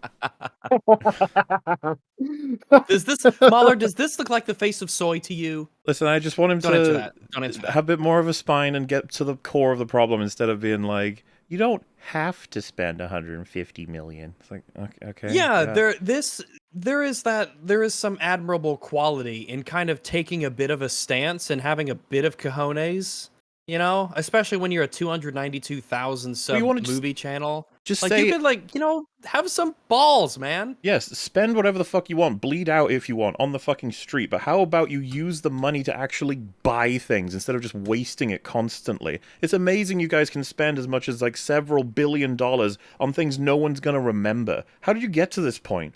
Can you look back on how the films were made, what the budgets were actually spent on? Talk to people who know what they're doing. Stop casting directors. Get the ones that actually have experience from making things for a very good amount of budget and creating things that people fucking like. And then talk to them. How did you do that? What did you spend the money on? What did you do? Are you magic? Like, how does this happen? Instead of just constantly relying on this system that doesn't fucking work. Yeah. Do you think that just because you spend more money, the movie will have the aura of expensive all over it? Do you think that just magically translates into quality just because you spend more dollars? What I got triggered by? He's treating this like, I know it takes more money to make the big films. Like, useless. That costs less than $150 million. Why? Because success is not just based off how much money a movie makes, it's how much profit it makes. I mean, yeah, but also opportunity cost, again, I'm going to keep so much drilling more. It's so important, yeah. If you're putting all this work and effort and trouble and risk and you're not really making all that much from it, that's not good. Yep. So many $150 million plus movies make hundreds of millions of dollars and they were still failures. It's just so funny. This is so like fucking Wet noodle. it's so much in like the world of superhero films that like you've lost sight of like the nature of like the broader film industry, where you need to remind them, you know, you don't have to spend so much fucking money on these movies. There are some films that don't cost that much money that make a lot of money, like as if that's like Yeah, that's just normal. That's normal. That's just how that's it just works. normal. Like, A movie making $70 million in its opening weekend is only a failure if it costs $250 million to make. Number 4. Oh, thank oh, God. we're done. Okay, thank good. Right. All right. Let's on, give me a see. point. Let's see if you get a point. All right, let's do it. Cancel Armor Wars. Oh. Ooh. Okay, well, I guess no That's- point for me. Okay, cancel armor. That's one of the 5 things, Mark. That's well, one of the 5 things. It that was seems said in very the MCU. specific. Well, this is This such a weird movie. one. We can't even address like this. We have to wait for his explanation because I don't understand Yeah, how this yeah. helps or takes away from anything. I was like, what? Oh, damn. Listen, no one wants to see this movie more than me. So therefore, you should want to cancel see it, this though. movie a lot? Okay. It's an interesting start. Let's see how it develops. Because it is most likely that Armor Wars is where we see the live-action return of everyone's favorite sassy arms manufacturer, The Justin live Hammer. action return. Why do you say it like that? I don't know. I guess Is it Why do because they he say it puts like is that? it because he puts far more legitimacy in his mind if it's like a real person rather than an illustration in a comic book or an animated version of the character? unless wouldn't he be that, just wanted would to it? clarify, he likes. Why don't you just say Sam Rockwell? That's obviously what he likes about. Yeah, us. why didn't you just say I want to see Sam Rockwell again Well, you say Sam Rockwell's Justin Hammer. That's the easy way to put as that. Justin Hammer? Yeah, rather than because it will finally bring about the eagerly awaited live But, action return. I know you can write whatever you want to happen, but he's in permanent Apparently, jail. he was in What If. He was in Oh, What If fucking season okay. 2. Wait, but like, But that doesn't mean much to him though, because that's animated. You see, it means more if it's Did he live voice him? action. at least. I guess he probably did, right? They get the voices for most of the stars. So that's for, probably why he What said If. it then. So he doesn't want us to be confused because he doesn't really care about the animated He one. doesn't, like- he doesn't count that. Yeah, that's not very important to him. Dude, However, Hold up, it really is like a thing that bugs me a lot when people put like this tremendous amount of stock in live action as if like animation. It's like, well, that's cool, but that's like the little, you know, it reminds me of the attitude towards video games in terms of adaptations of video games. It's like, well, yeah, that's just the little like the cartoons, the little drawings on the screen, not like if it's like actors on a stage. I don't know. It's just it bugs me whenever I hear people It like is do your that. pet It's annoying. peeve. I was gonna say, yeah, it is. You'd mentioned, you know, obviously getting the actors to play their animated, you know, the versions of their characters, and kind of looking back, whatever happened with the What If thing? Shouldn't that have been their opportunity to really like experiment and try some stuff out? And it never seems to have stuck. The Well, season part of the 2 problem- experimentation was absolutely awful, judging by the titles. Yeah, the problem is that these premises are just insane. Like they're really stupid ideas. They're not like the kind of I don't know. The one that always sticks out to me is what if Tony died in Iron Man 1? What if the attack killed him? What happens? What does it look like when you get rid of Iron Man at that point? And then go forward from there, rather than like, well, what happens if Doctor Strange loses his heart rather than his hands? What the fuck does that mean? What is that premise? Well, I'll have you know that's one of the more favored episodes of What If. So there. Okay, all right, well, okay. I guess it's more favored than what if Killmonger saved Iron Man? That's an idea that they had. I don't get it. I don't know, man. They don't really use the chances. It's they never have. interesting stuff. What if the bomb killed T'Challa instead of his father? You know, that's that. It's like it was That, never any. yeah, that's what I mean. Like, Dude, that's you just figure off that it would always off the be- top of my fucking head. I just came up with one. You know, and Why it's- wouldn't it be what if just one thing that happened in the movie went a little bit differently, rather than what happens if the entire backstory What if of a character is completely reinvented and changed? What if Iron Man was successful in killing Winter Soldier, as in Bucky? Yeah, that's an idea. What if I mean, you know, what if Bucky killed Loki Captain won America at in, the end of in Winter Soldier? Avengers? What if Loki won? Yeah. Oh well. What if Remember can't when we be doing said this. We can't be doing this. traveling We'll through the fall into a multiverse and rabbit multiverse of hole madness, he could have gone to essentially. realms where the what ifs were being played out, but oh well. All of it is such an oh well. We the don't whole thing. use multiverse for anything interesting, Mahler. No. I Paint don't know why World, there you even go. are suggesting it. Paint World, true. No, they Mm. go on red. It's Come on, really Red Man. cool. Go on, Whoa, Red. calm down, Rags. That is crazy imagination you got there. Oh, topsy-turvy universe. I don't want to see Justin bomb. It became clear recently, based on reporting in MCU, The Reign of Marvel Studios by Joanna Robinson, Dave Gonzalez, and Gavin Edwards, that in 2020, you, Kevin Feige, were pressured by Disney CEO Bob Chapek to announce a bunch of projects you weren't anywhere near ready to announce. Who can say why? Maybe to inflate Disney's portfolio and convince investors that things were... I mean, I think it's pretty obvious why they did it. It's because they just launched Disney Plus and they wanted to. They're trying to build that platform and give COVID people a boom, reason baby. to subscribe. Yep, and it Like, helped I don't destroy think them. it's it backfired. Yes, It was a tremendous mistake for Marvel, for Star Wars. It was a really bad idea. were going great? I don't know, maybe that. But the two projects the report cites are Fantastic Four and Armor Wars. Now I think Fantastic Four, while probably not ready at the time, was worth announcing since there's no doubt this gets made. Well, it was worth announcing 5 years before it came out, was it? It was That- worth Because there's announcing no at the chance it time doesn't since there's get no made. doubt. I mean, Because there's no doubt this gets made. It's like, you should announce things that get made.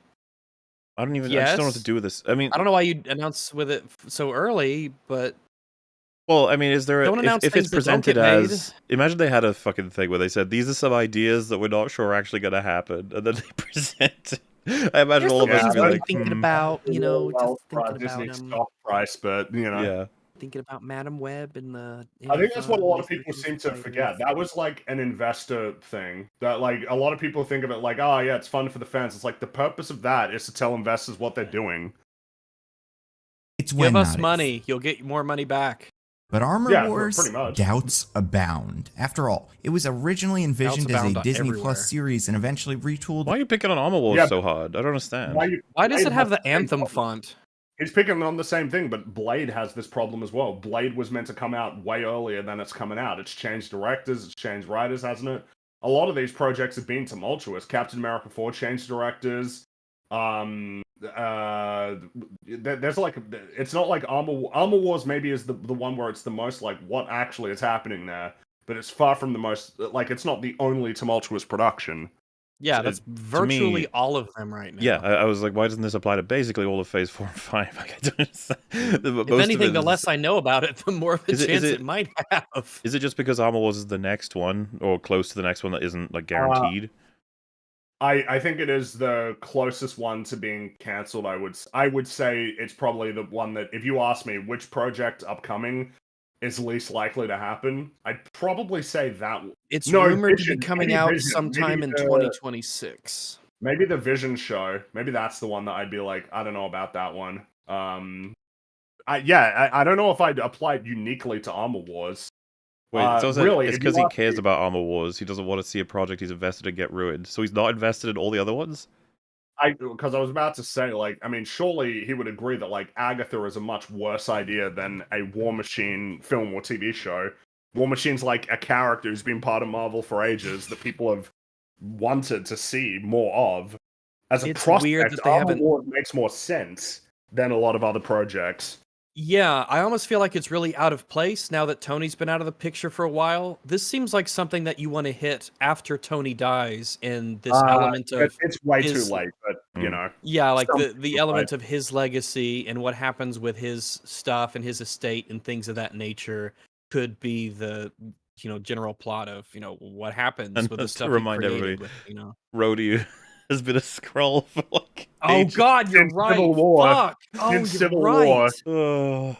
No, Mhm. why did they? They didn't have to, but they did. They And then did. They someone thought it was said, really "Do it." cool. That's what happened. They were like, wouldn't that be a cool reveal? Oh, And then That's and a then, nobody like that moment. Oh yeah, that's a Oh, nobody like nobody that. like Everybody that. hated that. That guy the at the director funeral, liked it. that wasn't Rhodey. So Yeah, Oh did- yeah, well, fuck he him. liked it. Yeah. into a That- feature film. Uncertainty is in this thing's DNA. And Uncertainty's been in all of the MCU's DNA. I don't even know what we're talking Yeah. about here. This is what I mean. Why are you picking And on Armor Wars? remember, Stop. It's the and same this for is all of the it. thing. You need to remember that when it got announced, certainty was the perspective on Marvel. That when they announced something, they weren't like DC, where DC announces shit and there's no reason to expect that it will actually come out. Back then, everybody's expectation was, dude, Marvel's on top of the world. Anything they announce, it's going to come out. They don't cancel stuff typically. I think the only thing they cancelled / pivoted on was Inhumans, because I think that was going to be a film.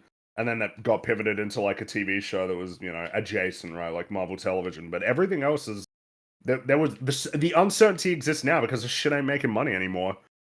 And listen, could it be cool? Of course. Here's a possible pitch for how this movie could go. Would it be cool? Why bother pitching the film? You don't want it to happen. Yeah. Your point is to cancel it. Don't pitch shit for it. Yeah, this is like, happening. dude, you gotta hide this a little better. Like, you know, you want to pitch to the world your idea for Armor Wars. That's cool and everything, but like, this doesn't make any sense being here. Yeah. Mm-hmm. James Rhodes' War Machine is freed from the Skrulls and cleans up the mess that is Stark Industries, which fell into disarray while Rhodey was captured. Why? I thought Pepper would have been handling it pretty well. Yeah, why would Pepper? Pepper was better at handling it than I Tony. like how we have to assassinate Pepper for his idea. Sorry, Pepper. Also, and all the people that he probably hired that just didn't get screen time because they weren't, you know, needed for the plots. Because it's a whole ass company. It's a lot of people work there. Mm-hmm. Justin Hammer bought it up, and because of mismanagement. Whoa! Why would he be able to buy it up? Sorry, what? Why would this have happened? Pepper is in charge. I figured that the story would be that Justin Hammer is currently in jail. So, well, not like only in federal that, prison or something. But nobody would allow anybody who has any power in Stark Industries would never allow Justin fucking Hammer to buy it. That's never gonna happen. I don't know. I feel like surely the pitch would. I feel like you got to make the show where Justin Hammer's the lead. He's just got out of federal prison. Yeah, and he's got to rebuild his life. Government wants to take it under themselves. What if the government wants to make it a federal project or something like that? I mean, that seems like a potential. I feel like there's something you could do there. There are ways like to write certain things, but this is so at odds with the current state of the world. The funny part is, I guess, like, you could just do it. The MCU doesn't care. Like, you could just invent whatever the fuck you want and start doing it, like, from the get-go. But it's just funny that his idea is so incongruent already with what we know. It was pilfered, and the tech is going to cause an arms race that will destroy the world. What? How did this happen? How did this happen? The Avengers, Pepper, all of them let this happen when Tony at this point has an insane legacy. Like a golden legacy that they wouldn't want tarnished in any way, shape, or form. Because remember, Tony Stark got out of weapons manufacturing. The idea that Tony Stark then dies, someone buys the company, and then goes into weapons manufacturing, that'd be like a huge controversy in the Marvel world. It's worse than that. He's saying that like it got pilfered and all of the development of all technology just got released into the world, and now there's a huge arms race everywhere. It's like, what the fuck? Yeah, like you've destroyed the foundations for this. Is a secret invasion level mistake. Yeah, because this is not something you can fix now. This is like a permanent problem that you have to deal with in the MCU, that anybody anywhere out in the world can just create Tony Stark level technology. Well, we already have that problem because Ironheart can already do that in her little garage. So Rhodey, former CEO Pepper Potts. Oh yeah, who just allowed that to happen? How did this happen? He now remembers it. Current CEO Justin Hammer and hotshot new Stark intern Riri Williams need to work together to stop the various factions from acquiring this ultimate weapon. You said they already had it, didn't you? I want the story of Justin Hammer rebuilding his life after he gets out of jail. That's and you know what? Sam Rockwell would be on board if you paid him probably like even $1 million and said it's all going to be about Justin Hammer. It'd be really funny. And it's like, are there any action scenes? No, this is about Justin Hammer trying to rebuild his life. Yeah, and he fucking first job he gets is like, you know, at a like toy store or something, right? And yeah, exactly. You can do so much with that. There's a story there. And then he finally gets like a white collar job and he starts to, I don't know, he creates like a Ponzi scheme or something. Yes, we do it. Like, we never let him actually achieve anything through like a genuine sense of work. He finds ways around everything. That's like his whole thing. And then maybe there's a character who's trying to get him to understand. Maybe you should create things. Maybe you should add to the world. And he's like, yeah, but I can game the system. Like, that's what I'm good at. I want to game the system. I want to exploit all of the loopholes. And the funny thing is, like, money. Designing this film, trying to make it really funny and interesting, and then also maybe give him a bit of an arc, and we push him all the way up to having a relatively powerful corporate position, and then that's the end. That budget's going to be tiny. We can make that tiny. Yeah, exactly. It'd be like 10, 20 million bucks, maybe. Maybe, yeah. We could. I feel like we could shrink the hell out of it. You make at least $100 million, at least. Probably give it the market. That's where the main part of the budget will go, is marketing. Pretty much. Easy sell. But this market just does not exist outside outside I think the Justin Hammer show would be an easy sell. We have so many characters with stories people are itching to see. More Peter Parker, Miles Morales, Midnight Suns. I like how he mentions characters that Marvel Studios doesn't even have. technically. Also, They don't have Spider-Man. This is from Werewolf by Night, by the way, this screenshot. And he's used Not the many people watch. color version as well. I was just curious. I would have thought you'd want to Mhm. use the I don't original even know what version. this is. Yeah. Well, yeah, I got no clue. most people, I think all of chat are going to be like, what is this? But Yeah. I don't know why he said that this is something that people are invested in compared to Armor Wars specifically. I feel like it's a similar investment in both of those. Mm-hmm. All the X teams. If we're limiting the amount of movies and I shows, mean, they're working on that, buddy. how They're do you working put- on it to appeal to you. How did you put Midnight Suns on the level of X-Men and Peter Parker? How do you do that? Yeah, that's pretty crazy. I don't understand That's not true. That's just not the case. No. we can make per year, which I think is a good idea, Armor Wars just doesn't feel like it's worth being one of 3 movies released in 2026. Here's the future of Marvel, and let's work with the idea that you can make 3 movies a year, which seems possible. Homecoming, Ragnarok, Guardians 2, all in 1 year. It can be done. 2025. Nobody. I like how It can be done if they're making I mean, they're decent enough to start, turning profits and people have confidence in the brand. They then could yeah, do you like can 10 do it. per year, but Yeah. whether Well, it's that's not how it works. whether it's 1 or 100, I don't care. I want them to be good. That's the a lot of what he talks about are all going to result out of other things. When they're writing them really well, let's say we spoke to them, they were like, listen, for what you want to do, like scripting it out really far ahead of time, redrafting it, getting peer reviews of different things, and then making sure it fits in, clarifying it with the fucking law expert, the MCU expert, that's going to take like a whole 2 months before we even start production or something like that. I'd be like, okay. Like, what do you mean we can't take it? It's like, what I'm trying to get at is adding that amount of time on and then adding all the time you need for the CG, and it goes, at this rate we'll only be able to make like 3 movies a year. Like, okay. I guess I just find it funny that he doesn't even understand why you might be making less movies in a year. It's like, Call of Duty makes a game per year. Why doesn't every game do this? It's like, well, there's a cost, isn't there? It's Yeah. fucking what Call of Duty is. That's the But cost when you make a lot of every year. money, you can afford to do these things. Well, and just, I hate this recommendation of maybe we should do 3 years. Like, we'll do as many as we can when nailing the important things. Yep, we'll do as many as is viable. Yeah. As long It'll as be we 1, have stories that it'll we be want 3, to tell and that it'll we be can 5. tell well. Whatever it ends up being, it ends up being. 5, we're already breaking the 3 movie rule, but I'll allow it because 2024 only has Deadpool 3. We've got Cap. This is so Yeah, but relevant. that's only because of the strike. If there wasn't the strikes, there'd be 3. 4, Thunderbolts, Fantastic Four, and Blade. No room for Armor Wars there. What? Okay, Why are we doing this? His 3-movie rule. Dude, this video is so bizarre. Yeah. Then a let's look at bizarre- 2026. Kang Dynasty. That's happening. Shang-Chi 2, probably where this goes. You don't even know, Nah, man. You don't even know. Nah, I don't think so. He's just The guy who's you're just directing making shit Shang-Chi up. is doing Kang Dynasty, so they'd have to get someone new, and we've heard nothing about it. I don't think so. I think they want to fast track Doctor Strange 3. That'd be my guess.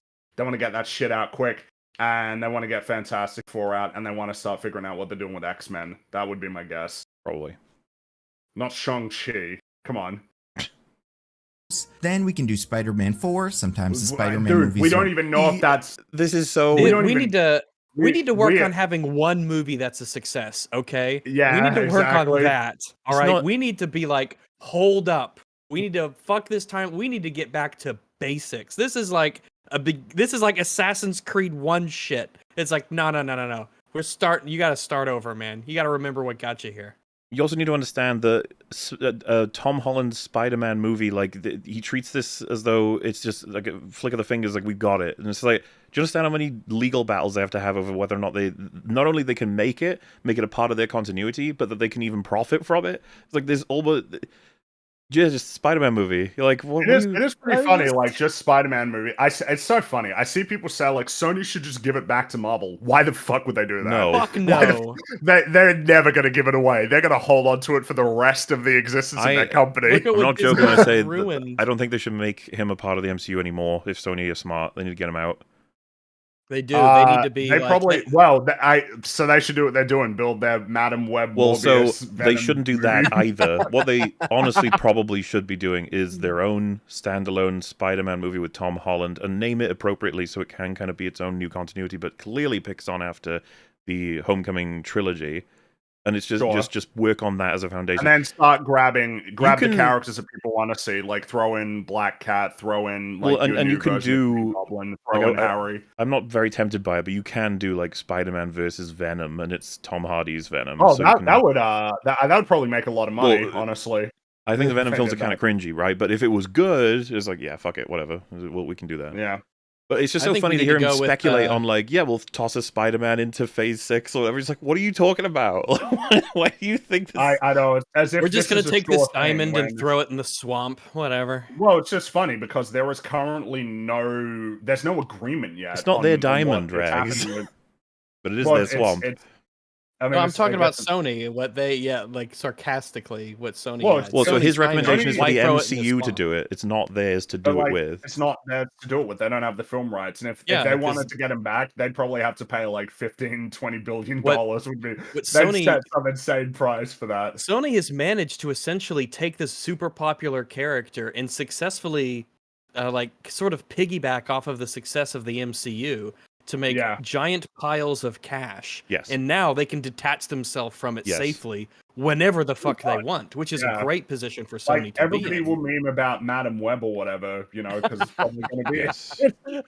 It's just funny to say. Just the when name you Madam say the Web. word Madam Web, I Sorry. can't think about how her mother was in Isn't the it- Amazon researching spiders when she was killed. And it's Funny. It's just a funny. It's a funny set of words connected That- together. But the I know where the I'll point- be Valentine's Day. the point being, Not with my loved ones. I'll be in the theater watching Madam Madam Web.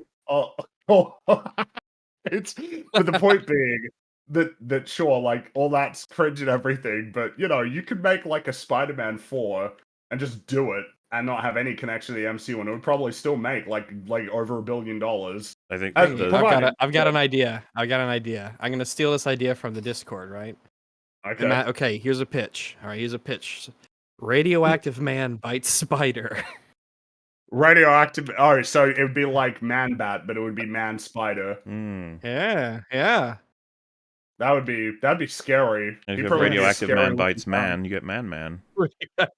But is it radioactive? So you're saying Radioactive man bites Simpsons- horse and makes a From the Simpsons, he bites. So it'd be a Simpsons crossover because you have radioactive. After a man terrible sushi and accident, that too. the first mermaid is born.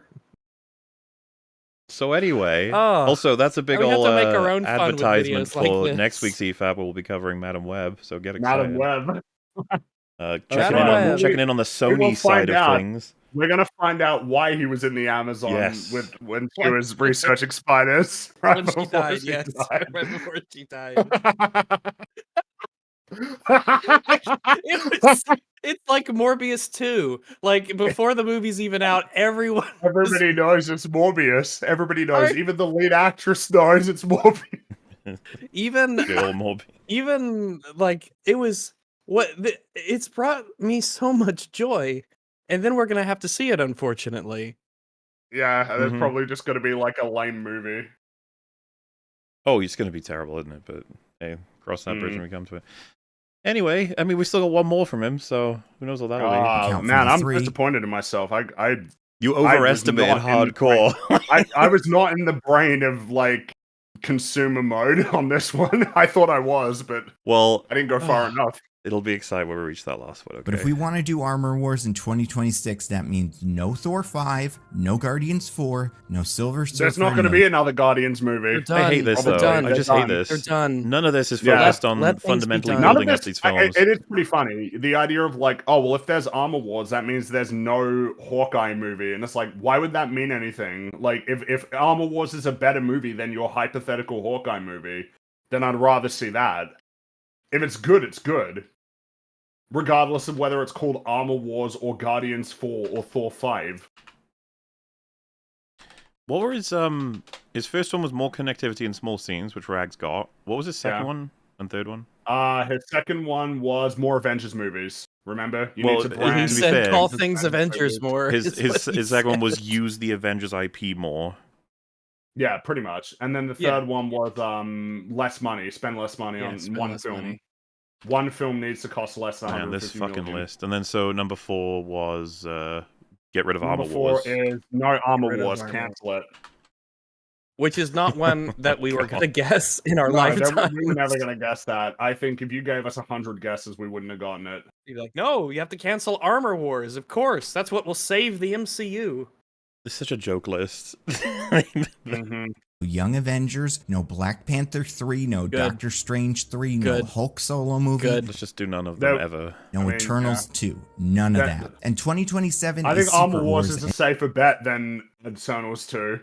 Probably because Eternals 2 makes people think of Eternals. Which is a problem. It's just got a bad reputation. It's such a. Do you see the thing recently?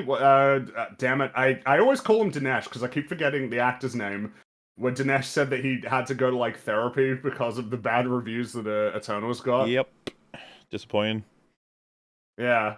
And not only that, but that as part of his interview, he basically revealed that there were other people in the cast who felt similarly, which I wonder if that's going to get him in trouble. Just basically openly admitting that a lot of the people who were involved in that film felt bad during like the promotion because the film got reviewed badly. Oh yeah, I did see that. Yeah, which is Yeah. like I know it sounds like it's a thing that you want to laugh at because you should, but at the same time, it's like, man, I can't, I haven't been in that position. You kind of feel bad for him. You They know? I feel bad for expect- him a little bit. They expect yeah. what they're It's, making is good, and they do try. We've never said that the Yeah, actors a are the lot of the problem in the MCU. Well, I mean, it's rarely the actor's problem. Like usually the actors are pretty good, but the script sucks. Some great artwork here. This is good. We've had some quality memes today. We've been having some good ones. Yeah, Kamal Nanjiani. I think I'm pronouncing his name correctly. Yeah, that he was talking in the interview. And you know we got X-Men right around the corner after that, so I one need to other make movie. you guys watch Silicon Valley. That's a fucking good show. I'd rather watch the porn parody Silicon Valley. That was just a little joke. Just a little joke. Rags, I don't think. And I landed, I'm again, sorry. none of those other ones I mentioned. Just- Instead, we're doing Armor Wars. So cancel it, or shift it into a TV show or special presentation. How does he not bring up Shift Harkness it by into this a TV logic? It's show? insane. Agatha The Harkness. TV shows are an as Echo. expensive of movies. Like, why hasn't he mentioned that Echo should have been cancelled then? Echo absolutely should have been canceled. Mhm. Echo should have been destroyed a long time ago. Or Marvel Signature or whatever we're calling these now. But let's not use one of our 3 theatrical releases on Armor Wars. You made that just rule said up. that using 3. You just made that rule Yeah. up. Oh, Yeah. and that's the This end. is the second time he mentioned something that was his idea and then criticized for not himself for following it, having yeah. it. Is kind of weird. Yeah. Also, yeah, so a third of the video, more than a third of the video is donated to, or committed to, words, number 5. So this is the final point. Okay, so this is the Oh big God, one. you're right. Yeah, the time. Will it be one Years, yeah. that was referenced All by right. either of you? Let's see. Number 5. Make one very specific crossover. Oh, okay. So I Disney get owns 0 points then. I'm afraid not. Yeah, Technically, that might mean that you win because if my brain is operating on the same wavelength as Nando, then maybe I yours need is to go- Yeah, but definitely you not only Rags. You got one. What's funny, Rags, only is got you're one. about to. This is the one I remember. You're about to get a half point, I think. But I'll Interesting. let him say it first. Marvel, right? And that's led to a fine amount of cross promotion. Peter Parker loves Star Wars. Ultron sings the Pinocchio song. Sometimes it's cool, sometimes it's weird. So that's not a crossover. That is a That's not a reference. Pinocchio Remember exists when in we their talk about world. Lord of the Rings and that's a crossover when EFAP mentions Lord of the Rings? Yeah, well, This is the Lord of the Rings EFAP crossover When- that we've been waiting for. when Lego Palpatine is being played with by Peter, that is not a Star Wars and Marvel crossover. That is Lego Palpatine is in universe of Marvel and he is playing with Lego. It's not the same. But do you know which what an group of idiot. characters the MCU has done nothing with? And in No. fact, Disney. X-Men? Freeze Yeah, might get a point for X-Men. it's No, not but X-Men. he said that you might get half a point. Well, you so should I'm probably not have getting gathered shit. crossover does not mean anything. It means universe crossing over, as in Oh, Yeah. just referencing things Not that even- are not already well, happening in the world for... what he's about to suggest is a crossover, but what he's referenced so far are just references. Has done next Okay. to nothing with the Muppets. I love the Muppets. What? Wait. Nah, come on. Wait. No, come on. No, Come this on. isn't... I no, need this everyone This to is a meme, understand. right? This is With a this meme. is in This the is a meme. context of how to save the MCU, and he's like This is a Muppets. joke. This is a meme, right? This is This a is a meme. Yeah, this is a meme. This is real.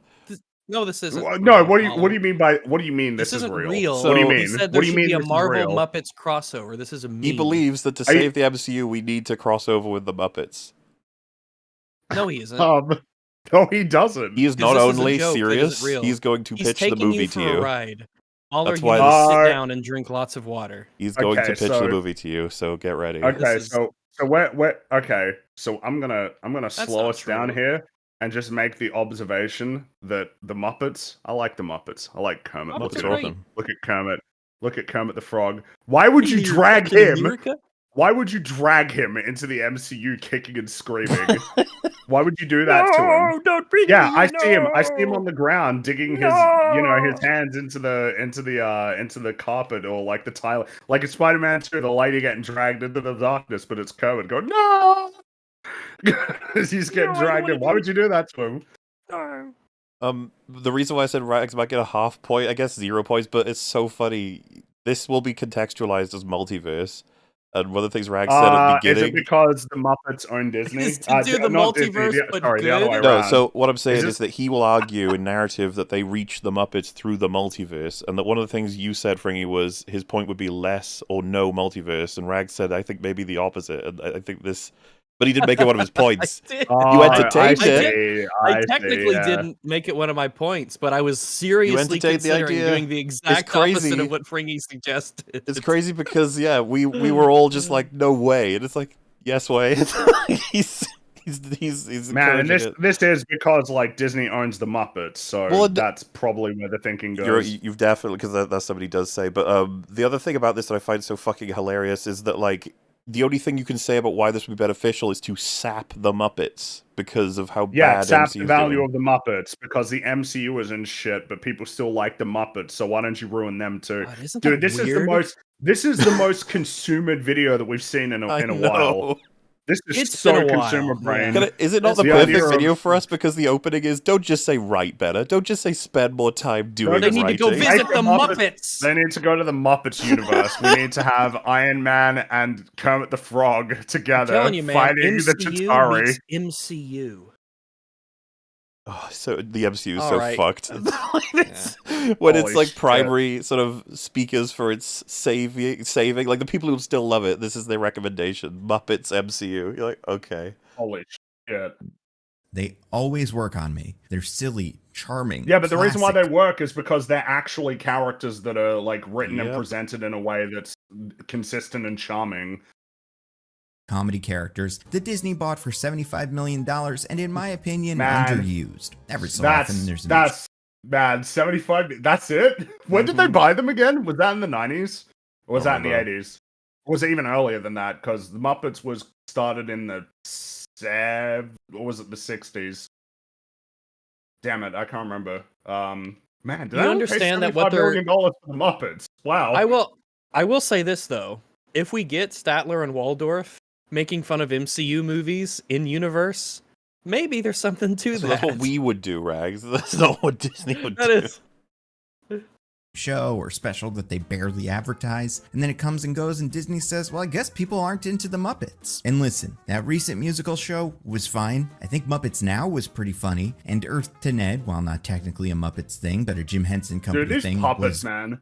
They look great. Look at them. They're just, It's so funny much because life. Every clip you see, Injected you're like, into- why the fuck would I want the MCU's sticky fucking Yeah, why would I fingers want on the this? MCU next Yeah. to this? Look at Get this the- yeah. craftsmanship. Yeah.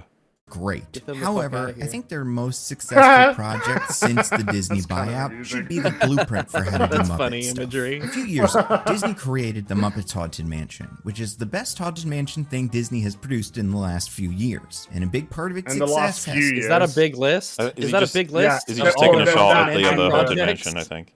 Well, because there's the movie that came out recently. Yeah, the I one know, with Danny but- DeVito in it. That's their 2, right? So that's And the then there best was one that the they've one done in with, years, which is Well, he said 2? in the last few years because there was the one that came out with Eddie Murphy in the early, but that was not a That few was a years. while That was ago. like, Yeah. why would you say in the last few years? There's not that many. Well, right? There's so- only I like was about to two or say. three. I'm curious, maybe I just is don't it a know of way them. to shit on that other movie without being more specific? I guess so. But why not just say that it's way better than, which everybody would believe that a Muppets Haunted Mansion would be better than that. Yeah. That's not even surprising. Well, I have heard that it's better to be positive than negative, basically Oh, constant. right, I so, see. Yeah. So what you need to do is be negative by implication. yeah. To do The with how the cowardly way Muppets of fit being negative.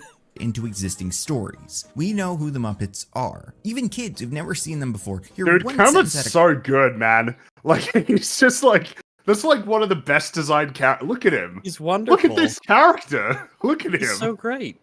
Everyone loves Kermit. And, I love I And then know you'll be playing distracted banjo. by images of Muppets, but you gotta Of listen to what his Kermit. points are too, guys, okay? We literally Yeah, don't. I know, It's I our know. show. We literally don't. Fuck We you, can just I look am. at funny. We can just look at funny Muppets for the next 7 could, minutes it's true. and call We it know a day. who the Muppets are. Even kids who've never seen them before hear one sentence Have at you a Kermit's have you mouth guys and seen they the get interviews him. of like He's Jim the Henson on like late night talk shows with Kermit?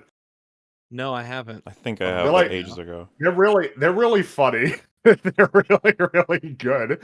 Just like I think what's really fun about those interviews is how much it's just like treating it totally in character. Like even though he's Do sitting they- there, and even though you can see him standing there, well, sitting there doing all of the movements, it's like that you're so like absorbed in the performance that you forget that he's a puppet that's sitting there.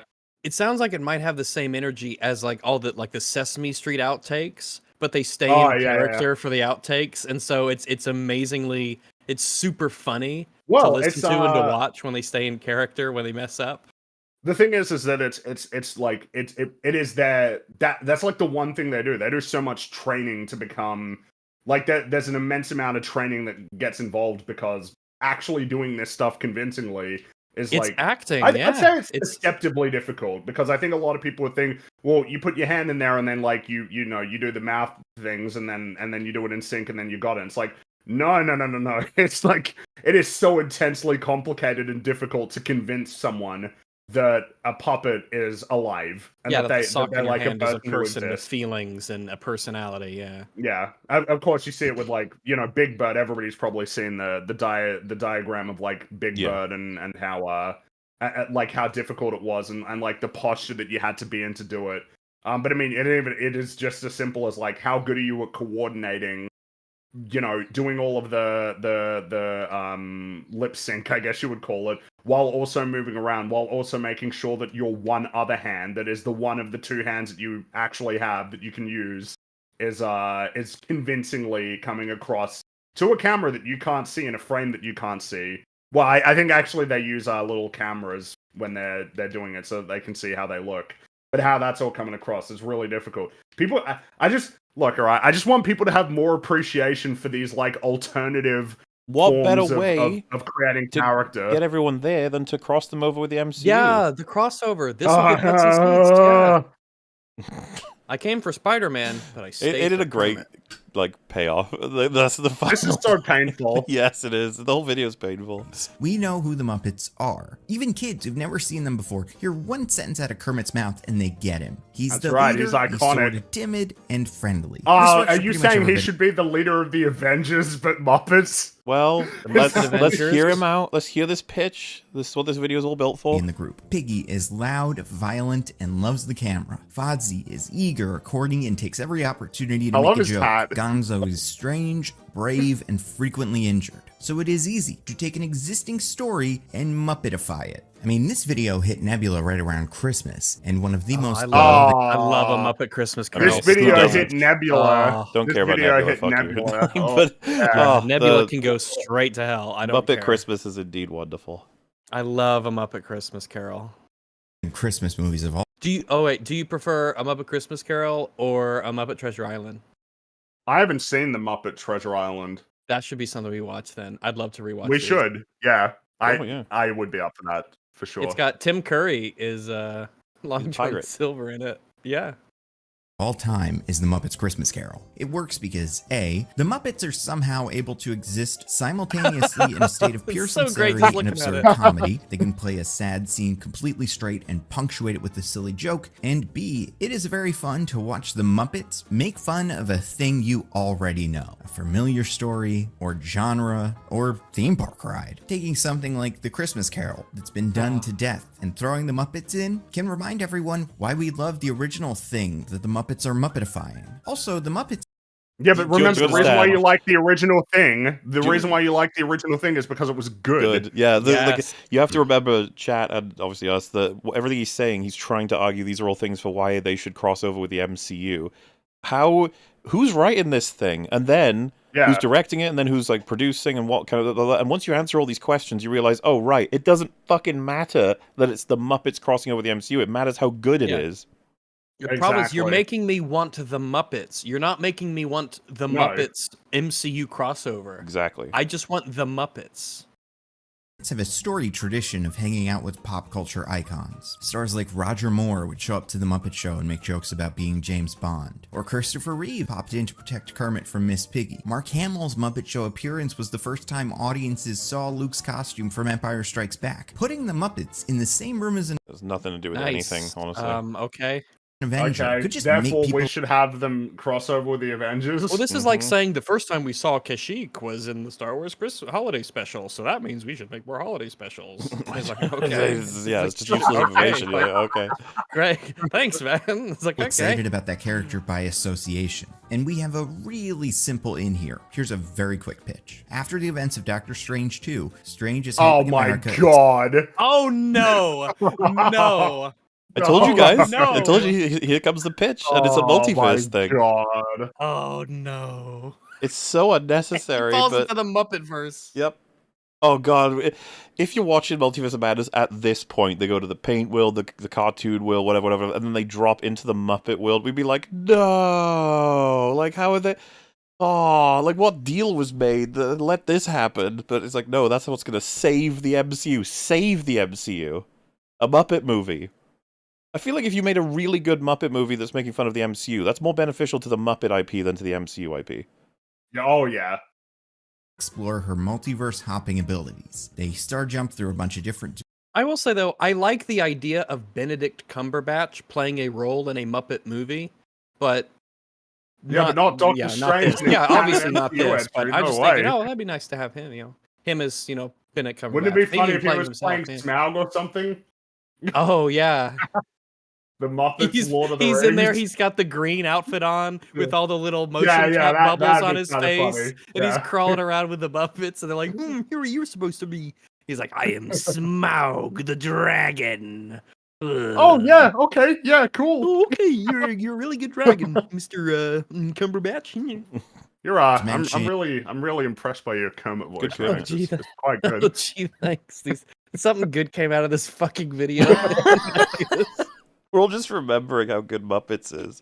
It's got nothing to just do like- with them. like the fucking- Muppets. I It's really doing like the the thing. Muppets. It's sapping the Muppets. Get the fuck away. Get your vampire fangs out of here. cartoon dimension, paint dimension, and after America has had enough, Strange tells America to send them home and she makes a star portal, but when they get to the Sanctum Sanctorum, they are greeted by Gonzo dressed as Dr. Okay, we're gonna pause the video because it sucks. Look at this meme.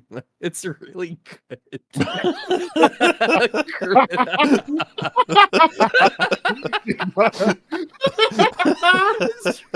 good.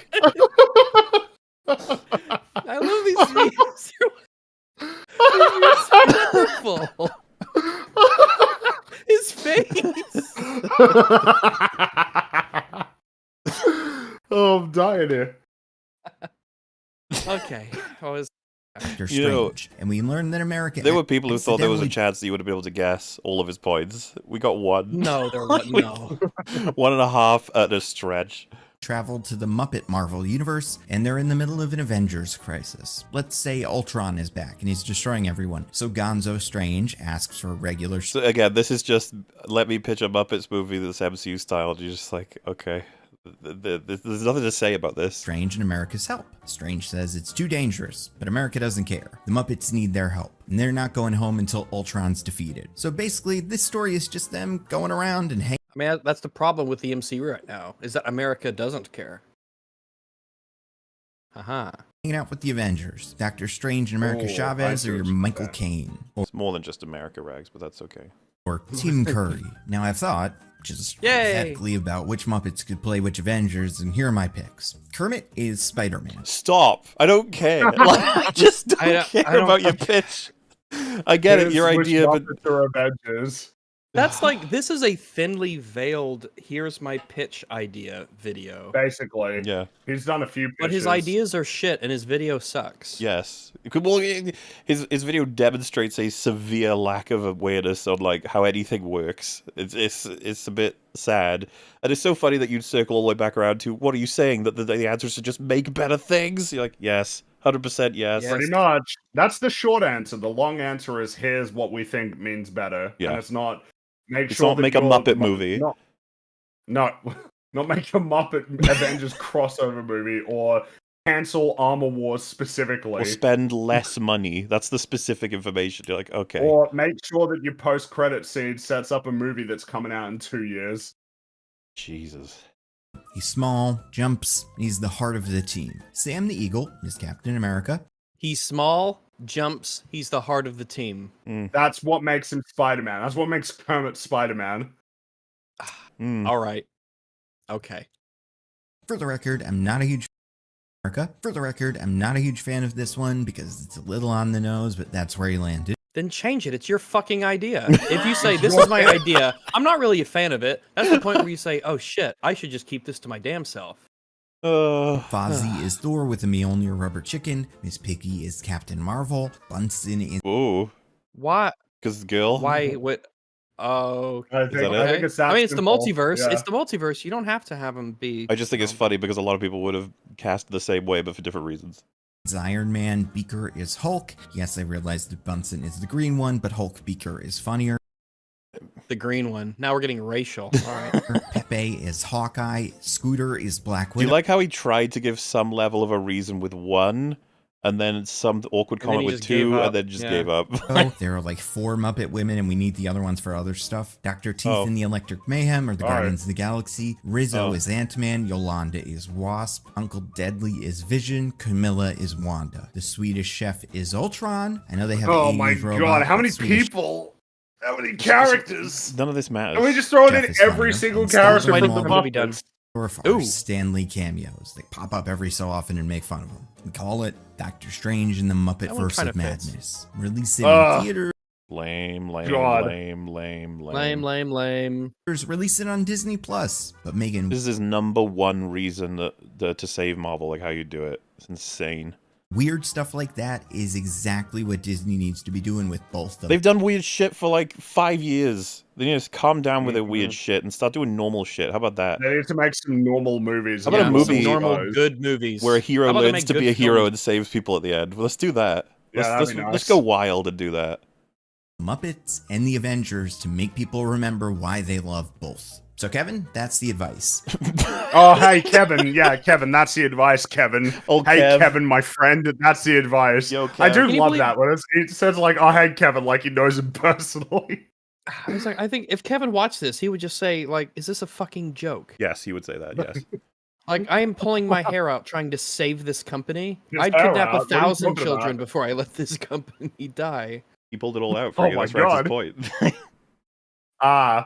Well, and that's why he wears the cap, because he's been Do you, ripping his okay, hair out like 'cause of genuinely asbestos. entertaining the Oh, idea of Kevin being in the call with us right now, and I said to him, "You need to slap the Avengers IP on more movies, such as, but not necessarily limited to, Doctor Strange, for example." I think he'd be like, "No." Like, okay, well, Yeah, you need to probably spend just be less like, money, "No." and he'd be like, "Sure, we need to make more money," is I think what you mean, and I'd be like, Yeah, it's like, I'd Yeah. rather make more money, but, you know, okay, we'll watch our budgets, Nando. Sure. and it's Your like name's cancel Nando? Armor Okay, Wars. fair enough. He'd just be like, "Okay." Why? Like, I did- well, that's when he'd stop listening. He'd be like, "Right," Yeah. and then you go, Like, "You that's need more." 2 years away at least. So, You need more okay. tiny scenes after the credits of characters phoning other characters to set up that they're going to be coming around in future stuff. And he'd be like, "Yep, what we're already doing. Okay." And then I'd be like, them Muppets. Muppets. We're like, what do you mean Muppets? Oh, like Muppets. like in Doctor Strange, they go to like the Muppets world. Muppets. And then he just gets up and leaves. Yeah, you would just be like, walks away. "Okay, thanks. You've saved Marvel. Good job." Anyway, back to doing my job. I just love this. So Kevin, those are my ideas, Kevin. The fuck, like First as off, if he- I don't know you. Don't call me fucking Kevin. All right. well, it's just funny. They're on a first name basis. Yeah, it's. Oh, Kevin, we've been through so much together. Now, where are the Muppets? Where are the Muppets, Kevin? I'm happy. I prefer calling him Kevin in like meme ways, but he did seem very like sincere. Like, Kevin, I'm here to help. That's just funny to me. Hey, Kevin. I've never understood that when people do that, like as if they know these people personally. You don't. Mr. Feige. Well, I guess it's funny because if you said Mr. Feige, I'd probably find that cringe too. The only acceptable one is those are my suggestions, Kevin Feige.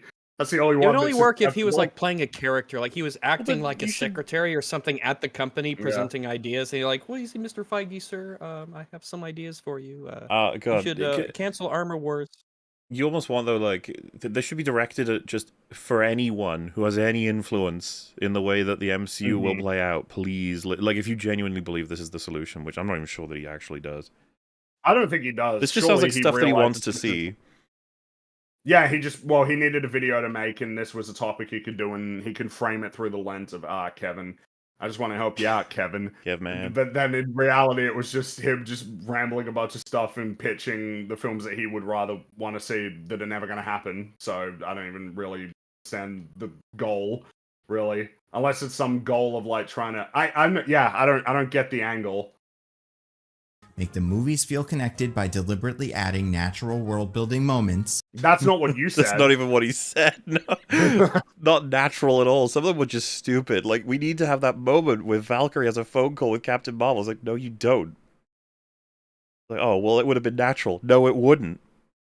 You're putting it in when it had no reason to be there. So it's just like, it's definition of unnatural.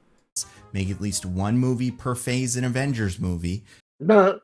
That's not what you said. You said to call stuff Dark Avengers and like and to slap the Avengers label on other films.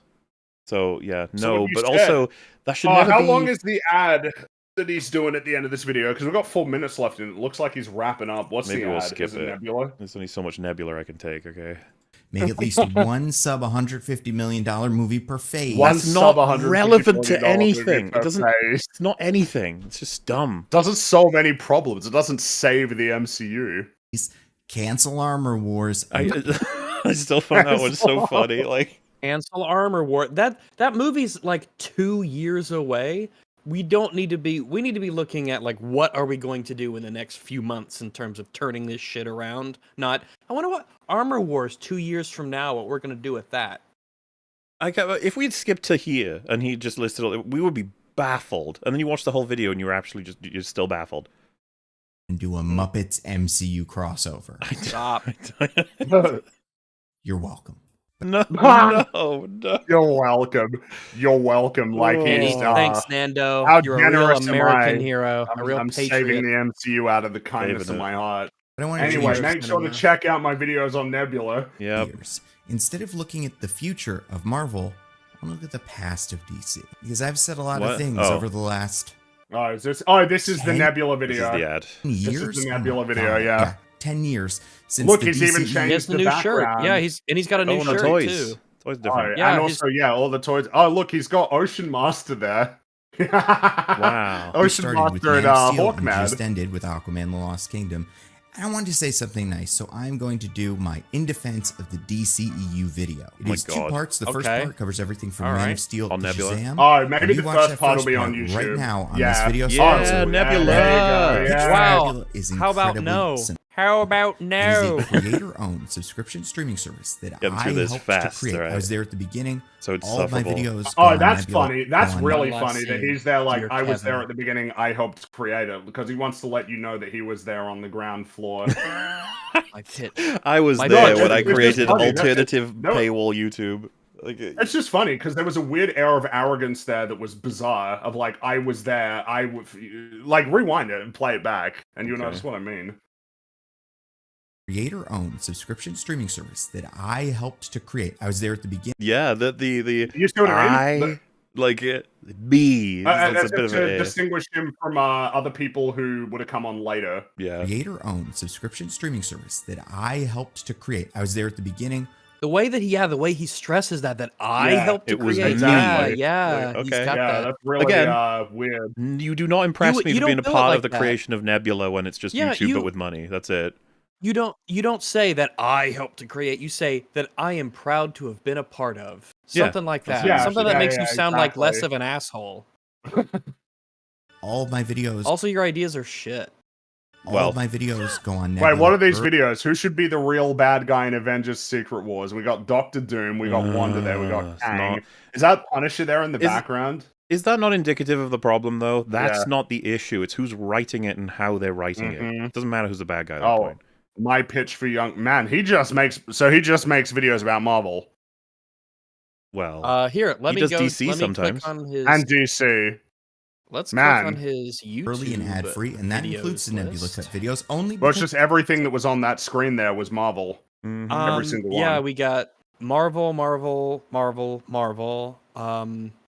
fan casting booster gold. I don't know what that is. I guess it looks. DC. I don't know what that is. Let's see. My rewrite of Secret Invasion is 56 minutes long. Jeez. Holy shit. Wow. Why I stopped making one small change videos, even though the banner of his Nebula page says one small change can make a big Oh difference. yeah, he did. And Remember, the first 4 time we months covered ago, him he stopped. was his one small change for Joker. Do you remember? And he made. I think he said he wanted the girlfriend.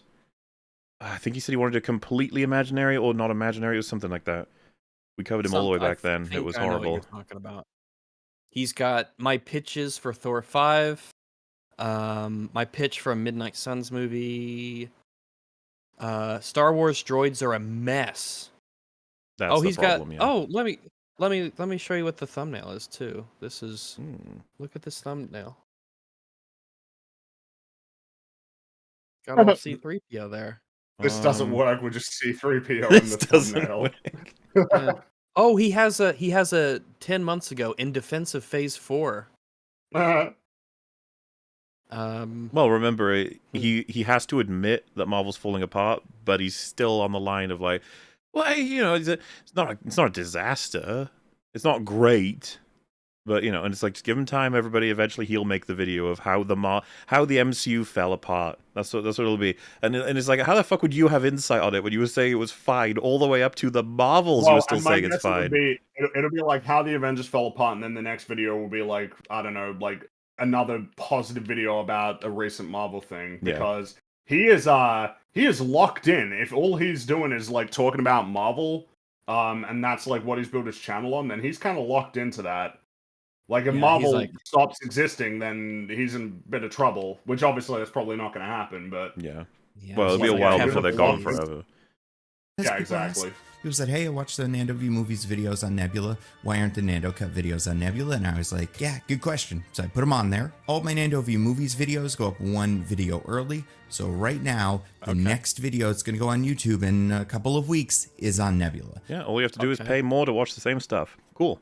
right. And that's my In Defense of the DCEU Part 1 video. There's also That's like a line I don't feel like I'll cross, is like having to pay to get access to my content. It doesn't feel right. Like, I'm fine with it. Just like don't it's sell it to not- me like it's a crazy better service than YouTube. It makes no sense at all. Sell it to me is what it Yeah, is. It's premium service. You get access to my stuff early for money. That's what it is. It's like Patreon or Yeah, whatever yeah. have you. Stop telling me that Nebula is an amazing website that allows people to express it. It's like, no, you just put no a one's paywall. there. That's all you did. No one fucking cares about Nebula. They care about YouTube and Twitch. The videos. They want So the go videos. away. You paywalled them. That's fine. You can do that. You can make them member only. You could put it through Patreon, Subscribe Star, whatever you want. But stop selling it as though it's this awesome new thing. What are you doing? Nebula is just paywalled YouTube. That's all it is. also all kinds of cool Nebula exclusive content. Patrick Willems' holiday special. Oh, about- boy. Wow, Patrick Willems. Have you How noticed come how he's- every he- time we stumble across I a was Nebula about to ad, say, it has him in yeah. it? Patrick yeah, Willems. it's Yeah. weird. Yeah, it's weird. Star Wars. He has his own tweet framed on the wall. He does, because he's a funny man. jet that lag. sounds You like- should frame the one where he ripped into JJ, He should. ruining his favorite movie, DLJ. The new movie about Dracula's ex-girlfriends that Abby is working on. A Woohoo. bunch of other cool stuff I that don't we can't fucking really talk care about, but I about think you guys are Dracula's going to really like. ex-girlfriends. All that stuff is on Nebula, along with a bunch of other videos that I made exclusively for Nebula. Like, if you like our videos, and When you say you made them exclusively for Nebula, you mean you made them exclusively for paywalling. You made them for you made them for YouTube, and you can double dip with Nebula, is what you mean. Yeah.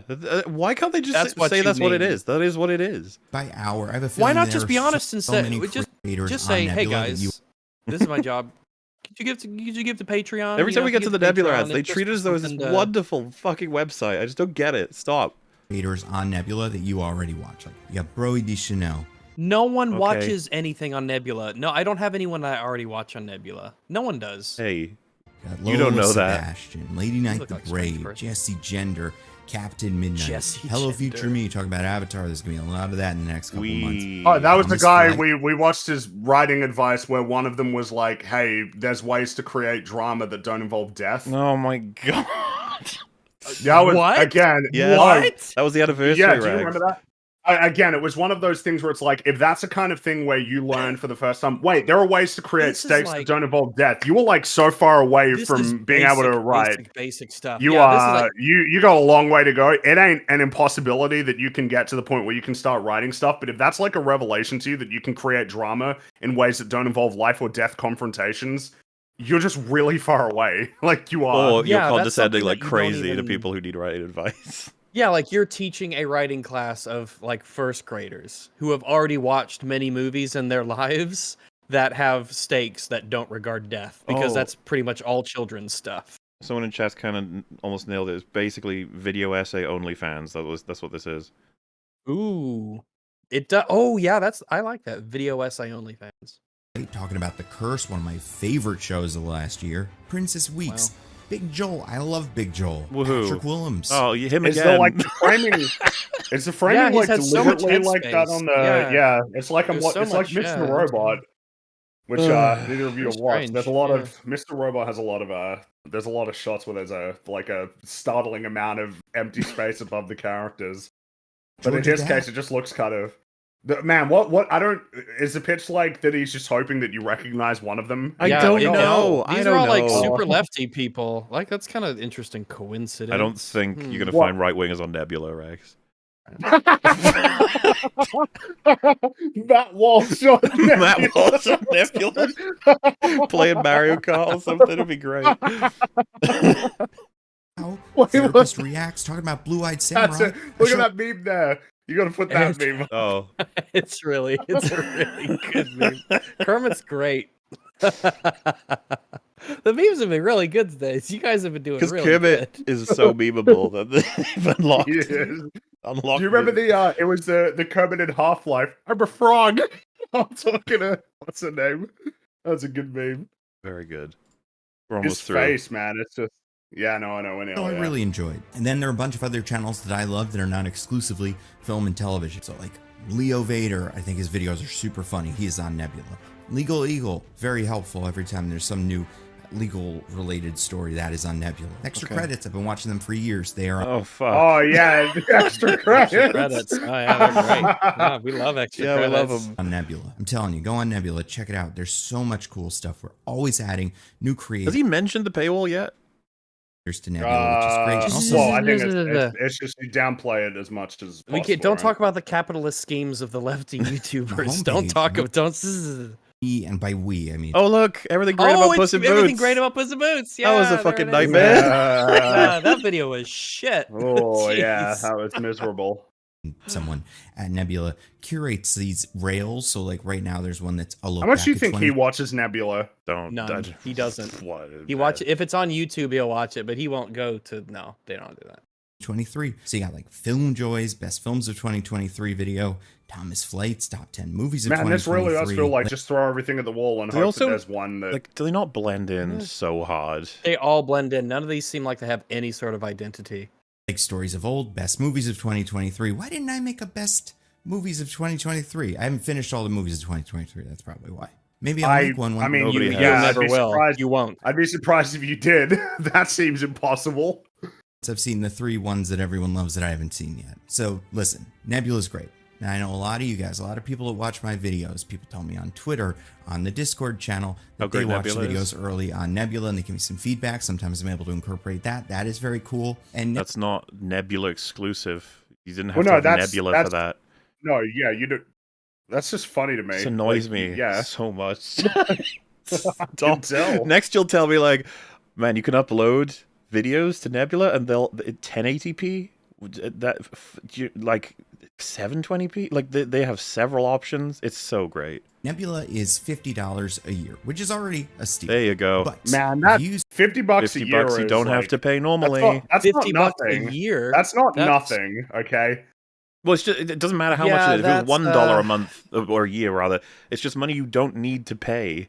So really, like, Yeah. if the advert, no, I think what, that money. what they've done with isn't it the Nebula is is avoid bundled with admitting that they just Curiosity? want you to donate more money to them, which is fine. You can ask for donations if you want. There's a whole series of ways to do that. You don't have to. Why feel have we ashamed circumvented of it into you want to buy this service? And you're like, cool, okay, service. What does it do? It's like it provides you access to my videos.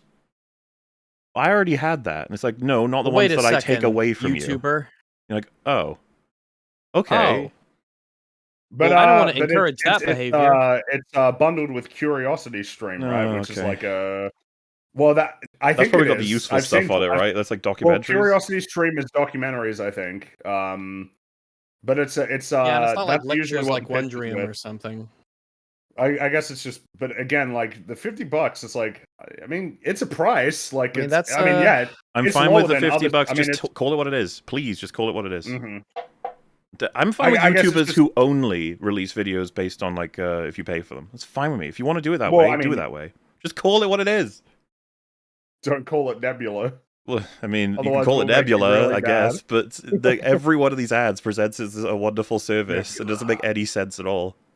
use the code Nando. Remember, one of the he doesn't tried it, but one of them says like Nebula Code? allows us to express ourselves. You know, where YouTube doesn't. Wow. It's like no fucking way. Well, Yeah, it's because the You one guys that really have to worry about being suppressed and censored on YouTube. I mean, that's because that's one that you see. Like I've seen real life law, like that if it's like covering a war, like either a war that's currently happening or a past war, that it will get That demonetized. could happen, which- yeah. I mean, yeah, that'll happen. And so then it's like, oh well. Well, but yeah, every I mean, video we it- just saw, that's not getting demonetized on YouTube. Top Yeah, they're movies just of talking about- I mean, 2023. yeah, sure. Like if you're just talking about like movies, you'll be fine. But Yeah. if you're covering like active wars that are happening right now, like yeah, you probably are going to get demonetized for that. And if you're putting an immense amount of time and research and animations and stuff like that, yeah, you want to make some money off of that. So, and like, yeah, and that makes again, sense. if you said like, so I understand people watching it regularly, but I'm putting a paywall on it because it takes so much effort to make. I need to make money from it. I have no issue with that whatsoever. But if that same person said, I'm not doing that, I'm offering you a better service where you get to see the video. I already It's could better see because, the video. I don't understand what you mean by that.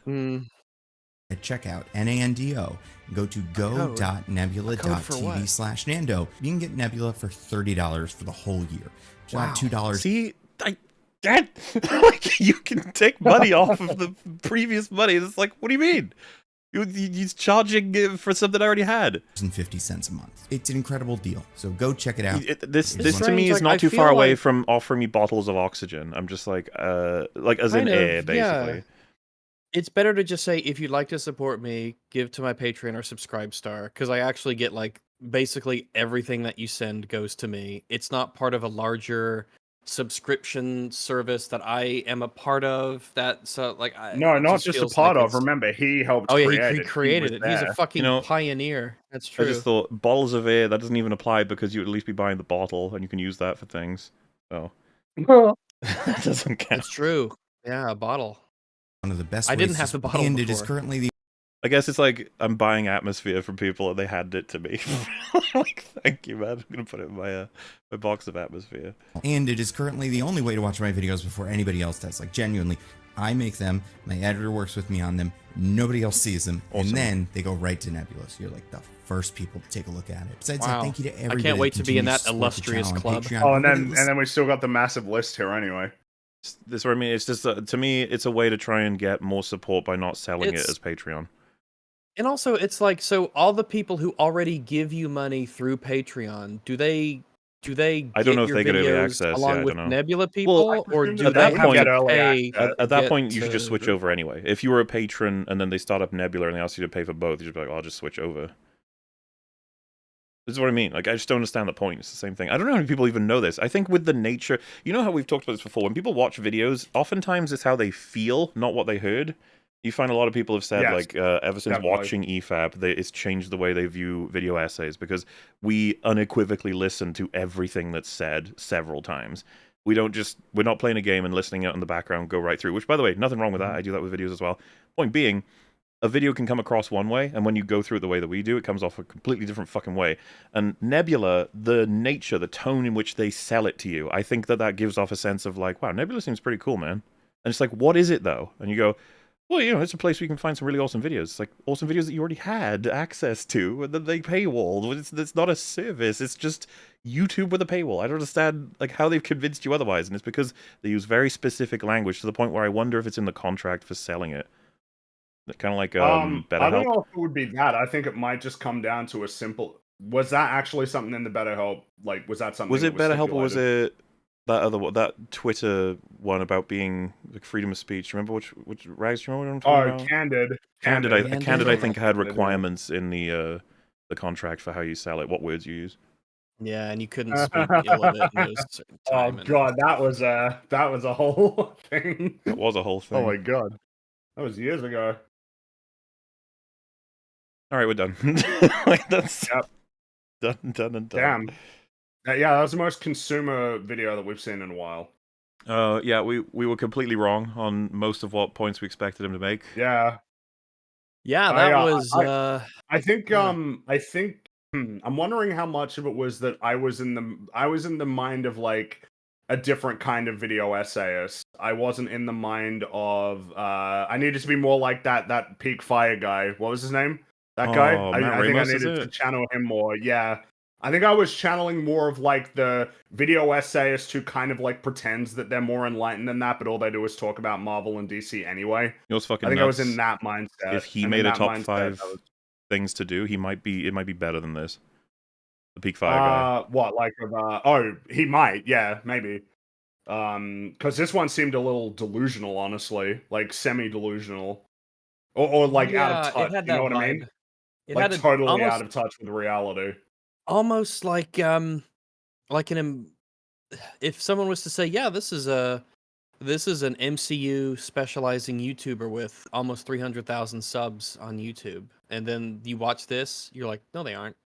This is a homeless man who wandered into your home and used your computer to make a video.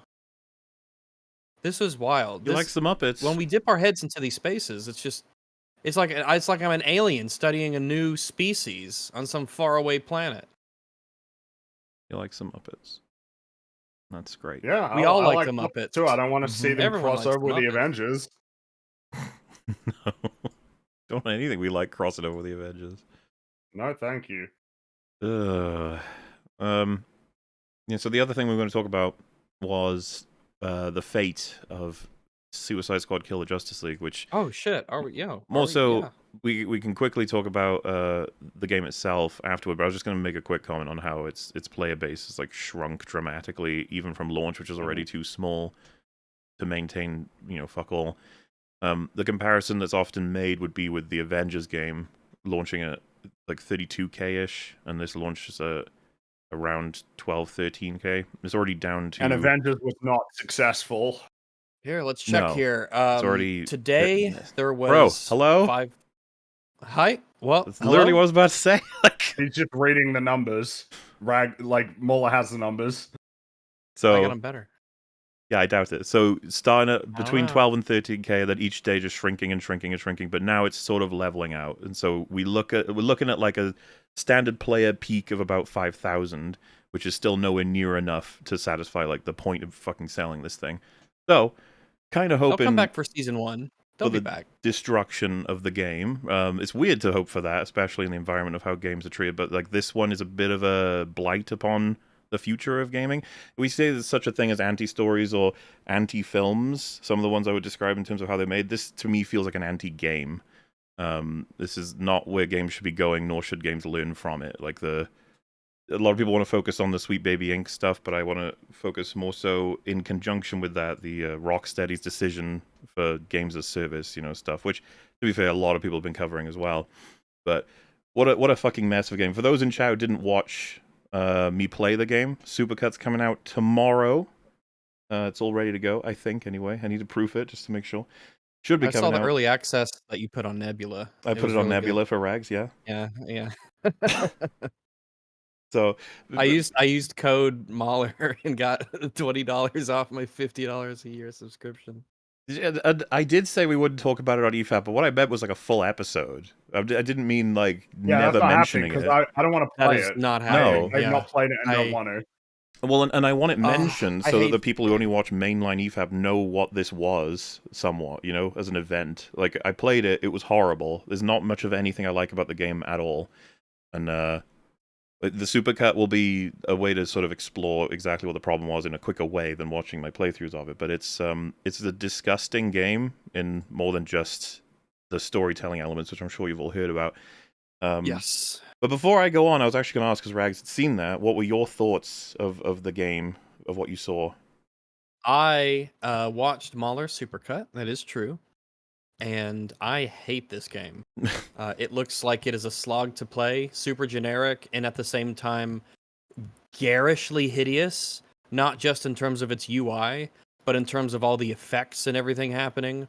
It sounded horrifically annoying. All of the characters constantly talking, chatting, going on and on and on. No good jokes, no funny dialogue. I don't think I've ever seen something that tries to make so many witty jokes and funny comments and stuff, but misses. I hate it. It's just icky and nasty. The story is terrible. The characters are awful. It's got all the gaming stuff wrong with it. The season this and the live service that, and if there's some internet or sign up issue, you can't play the game single player. It's super disrespectful to the DC franchise and the heroes. I hate all of the characters. Harley is particularly insufferable in this game. I despise this game. I hate it. I've never played it, and I hate this game. I hope it fails. And if I don't want to talk about it. Really, That's why we're probably not going to say much more than. Last thing, you could talk about it, but it would mostly be about here's what they should have done, because what they actually did can be summed up pretty concisely as nonsensical and disrespectful merged together. When you've got fucking typos in the thank you Kevin message at the end, and then your loot box pops up right afterwards, it's just icky and grimy and nasty. I hope this game fucking crashes and burns. Which I think it will. I agree with the assessment from, again, I haven't played it. From what I have seen and heard from the people who played it, I totally agree with the assessment of it being an anti-game in the sense that I don't even understand how they could have thought that this was a game that would appeal to anybody. I don't understand like its existence or a lot of the decisions that were made. Yeah, this in is a that game you don't make. I don't understand like what was the pitch for the end of the Arkham version of Batman is tied up to a park bench and gets shot in the face by Harley Quinn. Like, how is that an idea that anybody would pitch and go, that's a good idea. Yeah, that's such a good idea. Suicide Squad, should and do you that. kill the Justice League. That's the game. And you're like, that's the kind of a game you don't make. You don't make that game. The thing is, I would just want to again hone in on this is a Batman that you've had in 3/4 games, depending on how you feel about Arkham Origins. That is one of the more liked versions of Batman, played by the iconic voice of Batman, and you decide it would be a good idea for that character's end to be shot in the face by Harley Quinn. Yeah, I just Harley don't Quinn understand dresses the him thinking down, makes behind fun that. of him, and shoots him in the head. Yeah, and then that's it, and he's done. And meanwhile, Wonder Woman, a character who does not have any of this history that exists in these other better games, gets more of a heroic send-off than Batman. I just don't Have you understand. seen his video, Fringy? Well, no, he hasn't. I would advise hasn't- you watch it because I've it's. seen. It's I've wild. seen some of the stream. I was there to watch some of the Yeah, stream, and it's- it just looked miserable. Oh, it's so much. Now that I have context for everything, it is so much worse. Obviously, a lot of people have compared it to Joel because it is the same thing, and it's getting a little bit tiresome. I gotta say, like, I don't know why Frank, they look at thought this this shot. was a good idea. Wonder Woman. Look at this. Yeah, Unfucking I know. believable. It's just hilarious. Meanwhile, the Batman who has history in this world, that characters are played as in beloved installments across multiple games, It's just like shoot him in the face, whatever. He doesn't die as a hero. He doesn't die sacrificing himself for something good. He doesn't die with any character that he knows or that it's been established. He doesn't even have to die. That's the thing. No.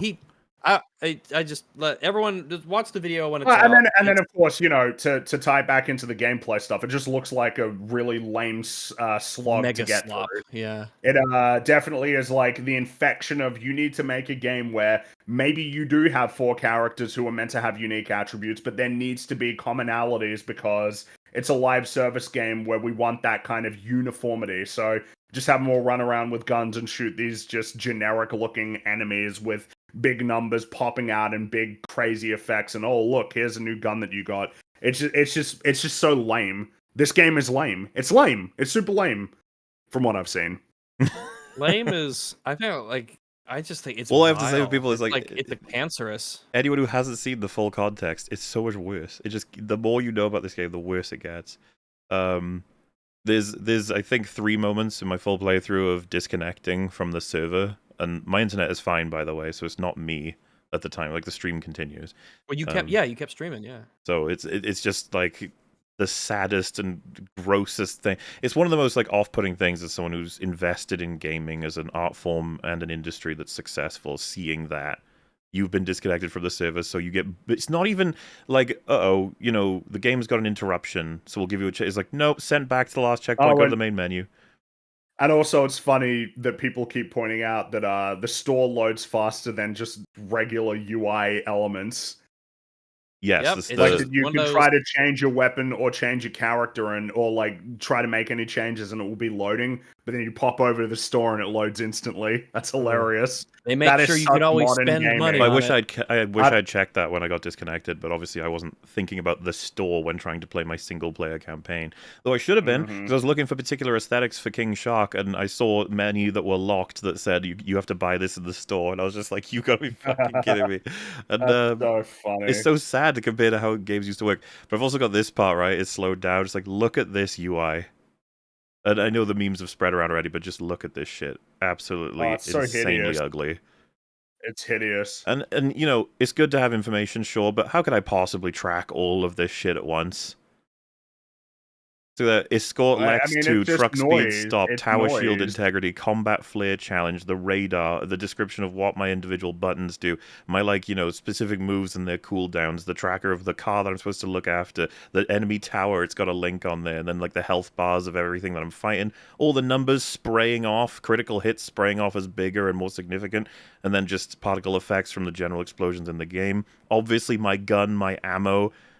The fact that it actually like links up, oh, if you want to use your melee attack, make sure you press the left mouse click. Like, that'll show up. It's like, thanks. It's I guess, like, it's so funny when you compare this to a game like Max Payne 3 where the UI occupies maybe 2% of the screen in the bottom right-hand corner. There's your health, there's your ammo, there's your painkillers that you got. There you go. And that's surely it. Dead Space, Super right? The goat minimalist, yeah. for a lot of this. Oh, well, Yep. I wasn't gonna, because you got games like Dead Space, or you could point to, didn't Metro have like a game mode where there was no UI at all? Where like every single piece of information was something that was in game? Well, Not to I say that am every not game is sure. in a position that they can do that. Not every game is in a position where it could have no UI and still function as that well, but like, this is excessive. What's happening in this game? I will also say this game is $70. This is Yeah, a full price. $70 Full price game title. that is full of premium currency, seasons to come. It's everything that you would expect in a free to play game, except it's $70 to get in the door. So, yep, that shit creeps up on you because people get into it and they spend money on it. But you know, this is Rocksteady's first game in 9 years. Arkham Knight came out in 2015. This is the product of at least 7 years of development, as I understand it. Surely it's reasonable to assume this could sink them. It'll certainly get them layoffs. I could imagine that this, because the thing is, you know, this is Warner Brothers published this, so a game that they can compare it to that came out around the same time last year as Hogwarts Legacy, which I believe was one of, if not possibly the top selling game of the year. They will be comparing this to that. They probably have higher expectations for this than that, because I think that was their first game for or maybe the first game of that kind, whereas this is Rocksteady. They've made like multiple, very successful, commercially successful, well-received games. This is multiple years of development and live service, so there's big expectations and big costs that would have been associated with this game, and it's like it's basically dead on arrival. Could they turn it around? I don't know. If you completely change the game, sure. Some games have turned it around, but for every live service game that turned it around, you got like 4 or 5 that There's failed. a graveyard, behind them. There is not that much space. There really isn't that much space in the live service realm. There are a few games that are incredibly dominant, and then there are a few more games that are modestly successful. They're successful enough to continue to exist.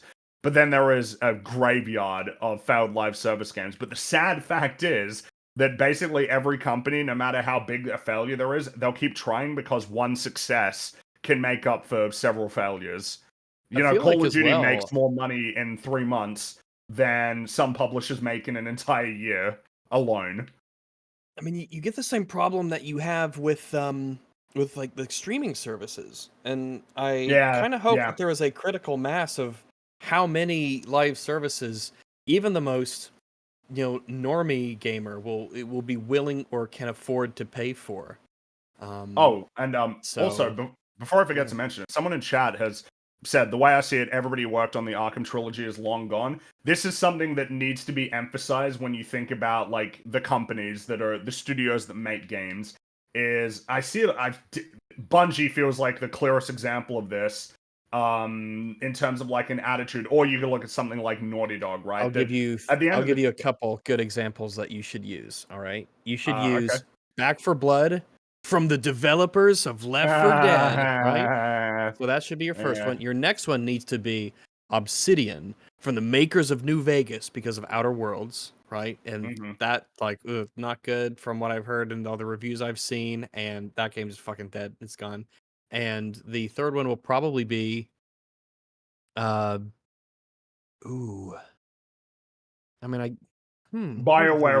is another one that's been pointed out. BioWare is a really good example. Yeah. Arcane. I mean, we could go on and on, but yeah. Essentially, the point that's worth remembering is that it's the team that makes the game. Like the name of the company, the studio itself, that doesn't describe the same team that necessarily worked on the games that you liked. And when you're this many years removed and the team is a lot bigger and a lot of the people who were there before aren't there anymore, sure, same name, but it's not the same team. And it's like, it's always worth remembering. It's like, well, it's the team, the people that were there that make the game. And just because it says Rocksteady, I mean, it's the same Rocksteady, just like it's not the same BioWare, not the same Bungie, not the same Naughty Dog. I wanted to talk quickly about the boss fights. Yeah, sure. Absolutely shocking. You got, in a game built this way, you might think, like, well, what do you expect? And it's like, that's kind of the problem. It's like, you presented the Flash, he's got super fastness, and so you're like, oh, how do we beat him? Instead of going over the story parts that none of it makes any sense, you guys can check it out in Supercut, it's all pointed out. You eventually get to a point where you unlock the ability to shoot him by shooting him with a special shot. So you have to shoot him, and then he's dead. So it's like, well, that sounds really shit and terrible. And it's like, yes, it is. And he spends the whole fight speed forcing around all over the place, starting up tornadoes, like firing speed force energy balls at you and stuff. And you're just like, you could just kill us. And the weird thing is they show him killing Lex Luthor by not even like knowing what happened. It's one of those things, right, where Lex is standing there, and then Lex has got blood where his heart is. And he's just like, what the fuck? And it's like, yeah, the Flash just took your heart out without even realizing it. That's how fast he is. Of course he can do that. And he's evil, for Christ's sake. So of course he's going to do whatever he needs to do to kill him. But no, it doesn't happen when it comes to Team Suicide Squad. Because of course, why would it? And then, Green Lantern, next up, boss fight is just him generating, constructs that I think you could get away with that in a broad concept. You'd be like, well, yeah, that sounds like a Green Lantern fight. It's like, okay, so what does he do? It's like he creates gun turrets, guns, and big sea mines.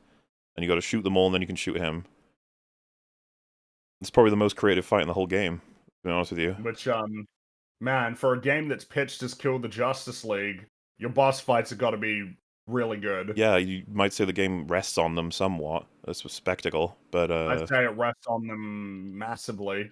and yeah, this is what it was. And obviously, people are pointing out it's like, yeah, he was a marine and everything, but like, surely he's going to create more than assault rifles and turrets and helicopters that shoot at you. It's like it's all just shoots at you stuff, and it's like nothing creative outside of the beginning of the game where he just creates a construct that wraps around all of you, rendering you all useless. But he doesn't do that in the fight with you. Doesn't do it And several that times. Batman one, when you just stand there and shoot Well- at the big Batman until you win. Well, before that, like, you know, you get the Wonder Woman death, which is just she stabs Superman in the heart with kryptonite, right, and it goes calls right him through. Kal-El, right? Yeah, She but calls him that doesn't Kal-El. kill him. Yeah. He's actually fine. And as people pointed out, it's like, how is it that she's able to stab through him into his heart with kryptonite, but it doesn't kill him? And Yeah, the answer from the game is his DNA has been altered so that green kryptonite isn't as big of a deal to him. It's like, yet it can stab through his heart. Okay, you have to build gold kryptonite. So yeah, Wonder Woman gets lasered, she's out. And then you eventually fight Batman because you need to capture Batman to get Batman's DNA to figure out what DNA changes were made to Superman to synthesize a new kryptonite to be able to kill him. And so, of course, when you meet Batman, you have to shoot him extensively as a giant, big, spooky Batman. Because what else would it be? There's some metal clips in the supercut as well that you guys will enjoy, I'm sure. But yeah, so for anyone who's wondering, this is the Batman fight. Arguably the most important fight of the whole game, and it's just shoot the big Batman. Unbelievable. That's insane. That's ridiculous. It's great. So sad. I can't believe that was something that they were like, yeah, ship it. Yeah, that's good enough. This is. You would think that fighting Batman would be like a scary, tense cat and mouse in the darkness style. Oh, kind well, of, Rags, remember, they did that when you meet Batman for the first time, and it's all on rails. Yeah, that's and true. It is scripted kind of. completely scripted. Yeah. Where you just run around, and there are the mines that you trigger, Because but they it couldn't doesn't handle you matter having a because choice. you have to just get to the certain point, and then Batman will knock that character out, and then you have to get to the next place, and then Batman will knock them out. Like, it's like faux interactive. It's like It's all not a lie. even a It's video anti-game. game. There's so many elements that are anti-game. This is a lie. This is not what it should feel like to fight Batman. Mm-hmm. It's like, well, it's the fear tox. It's like, that was your choice. You've made this. Why? Which is so crazy because the idea of fighting Batman as a boss battle is insane. Like that's really potentially very hype. But not like this. Look at this. Well, and what's the It's weirdest just thing as well all is you down the knock his minigun, health yeah. all the way down, big white screen flash, and then And he screams, I love no. that. I love He the big screams, white no. flash on after the dark. No. and then it just battle. shows this. That's great. It's like, oh, Yeah. okay. Okay. That's it for Batman. All right. I guess you got him. Well, and that's the thing. I wish it Oh, was it for God. Batman, actually, but it ain't. That's true. Yeah. Don't worry. After my disconnection, I then get back into the game, so I'm able to watch Harley kill him. So that's the end of him, and then you get the Superman boss fight, which is shoot Superman over and over and over and over and over again. How creative. It's like, well, yeah, you can't just shoot him. You have to shoot him with a special bullet first. Like, oh, okay. Okay. Wow. Oh, look at him fly around Keep and me look on at my you toes. shooting. Yeah, look at you go. And yeah, it's Wow. unreal that you'd be like, so you fight Superman, Batman, Green Lantern, and the Flash. How are those boss fights like What the all fuck the are you same? wearing, Mahler? What do you mean? He's, You're Superman. Yeah, that's the cool right. bonus King outfit. Shark, Costume. Superman. Look at King Shark go. It's so like nuts, dude, how- because you kill Superman, he falls over, and then nobody really cares. They comment on it like briefly, and then the campaign just Which continues. is- Like, you just killed Yeah, Superman. It's Superman. It almost He felt was like it got added in later or something. I don't think Well, we forgot he about wasn't him. added in later though. He was the face of Yeah. the Justice League that you're gonna fight. He was in the marketing from the very beginning. The Flash That seems to was be the one most present. And In terms of getting the most story, yeah. And Wonder Woman. and like It does kind of character, feel like, but- well, they've got a weird balance, because Green Lantern has a significant kind of role in the campaign. Superman's the one with almost the least significant role. Which is weird when he was the face When of the he's marketing Superman. of you And he's gotta fight Superman. the Justice League. Yeah.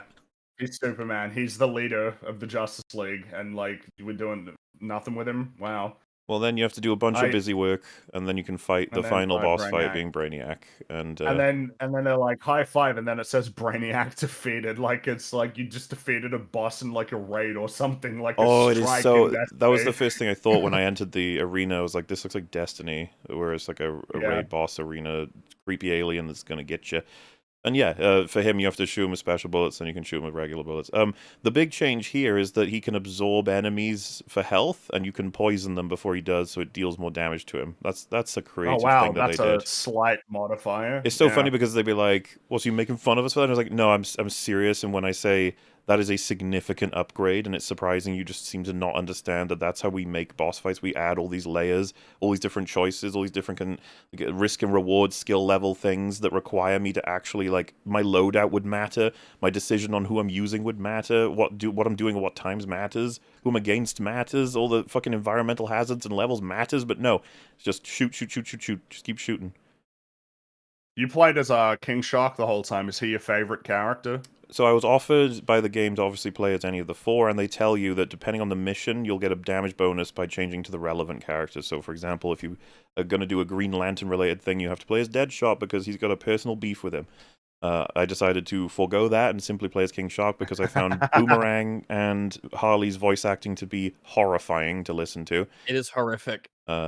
Within, like, moments, I already can't stand listening to him. And then Deadshot's just lame. He's just guy with gun. He's got, like, barely any King personality. Shark is at King least, Shark's the only one I he's a guess I shark. don't hate.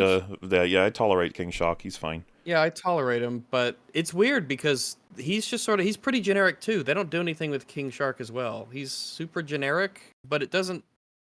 Well, yeah, But, like, he ain't the King Shark from the Suicide Squad. Oh yeah, he's No. not that King Shark. This is like But- lame, shitty King Shark that's just kind of normal. But the thing and is, therefore compared has to no, again, you know- oh, I'm Captain Boomerang. I'm from Australia. Oh yeah, and I I got my oh, boomerang in Ned Kelly. wallaby. Oh bloody hell, bloomin'. Oh. Oh gee, just- what a oh look at that Sheila, like just rattling off all of the most generic Australian things ever. This part that a lot of people shit online was like, he says to Deadshot, like, aren't you supposed to be white? And then he says, aren't you supposed to be shutting your damn mouth, kangaroo-looking ass? He doesn't look. He doesn't doesn't. look Just, like a it doesn't, kangaroo. it's like, But oh my kangaroo- god, kangaroo-looking Kangaroos are ass. from Australia. He And- looks like a kangaroo, even though he absolutely doesn't. Well, doesn't, as if it's yeah. not funny enough, they would have King Shark say, because you're Australian. It's Okay. I swear, I think that like all of these discount Drax characters just suck. They do, yeah. It's just. By the way, if you're looking for the Australian opinion on Boomerang, he is played by an Australian. You can most characters that you see that are like Australian, they're usually not played by an Australian, and it's fairly obvious to me. He's Australian, but he's playing it up big time. He is drawing it out as much as he possibly can. His old Australian accent there. It's pretty excessive. I compared him to Pim's dad, who is funny because of the contrast. Yeah.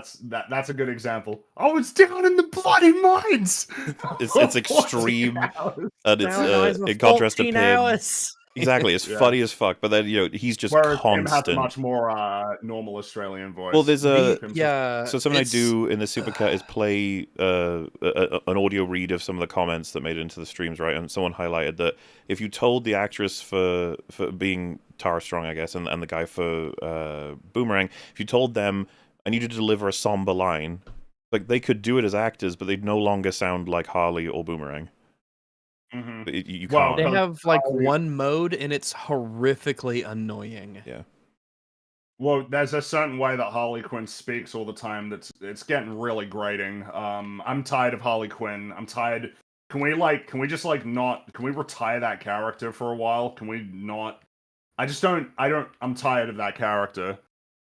As you should be. Yeah, and I'm so we've tired gone of it taking over. up a slot that can be occupied by other more interesting characters in the Batman Rogues Gallery. I'm hoping this starts to set in now. Can we be done with her? Like, this is ridiculous. She's failed so many times. This is absurd. Oh, it is pretty crazy. And it's how not to many do times with they've Margot tried- Robbie or Tara Strong. It's what the people who are designing this character are telling them to do. I mean, Mhm. remember Birds of Prey? Like fucking Yeah. Nobody does. nobody does. But yeah, the dramatic disrespect that's been given to the franchise, the IP, the characters, and then of course following on from the Arkham games. But it's mysteriously missing for almost everything to do with Wonder Woman in the game. She's the only character from DC essentially who gets unscathed. Most of them are like hyper retarded. She spends the whole game very heroically establishing she wants to save the Justice League no matter what, and she dies saving the world from Superman somewhat. You know what I mean? Like it's very odd, and the Suicide Squad treat her with extreme reverence, despite the fact that they hate almost everyone else, including but not limited to the Flash, who saves their lives personally twice, which is 2 times more than anyone else in the game. Yep. Mm-hmm. Very, very fucking odd, and Yeah. Then with the whip and it's, I mean, it. well, and That's all. not to mention the biographies, right, where hers mentions her power in stopping toxic masculinity, while the rest of them are either neutrally described as a sort of history or shat on. John Stewart for the fact that he's a space cop, which is fucked up. Like the bio takes issue with him being a space cop, and then the Flashes, which takes issue with him being too far up his own ass. Which, on top of everything else, when you read that, you're like, I think I'm done with this game. Like, I think that's about that. Well, something that I've seen, which has been fascinating, is there's been plenty of like mainstream, journo outlets that have reviewed the game. Like, well, the writing's good, but the gameplay lets it down. There's like more than a few reviews that say that. Good, fuck me. Like Well, we're actually the IGN doomed. one. IGN said something like that. Let me see if I can find their IGN little came blurb. through. They did. They gave it a 5 out of 10, but the little blurb where they talk about let me just get to it. Hold on. Down. So oh wow. So this is the verdict. Suicide Squad Kill the Justice League is a thoroughly frustrating game to play. There are things to enjoy here, with combat that's snappy enough to carry it through a genuinely good DC comic story, artfully dressed in high production Jesus value. Christ. But everything else Genuinely just good. falls around it. Engaging mission design is nearly non-existent. The looter shooter mechanics are tight and dull, and the grotesquely repetitive post-game leaves it little to nothing to do of interest. The result is a bit of a mess that doesn't ever impress with any of its numerous ill-conceived ideas. It's not bad, it's just disappointing from Rocksteady, pioneers of single-player story action chasing already outdated multiplayer trends. A city of tomorrow built on the unstable foundations of yesterday. 5 out of 10. A genuinely good DC comic story. The image that's been going around that someone made is that about sums up the game pretty well. Yeah, so this is something else to just mention. It was, I think Fringy mentioned it already, or Rags as well, but the game has a sudden ending. It just sort of stops. You kill Brainiac. Very awkward. They inject him with a thing, or they data spike him or whatever, and it just says, Brainiac eliminated. And you're like, okay. And then it says, story completed. You're like, what? Like, it just feels so fucking weird. It's like we didn't even get the epilogue cutscene. We just had them high five. And it's like, okay. And then it just cuts into the credits with music that's way too unsuitable and loud. You skip that, and then it just cuts into essentially a eulogy for Batman in Universe that is obviously supposed to be taken as a tribute to Kevin Conroy. And the tribute itself is clearly like slapdash and rushed, but it's still, I guess, appreciated. Yeah. But then, yeah, like, as soon as it finishes, narration over a PNG. Yeah. As soon as it finishes, slap bang of you've unlocked a new mission accomplished. You've got plenty more Brainiacs to kill. You've got a new gun, and then you have King Shark who playing as like, look forward to like season 1. I'm nerding out. Yeah, and all this shit that's live service crap. Remember, Batman's fucking dead. Is so gross. I don't know how else to describe it. Like, look at this. It's like, oh, you got all this shit unlocked. Yeah. It's like, oof. And I suppose on top of that, what's funny is like the nightmare I just showed you of like fighting bosses, right? And the Brainiac is no different than all the other ones. You kill him, and then they say like, oh, you got 12 more to kill. And it was funny because at the time of the stream, I was like, no way, I have to kill 12 of these fuckers to like complete the campaign. They were like, no, that'll be the season pass sort of stuff. And I was like, I hate games. I just hate them. Like, what's going on? And it's like, no, I don't hate games. Nor do I hate necessarily all that's coming out of modern game industry. It's just this this trend, this disgusting malignant tumor on the gaming industry, represented by this game specifically. Almost all the design choices made, both story and mechanically, I'm just like, please stop. We need to back it up. Seeing all of the little Suicide Squad there dressed up as all of these different characters in their crazy skins, it's like, man, fucking hell, you know, like, doesn't help, what does it? we don't, it's just, it just keeps reminding you, yes, this is a product, they want you to spend money on this, and show off all of your crazy skins, and how much cooler your skins are, but there's new skins that are coming next season, and you want those, because they're really cool, and they make you look cool. It's like it's all so fucking lame. I think this game it'll probably get the first season, and then after that, it'll be on life support if it isn't. I'm guessing outright 6 months. Discontinued. Yeah, I think 6 months. I It'll think be it good will news get when the it's first dead. season. It'll be like, oh, good, that thing died. Because the first season's content is probably either mostly already done, halfway done. Yeah, it's already had a lot of work stuff into it, but then after that, they're just gonna put the game on life support. And then it'll be like, I guess what's Rocksteady doing next? And I guess that'll be the question. Do they continue to exist after this game?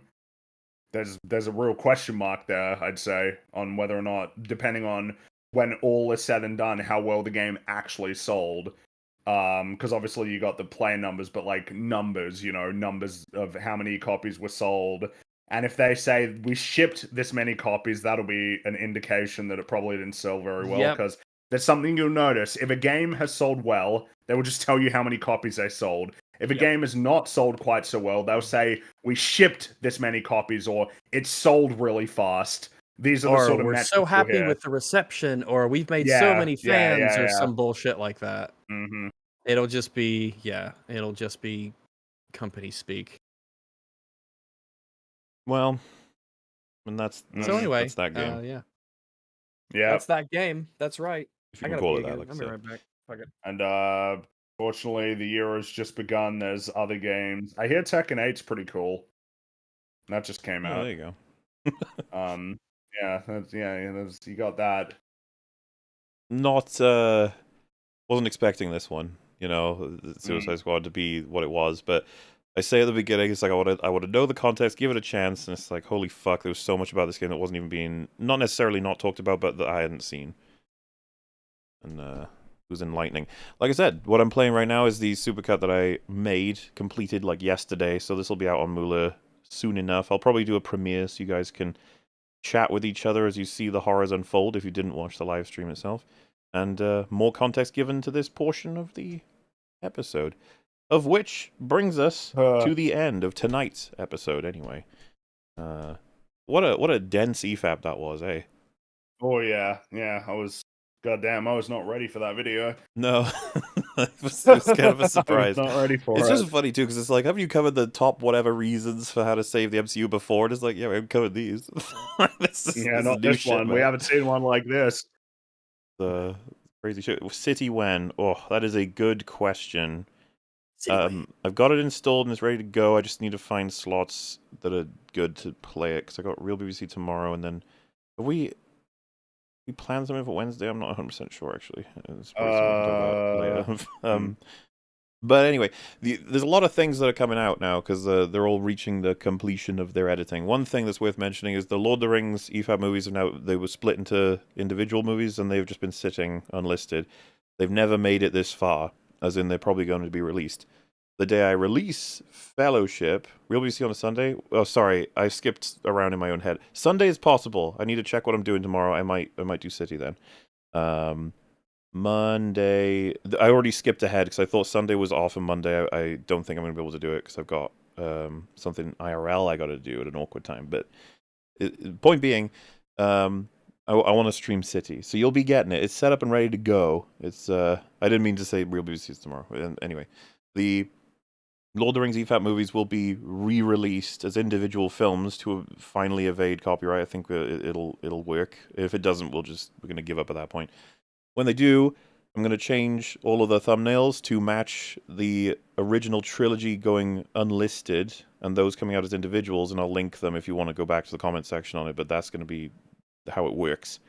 Which, I don't know if it's going to be weird for any kind of playlists, I think it'll still make sense. It's just that trying to make everything make sense. Like I said, and, Loki's still coming out. That should be Wednesdays, and we have begun watching Halo Season 2. It So- sucks. It's shit. So, what you guys can God. expect is that will be coming out as individual TV episodes, but that once the season's Mhm. done, we will be having an EFAP episode to cover the whole thing with John, ER, and Actman. Hopefully, when they come, we've let them know. But the team we've got for EFAP TV is different, so that we have a bit of a mix. It's gonna be nice and fun. Everyone's looking forward to Halo, right? Halo Season 2. Oh yeah. Yeah, I've seen more than a yeah. few people saying, "Wait, it's out." Which, by the way, that's Good side. not great for a show that costs a lot of money to make. Yep, That there are that many people who are surprised that it's even out. that's right. Halo Season 2. It's right. It's out. Mhm. They released the first 2 episodes, and we'll get a new present every week. Yep. Think Yeah, the working on it next right one's out in like 5 days. It's so. not good. What? Yes, it's gonna be. Yeah, I know, it's what a surprise. But they listen to the feedback. They're gonna look. It's Reach. Remember Reach? Oh wow. Oh yeah. That's yeah. So, I think that was all I wanted to Mhm. mention about the future things. So, what do you anything you guys want to mention? Oh well, I'm just working. I'm working on I'm No. working on those Halo episodes. So that's one of working. Yeah. And the Loki ones know, are yeah. all Fringy's work as well, so they're you can They're all enjoy. done. Yeah. Yeah, there's nothing We're stopping just them. bouncing from great show to great show. Yes. Mm-hmm. And well, get excited for whatever may come next. And I Woohoo. guess for now, though, we're gonna wish you a wonderful night to That's sleep right, in everyone. or to wake up in. And a happy new year. That too. So yeah, bye bye. Goodbye, See everyone. everybody. Thanks for being here. Bye-bye. We will See see you ya. later. And don't forget to subscribe to Nebula, where you can get EFAP episodes and movies 1 week in advance. Don't, actually. Goodbye.